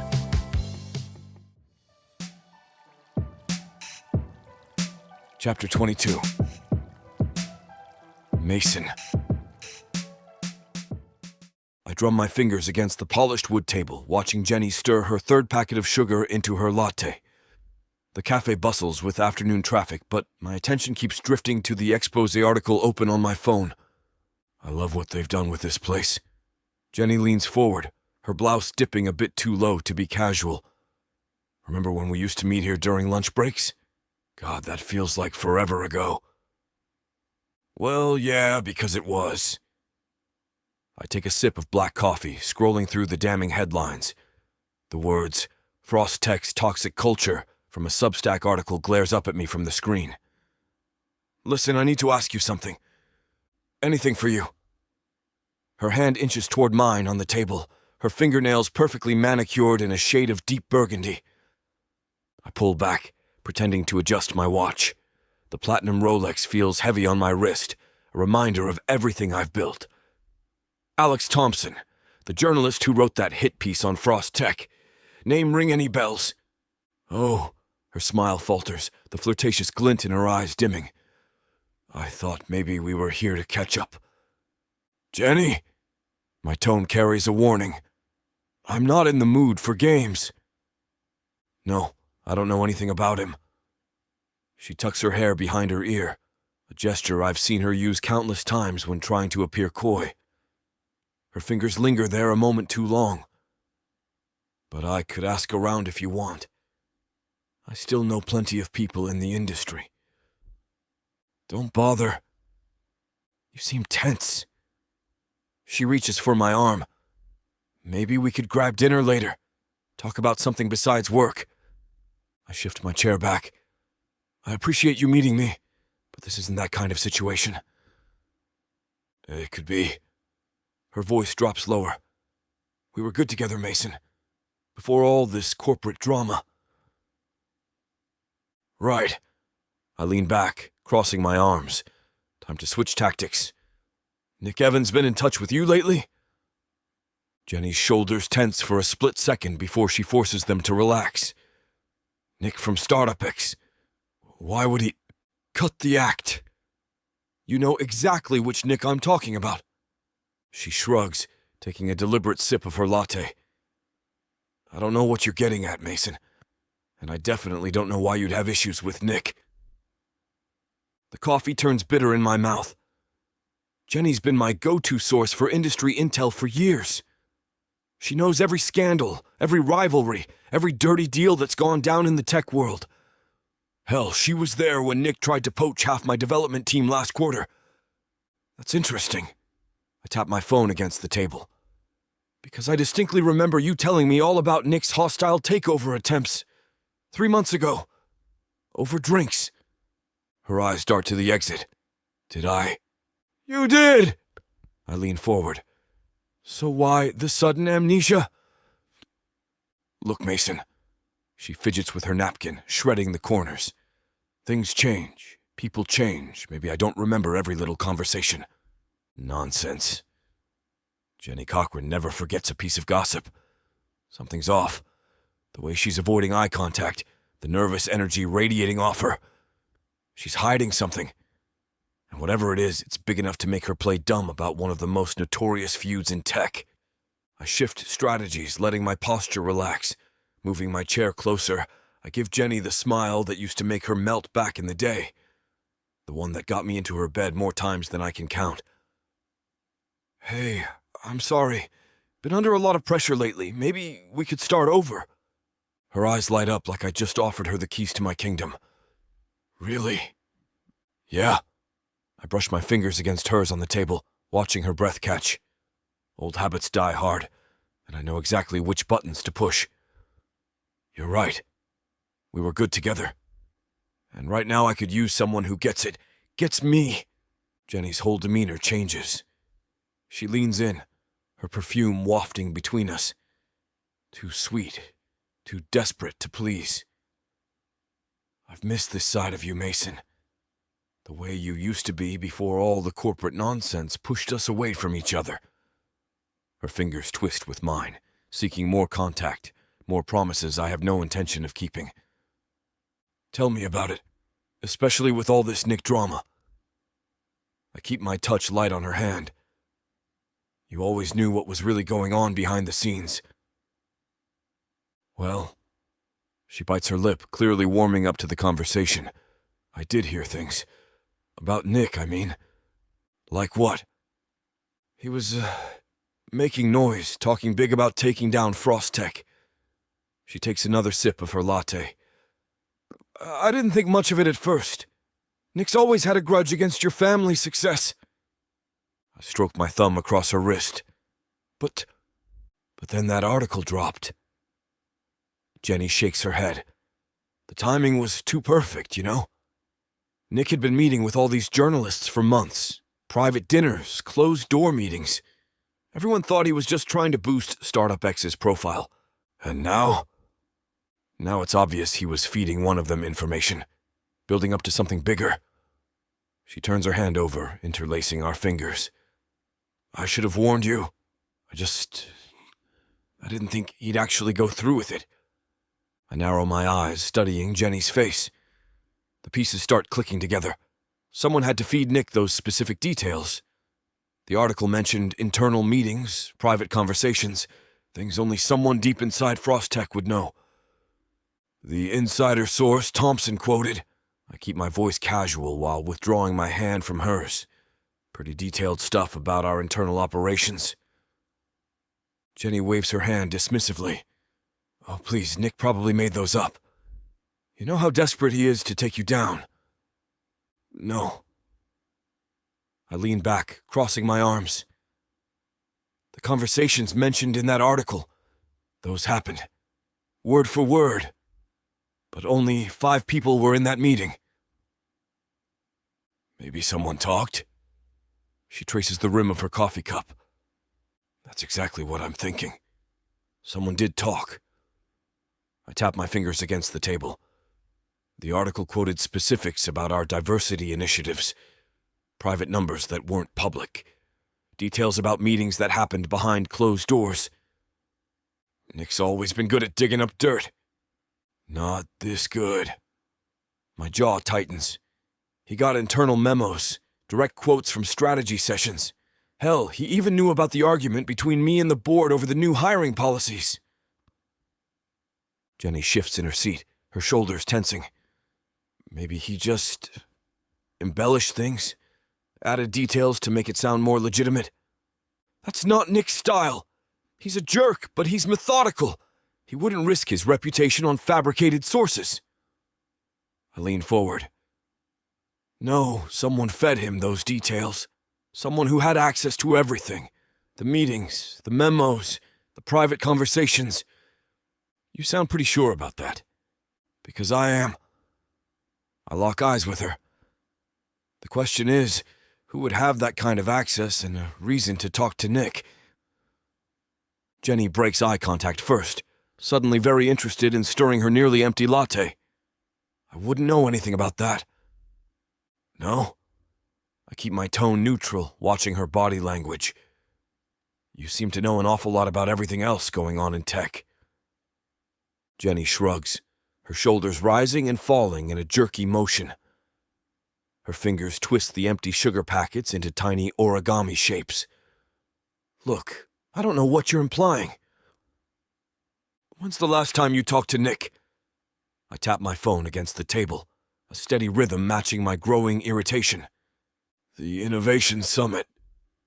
She smooths her napkin flat. You remember that night you spent chasing after your ex instead of... She cuts herself off, lips pressing into a thin line. Instead of what? My voice drops lower. Instead of falling for whatever game you were trying to play? That's not fair. Her fingers clench around her cup. I saw the way you looked at her. Like Alana was your salvation or something. Meanwhile, I was right there. I've always been right there. When exactly did you talk to Nick that night? What does it matter? It matters. I lean forward, invading her space. When? Jenny's throat works as she swallows. At the end? When everyone was heading out? After I left you behind to chase after Alana, right? I ask, perking a brow. She scoffs. Jeez, dude. Did Nick see me leave you behind that night? I press harder, watching Jenny's face for any flicker of truth. Did he watch me chase after Alana? I don't remember. Jenny's fingers drum against her coffee cup, her eyes darting everywhere but at me. Sure you do. I lower my voice. Nick approached you right after, didn't he? Saw you standing there alone, probably looking hurt, angry. Stop! He offered you a shoulder to cry on, maybe bought you a drink. The pieces slot together like a perfect circuit board. And somewhere between that first drink and sunrise, you decided to help him take down Frost Tech. Jenny's lip trembles. You're being ridiculous. Am I? Because the timing fits perfectly. You were pissed. Nick was opportunistic, and suddenly he has inside information about meetings you had access to through our... I gesture between us. Previous arrangement. I need to leave. Jenny pushes back from the table, gathering her purse with shaking hands. I catch her wrist before she can bolt. Not rough, but firm enough to make my point. I'm onto you, Jenny. The leak. The article Nick's sudden insider knowledge. It all traces back to that night. Let go of me. Her voice wavers. You fed him everything. My grip tightens slightly. Every detail, every conversation, every strategy meeting you sat in on because I trusted you. What did he offer you in return? A position at Startup X? Revenge against the guy who chose someone else? Stop it, Mason! She exclaims, wrenching her arm away and bolting out of the coffee shop. I sigh, shaking my head as I send a text to Benny. I think I understand what happened with the expose now. Chapter 23. Alana. I nurse my gin and tonic, letting the buzz of conversation wash over me at one of Hartford's trendiest bars. The low lighting and modern decor create an intimate atmosphere as I try to focus on having a good time with my friends, Mimi and Rachel. They work in tech here in Hartford, and we knew each other back in the day, before my leave to London. Did you see the latest? Mimi leans in, her cocktail sloshing dangerously close to the rim. Mason Frost was spotted having coffee with Jenny Cochran yesterday. My hand freezes mid-lift, ice cubes clinking against glass. Oh yeah, someone posted pictures on Twitter. Rachel pulls out her phone, scrolling through her feed. They look pretty cozy, all intimate conversation and everything. The gin turns sour in my mouth. I set my drink down, careful not to let my fingers shake.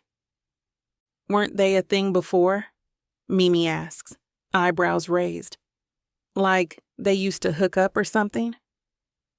More than hook up? Rachel's perfectly manicured nail taps her phone screen. They had this on-again, off-again situation for years. Everyone in tech knows about it. My stomach twists into knots. The bar's ambient music fades to white noise as memories of Jenny at industry events flash through my mind. Always hovering near Mason, always finding excuses to touch his arm or whisper in his ear. Look, Rachel thrusts her phone across the table. Someone caught them holding hands. I force myself to glance at the blurry photo. Mason and Jenny sit close together at a cafe table, their fingers intertwined. The timestamp shows yesterday afternoon. I clear my throat, trying to keep my voice steady. I thought that was ancient history. Apparently not. Mimi takes another sip of her drink. Word is they've been meeting up regularly since you came back to town. The room suddenly feels too warm, too crowded. I grab my glass, ice melting faster than the cold can numb the ache spreading through my chest. Just yesterday, Mason had texted about finalizing plans for the Women in Tech initiative. Was he sitting with Jenny when he sent that message? You okay? Rachel touches my arm, her nails grazing my skin. You look a little sick. I'm fine. I force a smile, though my stomach is doing somersaults. Just tired from all the work stuff lately. Actually, let me go to the bathroom real quick, if that's okay. My legs feel like jelly as I push back from the table. The image of Mason and Jenny together keeps flashing through my mind like some sick slideshow I can't turn off. Just let us know if you need any help, Mimi calls out, flashing me a thumbs up as I hurry to the bathroom. The concern in her voice only makes this worse. I don't want their pity. It takes everything within me not to double over and start throwing up immediately. My hands shake as I grip the edge of the sink, knuckles aching from the pressure. The bathroom's fluorescent lights seem to mock me, highlighting every detail of my distressed reflection. I splash cold water on my face, trying to get a grip. The bathroom's emptiness amplifies every ragged breath I take. Mason and Jenny. Jenny and Mason. The thoughts spiral through my head like a twisted carousel. Had he been seeing her this whole time? While we were working together, planning the initiative? While he was texting me late at night about his ideas, his hopes for the future? My fingers curl around the edge of the sink. No. The memory of his touch floods back, his hands on my skin, his lips trailing down my neck in my apartment. The way he looked at me afterward, blue eyes intense and vulnerable as he whispered, "I love you," against my mouth. But doubt creeps in like poison. Men lie all the time, don't they? They say what they need to say to get what they want. And Mason? God, Mason could have anyone he wants. Why wouldn't he keep his options open? I yank paper towels from the dispenser, dabbing at my face. The rough texture grounds me somewhat, but my mind keeps racing. Jenny's always been there, hovering in his orbit. Beautiful, ambitious Jenny, who understands his world because she's part of it. They have history, years of it. Stop it, I mutter to myself. You're being ridiculous. But am I? The image of their intertwined fingers burns behind my eyelids. Coffee dates and intimate conversations while I'm buried in work, trying to prove myself worthy of this partnership, both professional and personal. Tears stream down my face as the reality hits me. I love him. God, I love Mason Frost with every fiber of my being.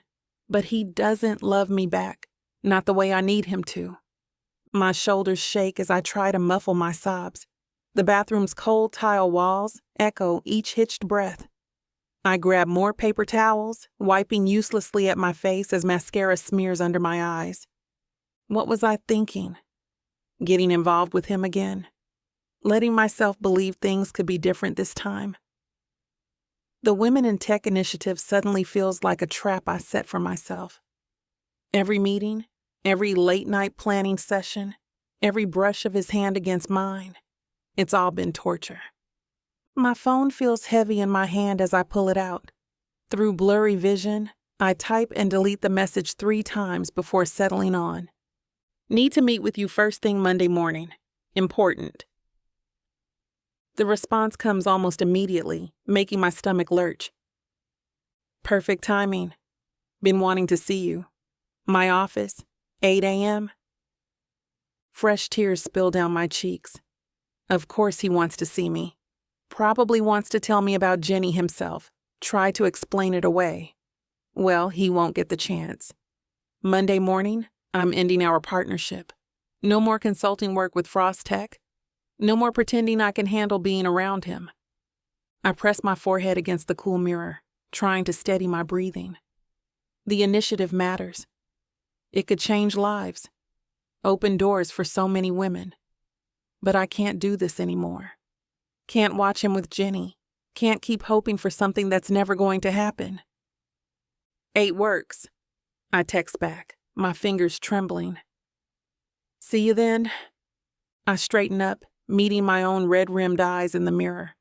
Time to put my game face back on, go finish my drink, and start planning how to untangle myself from Mason Frost's world once and for all. I splash more cold water on my face, dabbing away the last traces of smeared mascara. The reflection staring back at me shows puffy eyes, but at least I've stopped crying. A few deep breaths and I straighten my shoulders, adjusting my hair and clothes. When I return to our table, Rachel and Mimi exchange worried glances. Are you okay? Rachel reaches for my hand. You were gone a while. I'm fine. I slide back into my seat, forcing a smile. Actually, I've made a decision. I'm pulling out of the Frost Tech partnership. Mimi chokes on her drink. What? But you've been so excited about the Women in Tech initiative. The timing's right. I take a long sip of my now watered-down gin and tonic. With all this scandal about their ethical practices hitting the news, it's the perfect excuse to distance myself. My reputation matters more than any project. But Mason, Rachel starts, is exactly why I need to do this. The ice in my glass clinks as my hand trembles. Look, we all know how messy mixing business and pleasure can get. I should have known better than to try working with him again. The initiative could really change things, though. Mimi leans forward. Are you sure you want to walk away from that potential impact?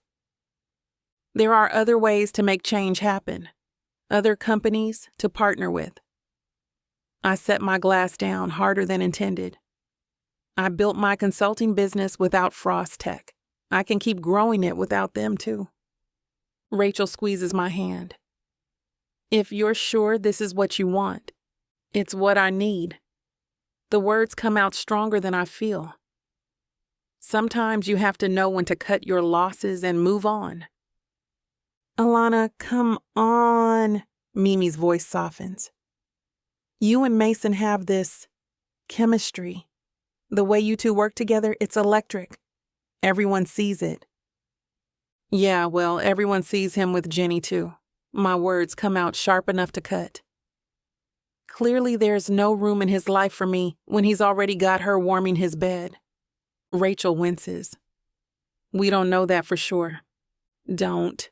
I hold up my hand. Just don't. I've seen the pictures. I know their history. I'm not about to be the fool who stands around waiting while he plays happy couples with Jenny Cochran. The words taste like acid in my mouth. God, I'm such an idiot. All those late-night texts, those lingering touches during meetings. What a joke. He probably sent Jenny the same messages right after. Probably touched her the same way. What kind of moron falls for this twice? The warning signs were there. Jenny showing up at his company events, always finding excuses to be near him. The way she'd smile at him, like she knew something I didn't. And here I am, the biggest idiot in Connecticut. Thinking things would be different this time. Thinking Mason Frost, billionaire playboy, would actually choose me over his perfect tech princess match. I let myself get played. My laugh comes out hollow. Again, like some desperate schoolgirl with a crush. God, I'm such a fool. The gin burns my throat as I drain my glass. Every memory of the past few weeks takes on a new, bitter edge. Every kiss, every whispered promise. All lies. Or maybe not lies, just temporary truths. Until Jenny came calling again. My friends exchange another concerned look. But I can't handle their pity right now. Can't handle them trying to defend him or make excuses. I should have known better. The words come out in a harsh whisper. Should have seen it coming the minute Jenny started hanging around again. But no, I had to go and fall for his games, like a complete idiot. Chapter 24. Mason. I pace in my office, checking my watch for the 10th time. 7:58 a.m. The stack of evidence Benny compiled sits on my desk. Emails, bank transfers, phone records. Everything connecting Nick Evans to this whole mess. I owe Benny my life for having amassed all this evidence against him. His connections are worth their weight in gold, clearly. I need to tell Alana first. She deserves to know before anyone else that Jenny played us, feeding information to Nick, who then hired Alex Thompson to write that hit piece. The weekend felt endless as Benny and I connected the dots. Smart play by Nick, using someone from my past. Too bad he underestimated how much I've changed. The clock hits 8 a.m. My heart rate picks up, anticipating Alana's arrival. God, I can't wait to see her face when she learns we can finally clear Frost Tech's name. She believed in me, in this company, even when the media was dragging us through the mud. 8:02 a.m. My jaw clenches. Alana's never late. Something feels off about her text from last night, too. That cold, formal tone. Did she hear about those photos with Jenny? I should have told her about meeting Jenny myself. Explained that I was trying to figure out who was behind the leaks. The elevator dings. Footsteps approach my office. I straighten my tie, grab the folder of evidence. Time to show Alana that her faith in me wasn't misplaced. Time to prove that everything between us, the late nights planning the initiative, those stolen kisses in empty conference rooms, the way she fits perfectly in my arms, it's all real. My office door opens. The words are already forming on my tongue. Baby, you won't believe what we found. But the look in her eyes stops me cold. Something's wrong. Very wrong. The fury radiating from her makes my stomach drop like I'm in free fall. Don't call me baby. Her voice cuts like ice. The door slams behind her with enough force to rattle my awards on the wall, making the glass frame shudder. You can take your partnership and slam it into your face. I'm done with Frost Tech. Done with you. My mouth goes dry as she jabs her finger at my chest, the impact sharp enough to make me step back. The folder of evidence slips from my grip, scattering across the floor like dead leaves. Alana, wait. No, I trusted you, again, like an idiot. She paces, running her hands through her curls, her movements sharp and agitated. Those beautiful eyes that used to look at me with such warmth now burn with betrayal. Delete my number. Don't call. Don't text. Just stay the hell away from me. Each word hits like a physical blow, and I can feel everything we built crumbling around me. The pieces click into place. Those photos of Jenny and me at the coffee shop must have hit the tabloids. It's not what you think. Jenny was... Oh, I'm sure she was helping you with something. Her laugh is bitter, hollow. Hours, Mason. You spent hours with her. Because she had information about Nick Evans. Save it. She whirls toward the door. I've seen enough of your excuses. I catch her arm as she reaches for the handle. She tries to wrench away, but I hold firm. Let go. Not until you listen. I grasp her other arm as she swings at me, pulling her close enough to feel her rapid heartbeat. Jenny means nothing to me. She never did. I was investigating who leaked those stories about Frost Tech. She struggles against my grip. Investigating with your tongue down her throat? What? No. Jesus, Alana. I keep my hold gentle but firm until her movements slow. I would never. Not with her. Not with anyone but you. Her chest heaves with angry breaths, but she stops fighting. The hurt in her eyes cuts deeper than any blade. Then explain the photos, she demands. Explain why you didn't tell me you were meeting her. Jenny's been trying to get back with me for years. I keep my voice low, steady, even as rage burns through me at what she did. I knew she'd have intel about who was behind that hit piece. She's got her fingers in every tech company's business. Alana's muscles remain tense under my hands, but she's listening. The scent of her shampoo fills my senses as I hold her. She played right into my hands. Over coffee, she let it slip that she started spilling information to Nick Evans in revenge after the Innovation Summit. Remember? When I went running after you and left her behind? My jaw clenches briefly before I continue. Nick hired that journalist, Alex Thompson, to write the expose after Jenny fed him all those twisted half-truths about our company practices. Nick? Alana's voice catches. From Startup X? The one and only entitled prick. I ease my grip on her arms, letting my hands slide down to catch hers. He lost his mind when you chose to partner with us instead of him. Guess his ego couldn't handle being passed over by the most brilliant woman in tech. She lets out a shaky breath, some of the fight draining from her stance. Why didn't you tell me you were meeting Jenny? Because I needed her to think she had the upper hand. If word got out that I was investigating, they would have covered their tracks. I brushed my thumb across her knuckles. I have proof. Emails, bank transfers, everything. Benny's contacts came through big time to show the connections between Jenny and Nick. Show me. I release one of her hands to gather the scattered papers from the floor. As I hand her the folder, she steps back to lean against my desk, flipping through the evidence with sharp focus. That fool, she mutters, scanning the documents. He really thought he could. Her voice trails off as understanding dawns in her eyes. This whole thing was about me choosing Frost Tech over Startup X. Nick's always been jealous of what I have. But you choosing us. I move closer, relieved when she doesn't pull away. That pushed him over the edge. I watch as Alana sinks into the chair, her shoulders slumping. She closes her eyes and tears spill down her cheeks. My heart twists at the sight. I'm so sorry. Her voice cracks. I shouldn't have come in here like that. I saw those photos and I just... She presses her hands to her face. These past weeks have been insane. The media attacks, the pressure to prove ourselves, and then seeing you with her. Come here. I crouch in front of her chair, gently pulling her hands away from her face. My chest aches seeing her like this, so vulnerable and raw. Look at me. Her eyes meet mine, glistening with tears.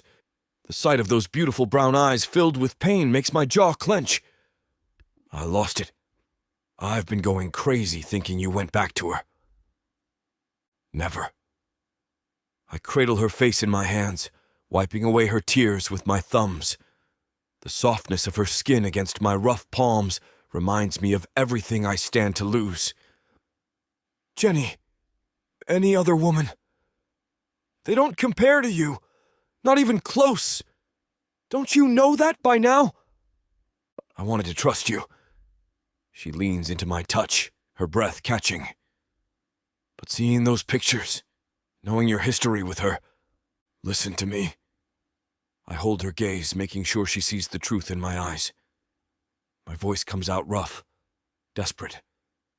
You're it for me, Alana. The only woman I want. The only one I need. I'd burn down everything I own before I'd let anyone come between us. A small sob escapes her.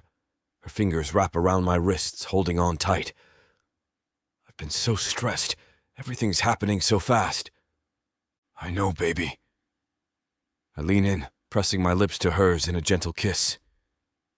She tastes like salt and coffee. When I pull back, I rest my forehead against hers. We're in this together. Whatever comes next, I've got you. I wrap my arms around Alana as she buries her face in my chest. Her body trembles against mine, and I hold her tighter, running my hand up and down her back. The familiar scent of her shampoo fills my senses, grounding me. Christ, I never want to let her go.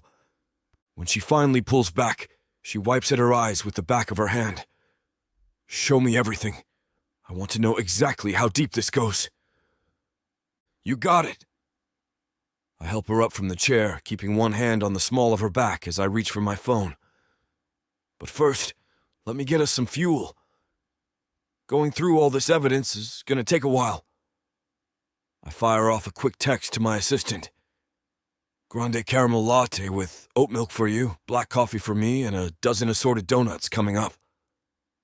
You remembered my coffee order. A small smile plays at her lips. I remember everything about you. I grab the scattered papers from my desk, organizing them into neat piles. All right, let's start with the money trail. Benny tracked payments from Nick's private account to a shell company owned by Jenny. Wait. Alana pulls out her tablet. Let me take notes. I want dates, amounts, every detail. That's my girl. Pride swells in my chest at her sharp focus. Jenny thought she was being clever using encrypted messaging apps, but Benny's got contacts who can crack anything. We settle onto the couch in my office, shoulders touching as I spread the evidence between us. When the coffee and donuts arrive, Alana picks a chocolate-glazed one, taking small bites as she absorbs every word. Show me those emails again, she says, leaning closer to examine the timestamps.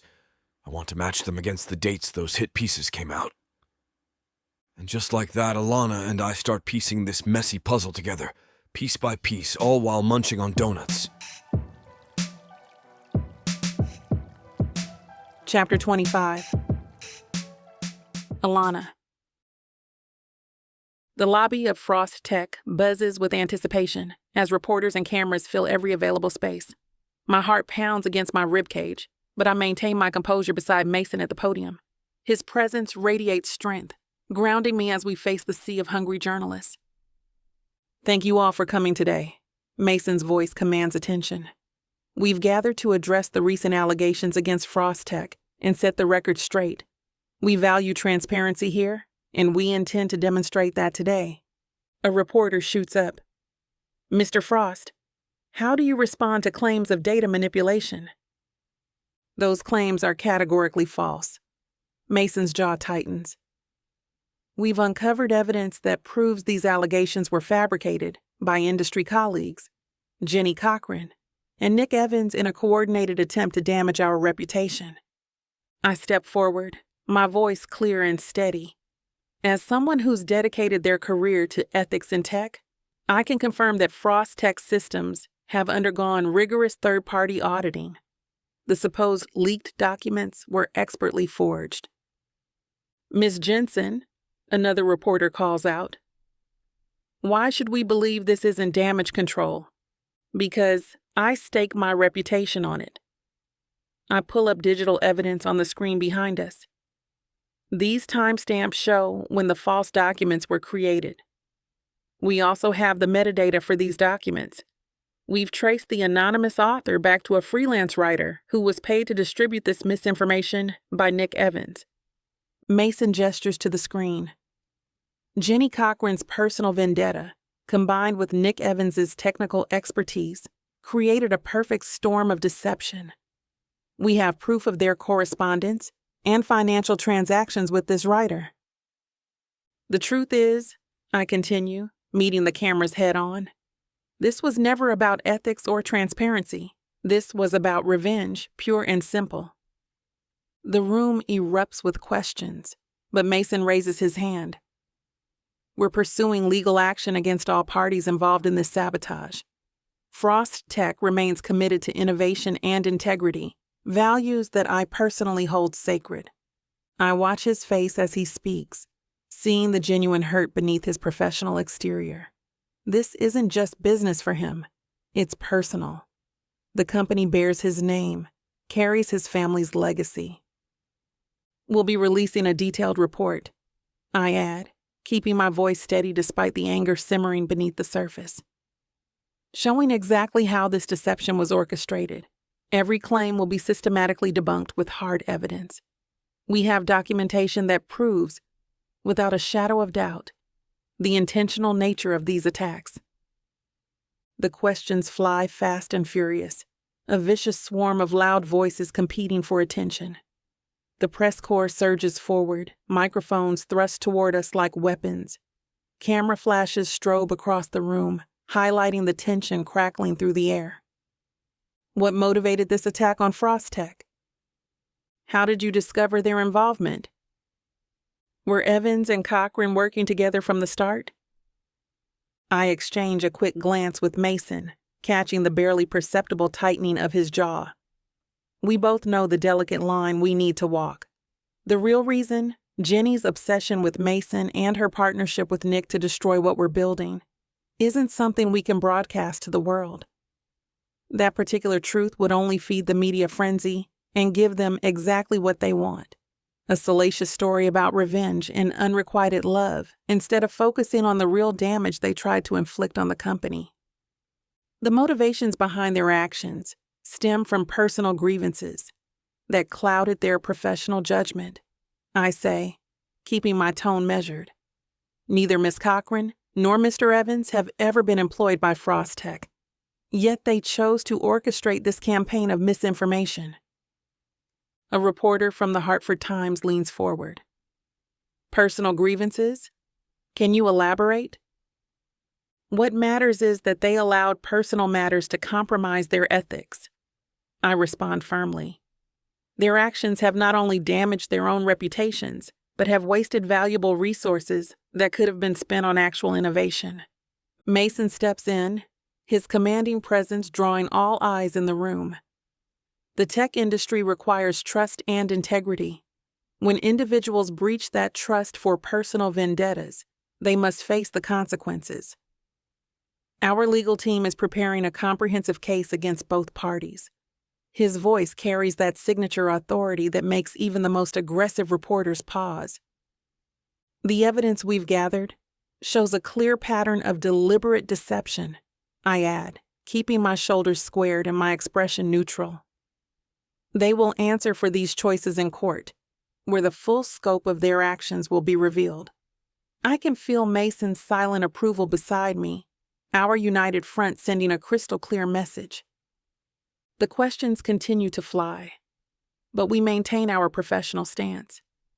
Some reporters try to bait us with leading questions about personal relationships, but I won't give Jenny the satisfaction of turning this into tabloid fodder about relationships and jealousy.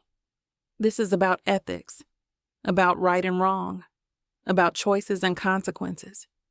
Standing here with Mason, watching him handle this crisis with such composure, I'm reminded why Frost Tech's reputation for integrity remains unshaken despite these attacks. Thank you all for attending. Please direct any further questions to the company email listed in your press packets. Mason's voice carries that final note of authority that brooks no argument. He places his hand at the small of my back, guiding me through the crowd toward the private elevator. The reporters continue shouting questions, their voices echoing off the marble floors of the lobby. Security forms a barrier between us and them as we make our way across the floor. The elevator doors slide shut with a soft whoosh, cutting off the chaos and leaving us in blessed quiet. We both exhale deeply, the tension visibly draining from our shoulders as the elevator begins its smooth ascent. Jesus Christ. I lean against the wall, letting the cool metal press against my back through my silk blouse. That was intense. I haven't faced a media circus like that since the London Tech Summit.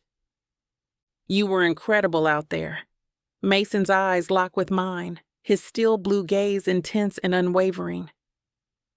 The way you handled those questions about Jenny. Don't say her name right now. My fingers press against my temples, trying to ward off the headache I can feel building. I need at least 5 minutes before I can think about that woman without wanting to scream or throw something expensive.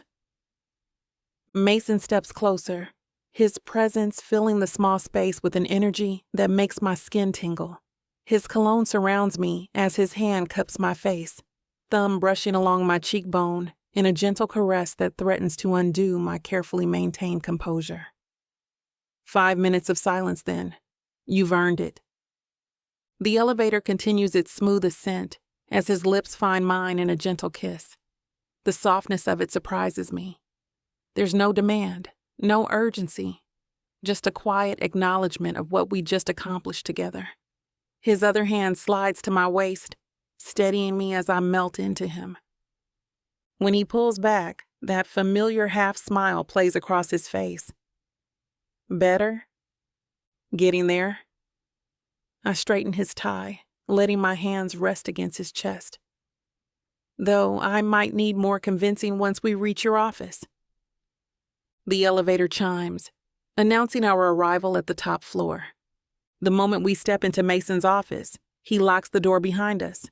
In one fluid motion, he spins me around and pulls me against his chest. His mouth claims mine with a fierce intensity that steals my breath. My fingers slide into his hair as he backs me against his desk, his strong hands gripping my waist.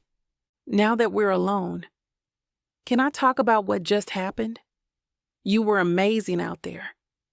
His words brush against my lips between kisses. Standing beside me, defending everything we've built. I arch into him as his mouth trails down my neck. We make quite the team. More than that. He pulls back just enough to meet my gaze, his eyes dark with emotion. All this time we've spent working together, fighting these battles side by side. It's shown me what I knew all along. I can't lose you again, Alana. My heart thunders against my ribs as his thumb traces my lower lip. Mason?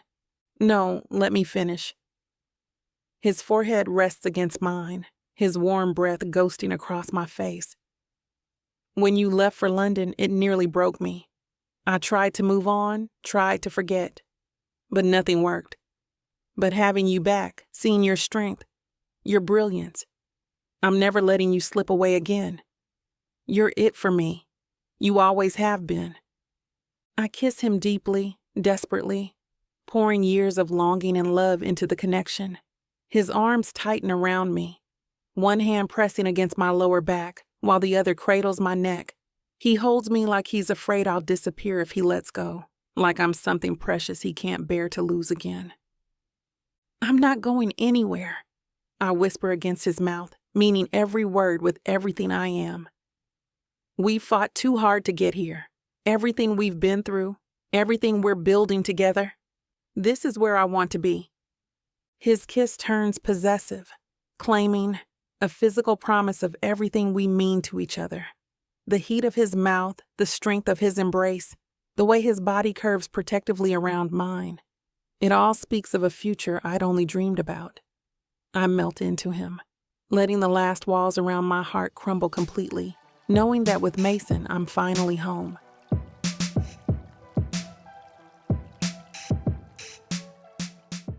You won't know what hit you, baby. I'm going to take you, break you, and make you mine.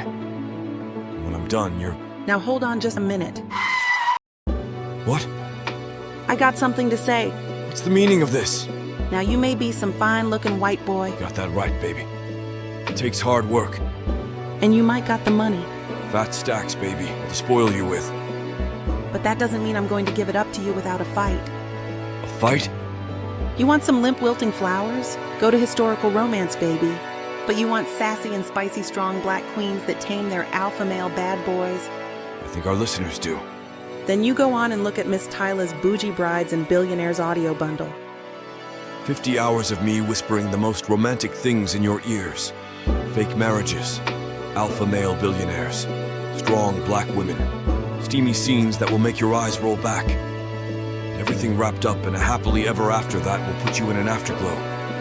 Use code SAVE40 to get 40% off this bundle and any other digital product in Miss Tyla's store. Unabridged and uncut. Just like you, You're gonna have to find out. Tyla Walker Romances. Escape your life with sassy romance.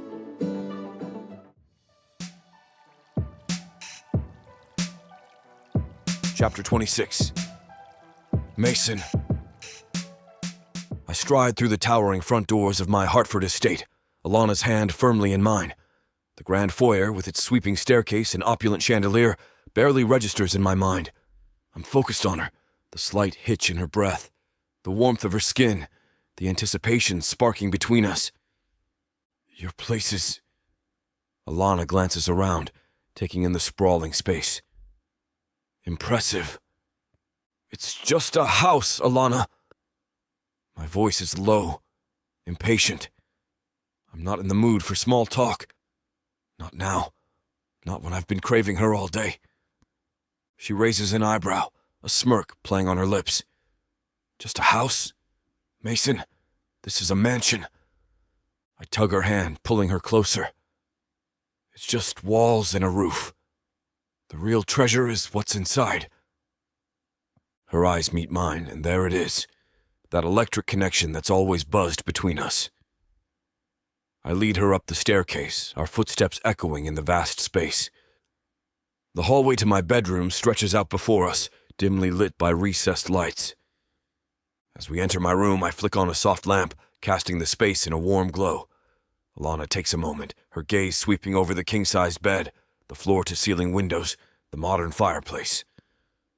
But her appreciation for the decor is fleeting. Her attention snaps back to me, and I feel it, the heat, the desire. And that's where we're going to put a pause on pleasure. It looks like the rest of this chapter is just too naughty to put on the air. As much as we'd love to share every little detail, we've got to stick to this platform's guidelines to keep these free audiobooks coming. They've got some rules about what we can show, and we wouldn't want to risk losing the chance to bring you more content. As frustrating as it is to build the tension only to be interrupted, Miss Tyla always knows how to make it up to you.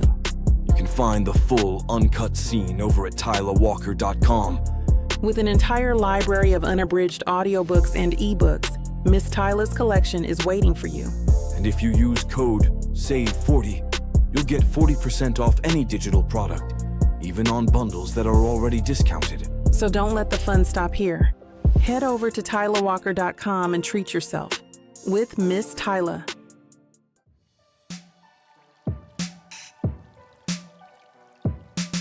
Chapter 27. Alana. The grand conference room at Frost Tech buzzes with anticipation. Reporters fill the seats, their cameras trained on the podium, where Mason and I stand side by side. I step up to the microphone, my heart racing with excitement rather than nerves. Today marks a new chapter, not just for Frost Tech, but for the tech industry in Hartford. We're launching the Women in Tech Initiative, a comprehensive program designed to break down barriers and create opportunities. My gaze sweeps across the room, smiling wide before continuing. This initiative includes 3 key components. First, a mentorship program pairing experienced women in tech with emerging talent.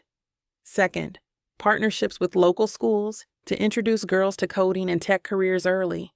And third, a dedicated fund for women-led tech startups right here in Hartford. A reporter raises her hand. How will this differ from other diversity programs? Unlike traditional programs that focus solely on recruitment, We're building a complete ecosystem. I gesture to the presentation screen behind me. Frost Tech is committing resources to support women from education through career advancement. We're not just opening doors. We're ensuring women have the tools, support, and funding to walk through them and succeed. Mason steps forward. Frost Tech is investing $50 million into this initiative over the next 5 years. The room erupts in murmurs and camera clicks. I continue. We've already partnered with 10 local schools and established a network of 30 mentors. Our goal is to increase women's representation in tech leadership positions by 40% within 3 years. And why Hartford? Another reporter asks. Hartford has always been an innovation hub. I lean into the microphone. But innovation requires diverse perspectives. By tapping into the talent pool here, we're not just changing the face of tech. We're strengthening our community. Every girl who dreams of building the next breakthrough app or pioneering new software solutions should have that chance, regardless of her background. At my side, I feel Mason nudging me slightly, so I make room for him on the podium.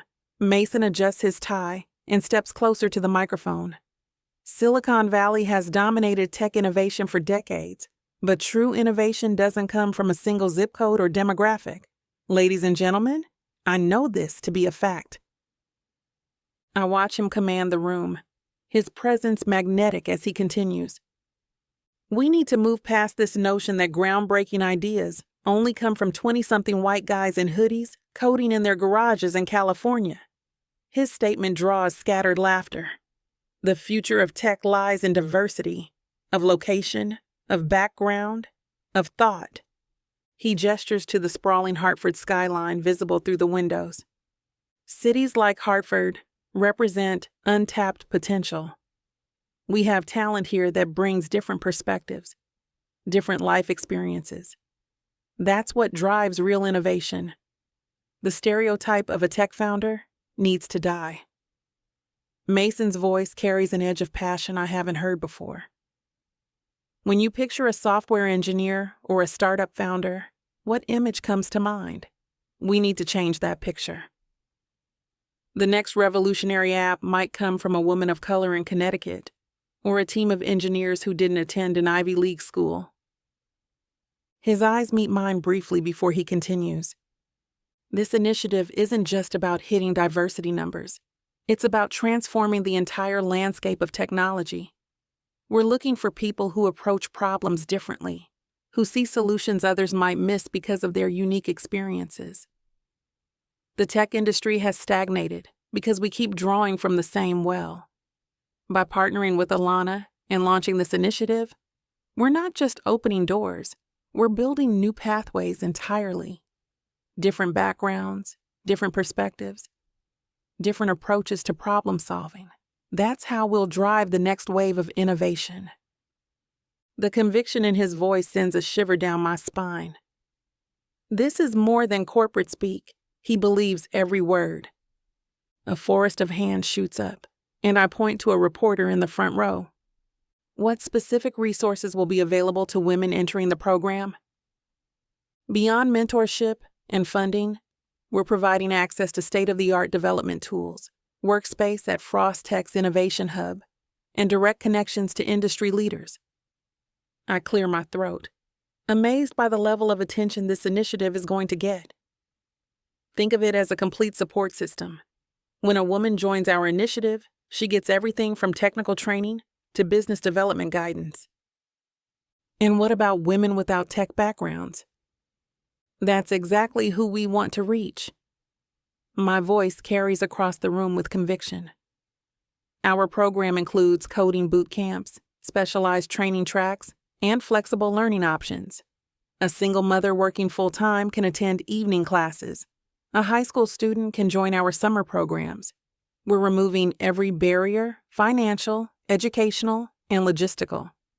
Another reporter stands. What's the long-term vision? Picture this. 10 years from now, half of all tech CEOs in Hartford are women.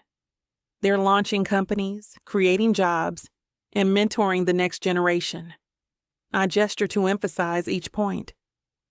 When we invest in women today, we're not just changing individual careers, we're transforming entire communities. These women will become role models, showing young girls that tech isn't just a man's world. And how will you measure success? Through concrete metrics, number of women in leadership positions, patents filed, startups launched, but also through lasting change, shifting the perception of who belongs in tech. I pause, letting my next words carry weight. Success means my presence here today isn't noteworthy because seeing a woman of color leading a tech initiative becomes the norm, not the exception.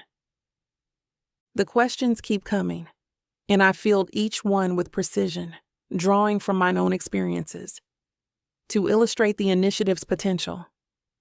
With every answer, I reinforce our commitment to long-term change, not just quick fixes or token gestures. A reporter in the back row stands, his expression stern. Given the recent scandal at Frost Tech, wasn't there concern this initiative would be dead in the water? The room goes quiet. I feel Mason tense beside me, but I keep my composure. You're right.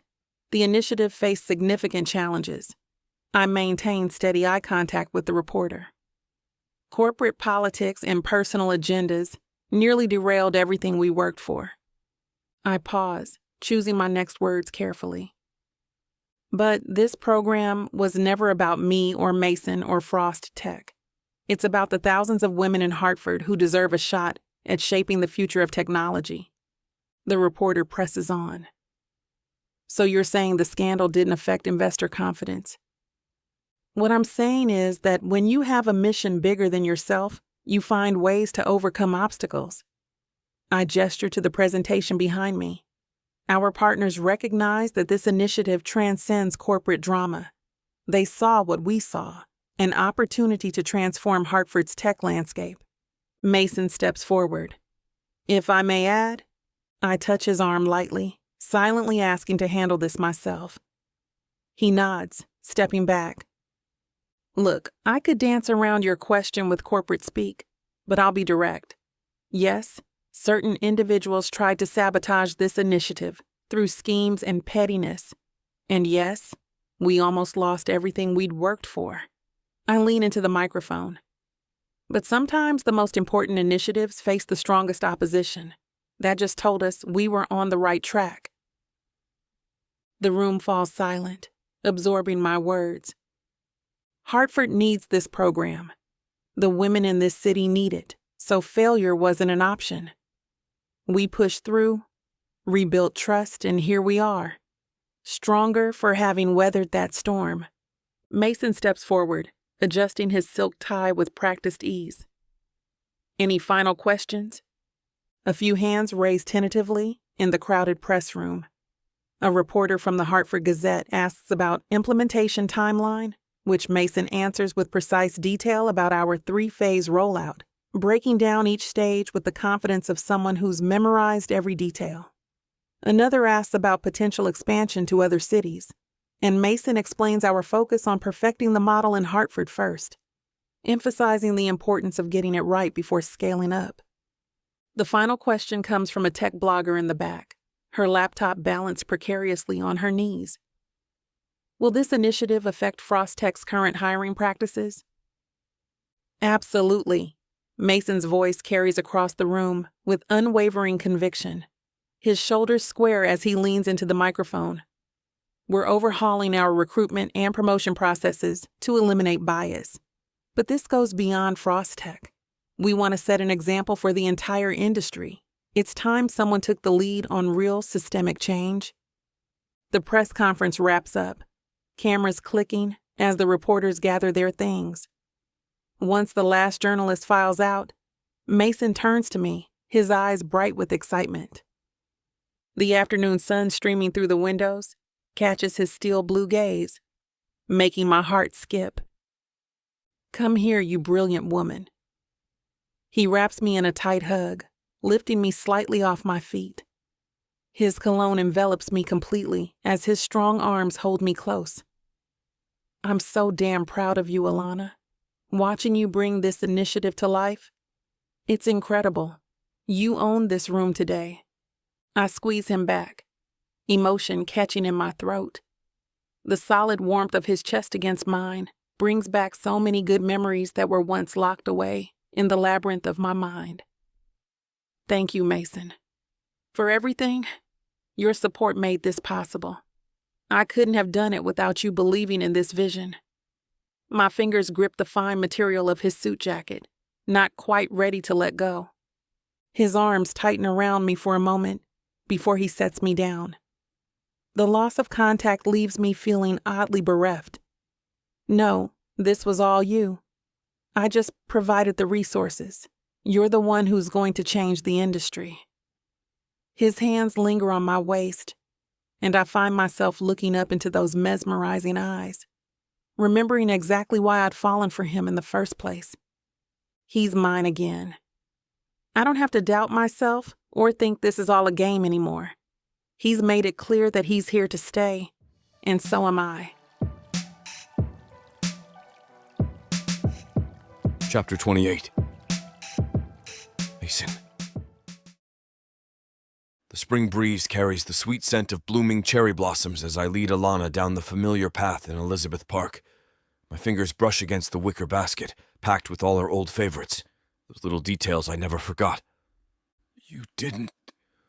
Alana stops in her tracks, recognition flooding her features as we approach our spot under the massive oak tree. This is where you spilled lemonade all over my new white shirt. I set down the basket. And where I didn't even care because you looked so mortified. It was adorable. I was not mortified. She pulls out a checkered blanket from her tote bag, shaking it open with practiced ease. I was strategically creating a reason for you to take your shirt off. I laugh, the sound echoing across the quiet park. That's definitely not how I remember it. Selective memory? She settles onto the blanket, tucking her legs beneath her. So what's in the mysterious basket? I kneel beside her, lifting the lid. Let's see. We have those spicy tuna rolls from Sakura. You remembered? Her eyes light up as I pull out the container. And I produce a bottle. That ridiculously expensive sparkling cider you used to love. Used to? I still dream about this stuff. She takes the bottle, running her fingers over the label.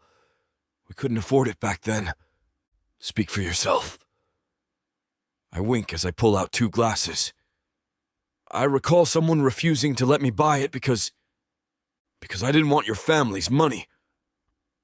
She sets out her contribution, a container of fresh strawberries and homemade chocolate sauce. Some things haven't changed. And some things have. I pour the cider, watching the bubbles dance, like how now you're the successful businesswoman who could probably buy the whole company. Not quite there yet. She dips a strawberry in chocolate. But I'm working on it. The familiar ease between us feels both comforting and dangerous. Sitting here, with the spring sun warming our shoulders and the distant sound of children playing, it's almost like those years apart never happened. Almost. I watch as Alana savors each bite of her sushi roll, her eyes closing in appreciation. The way she experiences food has always fascinated me, fully present in each moment, each taste. A drop of soy sauce clings to her lower lip before she catches it with her tongue. What? She catches me staring, laughter dancing in her eyes. Do I have rice on my face? No. I take a sip of cider, letting the bubbles fizz on my tongue, just admiring my future wife.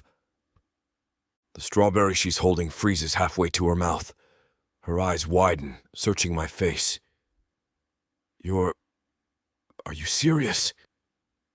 I nod, holding her gaze. The spring breeze rustles through the oak leaves above us, casting dappled shadows across her face. Dead serious. Mason. She sets down the strawberry, her fingers trembling slightly. I reach into my pocket, my fingers wrapping around the velvet box I've carried for days. The weight of it feels right as I pull it out, opening it to reveal the emerald-cut diamond ring nestled inside. I'd spent weeks designing it with the jeweler, making sure every detail was perfect, just like her. I know what you're thinking. I meet her stunned gaze, my heart hammering against my ribs. That it's too soon, that we just found each other again, that maybe I'm crazy for doing this here now in the middle of a casual picnic.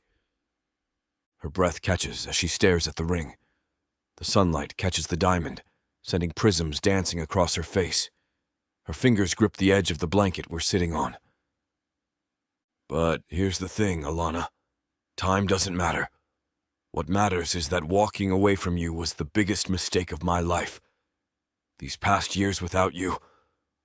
I shake my head, fighting to keep my voice steady. I was existing, not living. Every success, every milestone, it all felt hollow because you weren't there to share it with me. Mason, Her voice cracks, those beautiful brown eyes swimming with emotion. Let me finish. I shift closer, taking her hand in mine. Seeing you again, working with you, it's shown me something incredible. Not just about us, but about what we can accomplish together. Look at what we've already done with the Women in Tech initiative. That's just the beginning. Her fingers tighten around mine. The initiative is important to me. It's important to both of us. And that's exactly my point. Together, we're not just building a life. We're building a future. One where talent and innovation know no gender barriers. I lift the ring from its cushion. I don't just want you as my partner in business, Alana. I want you as my partner in everything. Because without you, none of it means anything. The oak leaves rustle above us, a gentle reminder of all the moments we've shared under this same tree. Her eyes shine with unshed tears as she looks from the ring to my face. I can't imagine my life without you in it. Not again. I hold the ring between us. Marry me, Alana. Be my wife. My partner. My everything. Tears spill down Alana's cheeks as she nods, her whole body trembling. Yes, God, yes. Of course I'll be your wife. Her voice breaks. It's everything I've ever wanted. My hands shake as I slide the ring onto her finger. Perfect fit. Just like us. The diamond catches the sunlight, sending sparkles across her tear-streaked face. I cup her cheek, brushing away the moisture with my thumb. Her eyes meet mine, filled with such pure joy it steals my breath. When our lips meet, the kiss is tender, full of promise. Her fingers thread through my hair as she melts against me. After we break apart, she rests her forehead against mine. I love you, Mason Frost. Her fingers trace lazy patterns on my chest, right above my thundering heart. I love you too, future Mrs. Frost. The words feel right, perfect, like they've been waiting years to be spoken. Because they have. She settles back onto the blanket, admiring how the ring catches the light. The way she keeps glancing at it, turning her hand this way and that, makes my chest tight with satisfaction. Now, where were we with this feast?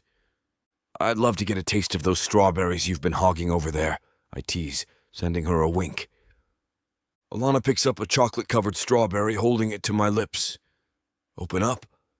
Her eyes dance with mischief, and damn if it doesn't make me want to forget about the food entirely. I take a bite, savoring both the sweet fruit and the look of contentment on her face. The juice threatens to drip down my chin, but she catches it with her thumb. Picking up her half-finished sushi roll, I return the gesture. Your turn. She accepts the offering, humming in appreciation as she chews. A grain of rice clings to her lower lip, and I brush it away with my thumb. The simple intimacy of the moment hits me hard. This is what I've been missing all these years. Can we start talking about wedding planning? Alana asks, perking a brow. Or is that too soon? Funny that you said that. I've already had some plans in motion that I could use a second opinion on. So I'm thinking a string quartet for the ceremony, I say, pulling out my phone to show her some videos I've already bookmarked. And maybe we release doves when we say, I do.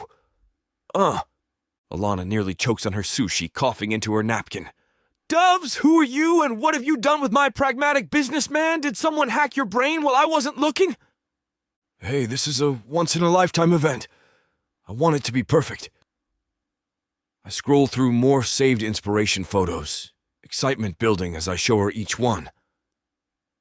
Oh, and we could have an ice sculpture of us dancing. I'm thinking 12 feet tall, spotlit from below. Really make a statement. What now? She sets down her glass, shoulders shaking with laughter that makes her eyes crinkle at the corners. Mason Frost, you are turning into a complete groomzilla. Should I be worried? You haven't even heard about the fireworks display I want to coordinate with our first dance. I pull her closer, nuzzling her neck and breathing in her familiar scent. Or the chocolate fountain that's taller than you. And don't get me started on the champagne tower. We're talking vintage Dom Perignon cascading down hundreds of crystal glasses. Oh my God. Tell me you're joking. She's full on giggling now, her body vibrating against mine as she tries to catch her breath. What happened to the guy who used to say business meetings longer than 30 minutes were a waste of time? The one who practically broke out in hives at the mention of party planning? That guy met the love of his life. I capture her lips in a quick kiss. And now he wants everything to be perfect. You know what would be perfect? She plays with the collar of my shirt, her fingers sending little sparks across my skin. Us, our closest people, good food, and dancing until our feet hurt. That's all I need. I study her face, taking in every perfect detail, seeing nothing but sincerity in those beautiful brown eyes that have captured me since day one. You really mean that, don't you? I do. She holds up her ring, watching it sparkle in the light. The way she looks at it like it's the most precious thing in the world makes my heart clench. The only thing that matters is that, at the end of the day, I get to call you my husband. Well, when you put it that way. I pull her into my lap, loving how perfectly she fits against me. My hands find their favorite spot on her hips. Maybe we can skip the dove release. And the ice sculpture? Now you're just being unreasonable. I tickle her sides, making her squeal and wiggle against me. God, I love that sound. But fine. As long as you're the one walking down that aisle toward me, I don't care if we get married in a courthouse. My lips find her neck, and I breathe in her familiar scent. Though my mother might actually have a heart attack if we did that. Oh, who the hell cares? She replies before crashing her lips against mine. Chapter 29. Alana. I adjust the straps of my wedding dress, taking one final look in the mirror. The Hartford Botanical Gardens bridal suite captures the late afternoon sun, casting a golden glow across my reflection. My hands tremble as I smooth down the silk fabric, remembering how different things were 5 years ago, when Mason and I went our separate ways. A knock at the door breaks my reverie. 2 minutes, Miss Jensen. The coordinator's voice floats through. I press my palm against my chest, willing my heartbeat to slow. The path here wasn't smooth.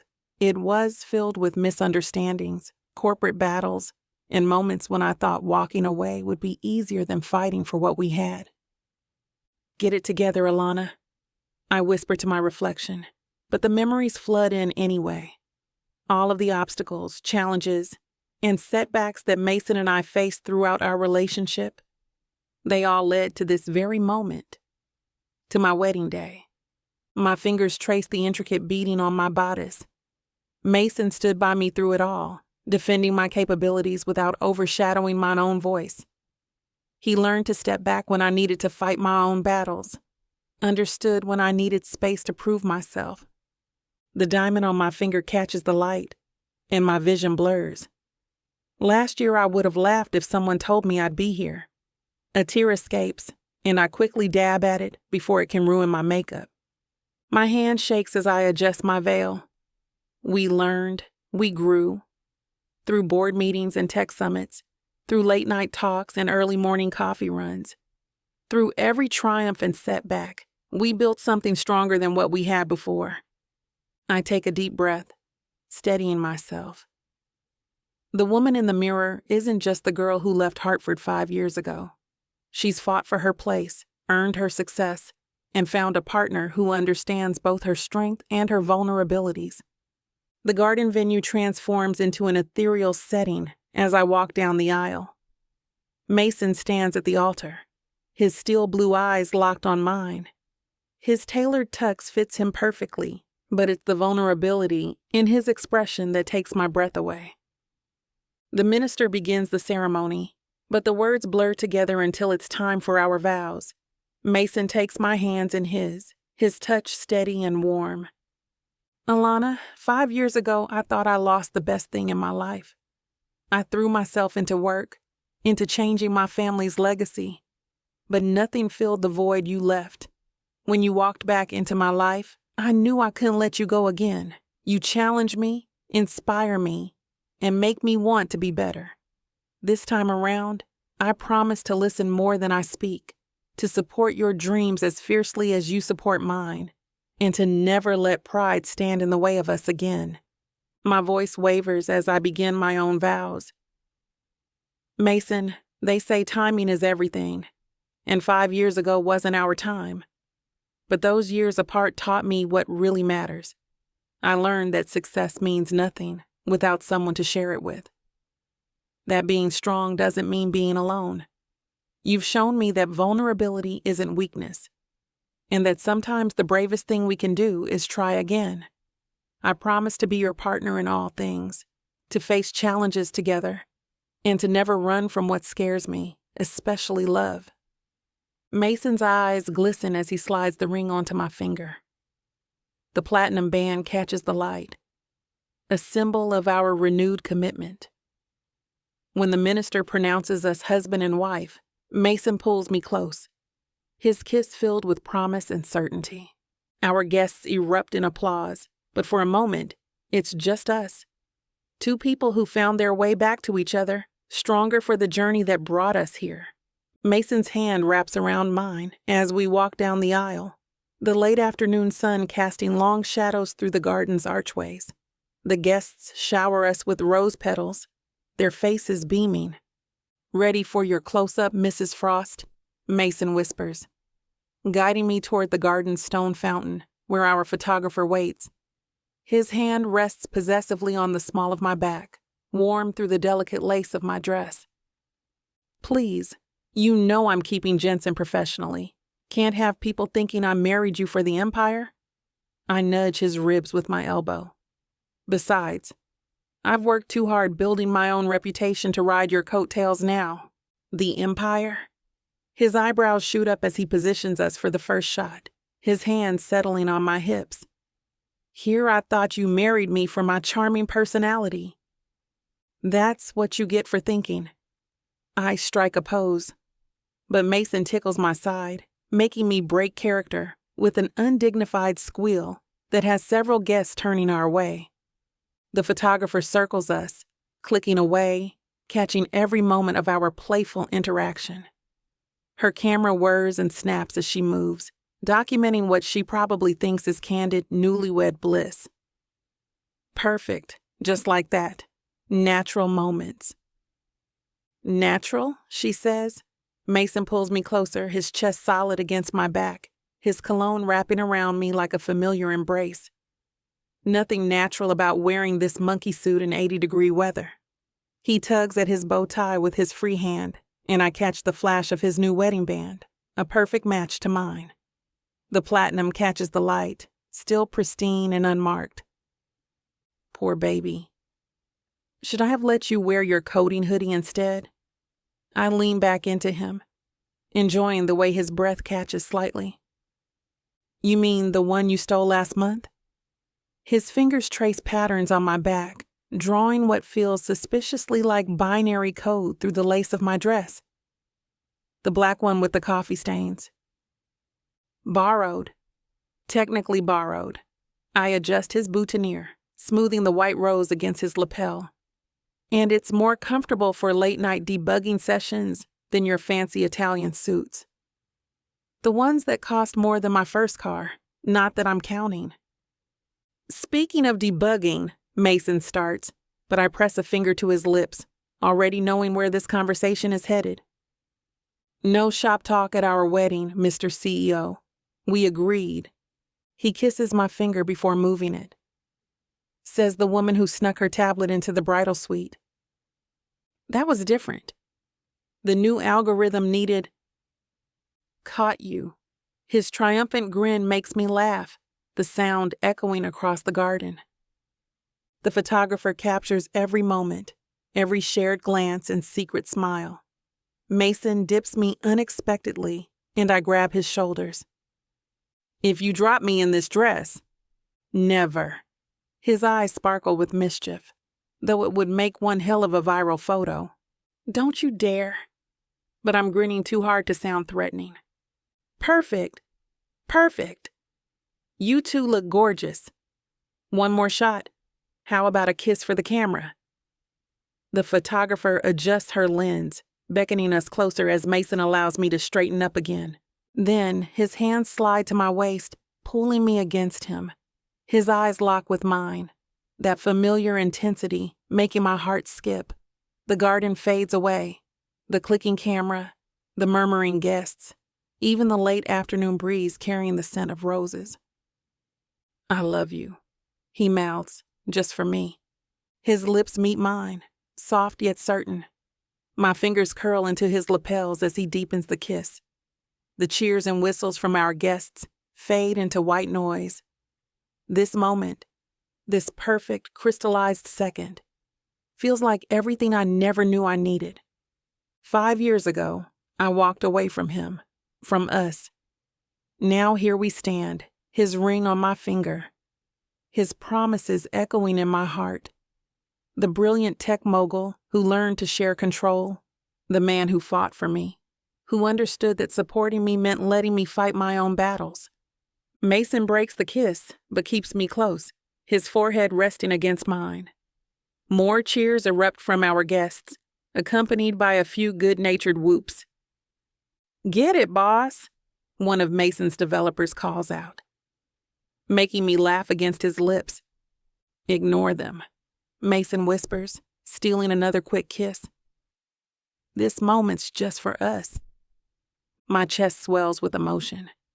After everything we went through, after the nonsense Nick and Jenny made us go through, we made it.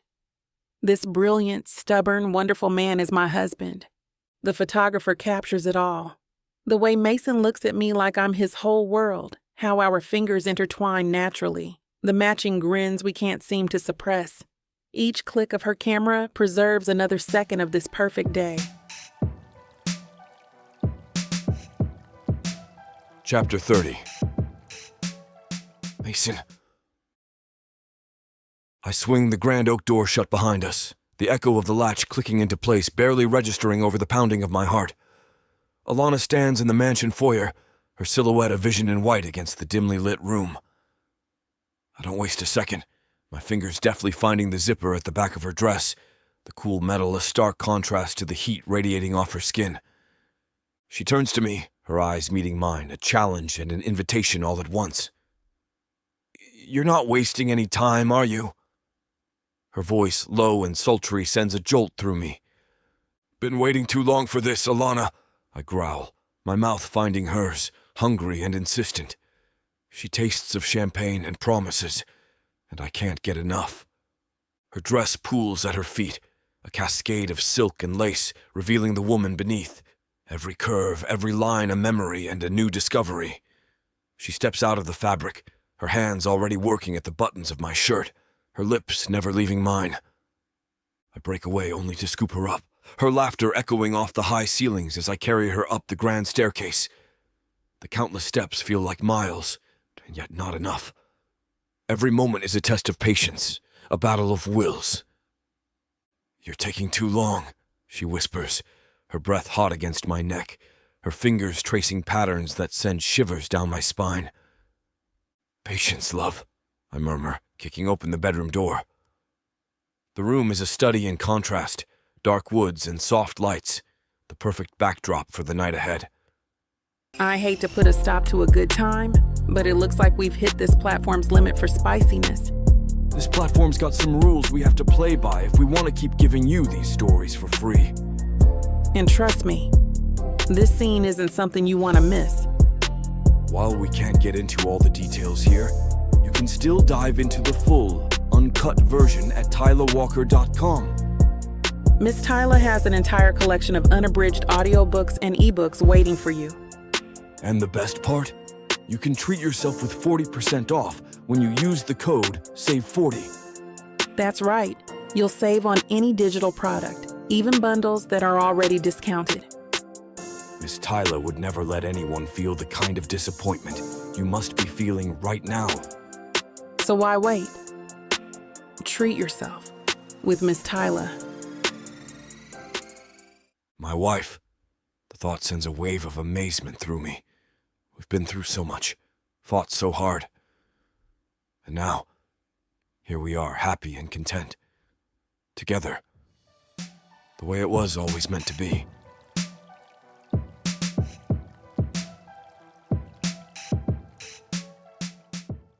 When Nyla Thomas agreed to a fake marriage, she wasn't expecting it to land her in jail. Nyla Thomas, you are under arrest for the murders of Hilda and William Stone. She wasn't expecting to find out the truth about her family. You're adopted. Marcus Swan is my father. To get involved in crime. The Sokolov family did this. They poisoned him. And least of all, was she expecting to fall in love. It's you, Nyla. It's always been you. But now, everything is crumbling around her. Interim CEO of Stone Hospital Group accused of murdering Hilda and William Stone to secure her position. Alexander, you promised things would change. They have. I'm in charge now. No one knows who to believe. Take the plea bargain. I'm innocent. I thought you out of everyone would believe me. Can you forgive her for killing our parents? No one knows who to trust. This is your fault. Did you ever think that Nyla would be just fine if she hadn't gotten involved with you? I love her. I love her more than life itself. Miss Thomas, the tests came back. There's a perfectly acceptable explanation for your condition. And things are about to get a lot more complicated.